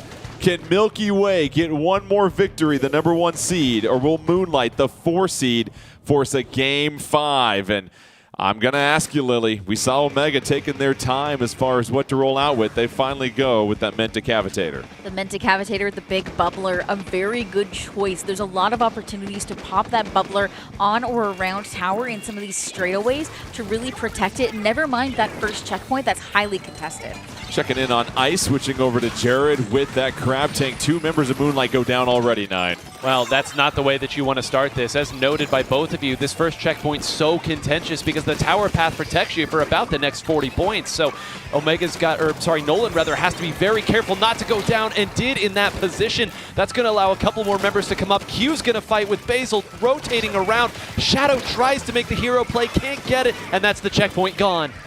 And Bran, as you see, scoots off the tower. And now that they have that first checkpoint out of the way, they can take a little bit more time because they won't have to wait near start, essentially. Bran picks off Basil, and it just seems like all the 1v1s are going the way of Milky Way right now, Lily. It really does, and what I need Moonlight to do is just group up and stop trying to take these hero plays. I know Omega it really is threatening on those flanks, but that flank needs to be supported by something on the front end or they're going to see it coming. It's either a win for Milky Way or a trade in all these situations, and right now they're just getting the slight upper hand as down goes Nolan for Moonlight. And the way that Bran is playing this S-Blast is so patient, almost treating it like a sort of a carbon roller, sharking around, making sure that the burst bomb goes out first and then the shot. You better believe that if they start to move forward, Bran is going to unleash. Basil commanding move this way. Feels like they've got the upper hand, but was feeling a little bit of pressure. Shadow right now sharking a little bit, picks up a splat, and now it feels like Moonlight getting their footing just a little bit here, Lily. We're starting to see some of that teamwork I was hoping for. The players are in and around each other and focusing on the same targets. Target prioritization is not easy in this game when there's so much action and chaos, but it's necessary. Nolan was able to get the Booyah Bomb off, and here is Moonlight just trying to chomp through this first checkpoint.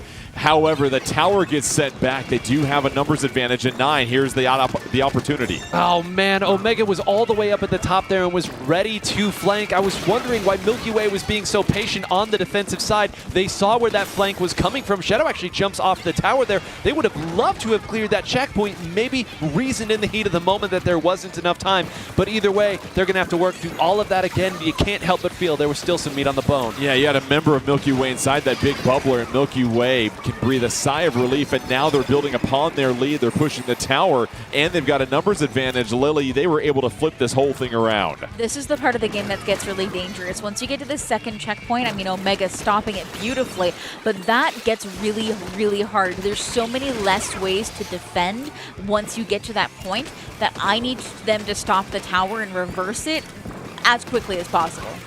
Here's Q moving forward. Tower coming back their direction.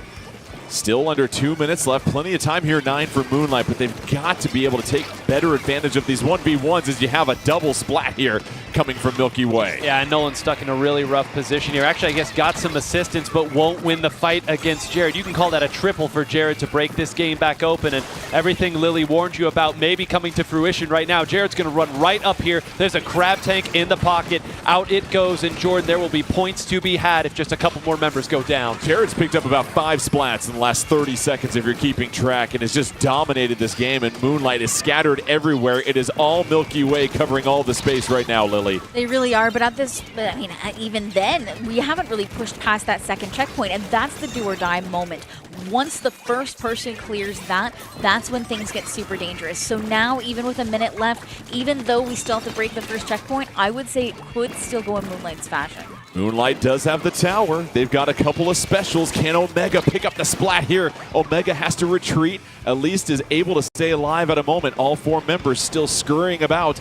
But now this is Moonlight's best opportunity as that Wavebreaker's making some noise on top of the tower. Oh, but the worst possible outcome for them there. They tried to sneak Omega in. Omega got taken out, and the Booyah Bomb didn't find anybody. Now, although on the other side, they have taken out a couple here. Shadow needs to get through this checkpoint now. Ice has been sitting on that Booyah Bomb, or excuse me, Bran has been sitting on it for a moment to try to make sure nobody clears it. Take a look. Bran now moving through. It's a nice punish here by Basil, but with Basil pushed all the way back, Omega's going to have to find something, and with Omega going down, Jordan, they're going to have to clear all that again. Under 20 seconds left. Milky Way can close in on a championship. Does Moonlight have one more push left in them? It's Shadow on top of the tower. They have to hop off of it momentarily. Shadow dancing, stuck in between 2 players for Milky Way. Milky Way applying the pressure. Basil trying to just find a little bit of room. Booyah Bomb covers the tower, and that does it. Milky Way at the end of the Splatoon 3 North American League. As it is in life, everybody else looking up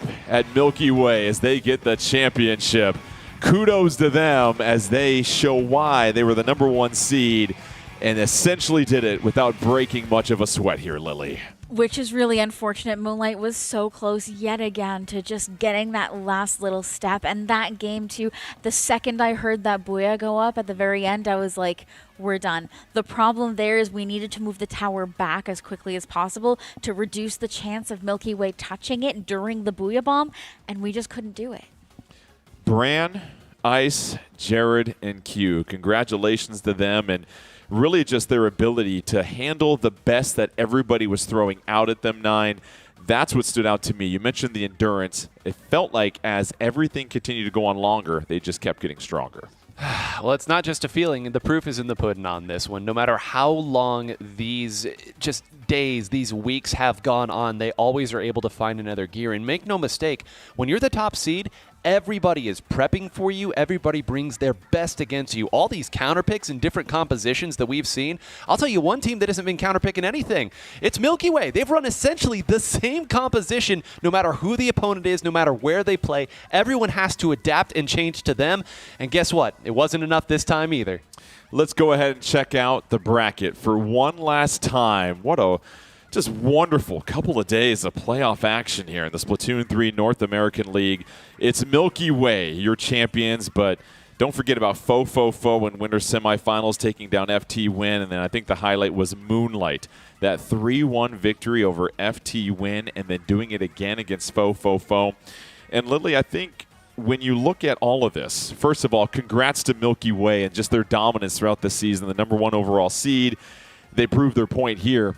But you're also seeing more teams start to emerge. And I think Moonlight is just a beautiful story after all the weeks of the regular season, seeing how well they did here. Yeah, Moonlight and FTWin both came so much further than we expected. A lot of the community was expecting just an FTWin and Milky Way playoffs at the very end of it. And to have both Moonlight and FTWin come out so strong in the latter end of that bracket, absolutely a treat. 9, final thoughts. It's been a couple of months of just fun that we've had watching these teams in the regular season and content. It comes down to the playoffs, and we had a treat. But your thoughts on just this whole adventure we've been on so far? It's a little emotional, if I'm being honest. I mean, everything that's gone in here from the player standpoint, from the production side, and from everyone who's contributed to make this league what it is, this was a mammoth of a task, and so many people had to work together to make this happen. It's the first of its kind, and I can confidently say, Jordan, that the best team won. In any sort of format like this, if that's what you can prove beyond a shadow of a doubt, I think it's been a success, and I hope everybody else agrees. It has been an absolute blast, and more than just an S-Blast 91 doing this over the last several months. So a huge thank you to our wonderful production team that have worked countless hours behind the scenes. They've cleaned up so many mistakes we've made in creating the content to make everything just look so beautiful and sound so great. So we thank them for just all of their hard work and great attitudes through everything. And then all of the talent, more than just the folks that we saw here, of course. 9, Lily, great job. And we had Zach and Falco and Milana that were calling some of the action, but then everybody else in the community that joined us for content throughout the regular season. Our spectator camera operators, of course, Czar and everybody else that has been helping us. They give us such a great perspective. It is not an easy job, and they always are able to have the right eye in the sky over things. And then all the teams that played this season, what a commitment it was for them to show up every single week, and their effort, their heart, their commitment to just being the best that they can be. This really is not possible without all of these teams putting in the countless hours of practice, but more importantly, the passion towards this. So we thank them, and then all the people watching the content. I think that was a pure joy for so many of us. The comments, the reception, the excitement week after week that have truly made this such a wonderful, wonderful adventure. So once again, congratulations to all the teams this weekend, and to the champion, Milky Way. We tip our cap to you, and we hope you enjoyed the action. And 9, Lily, everybody else, we'll see you next season. Thanks again for joining us. We've got more coming down the hatch for you.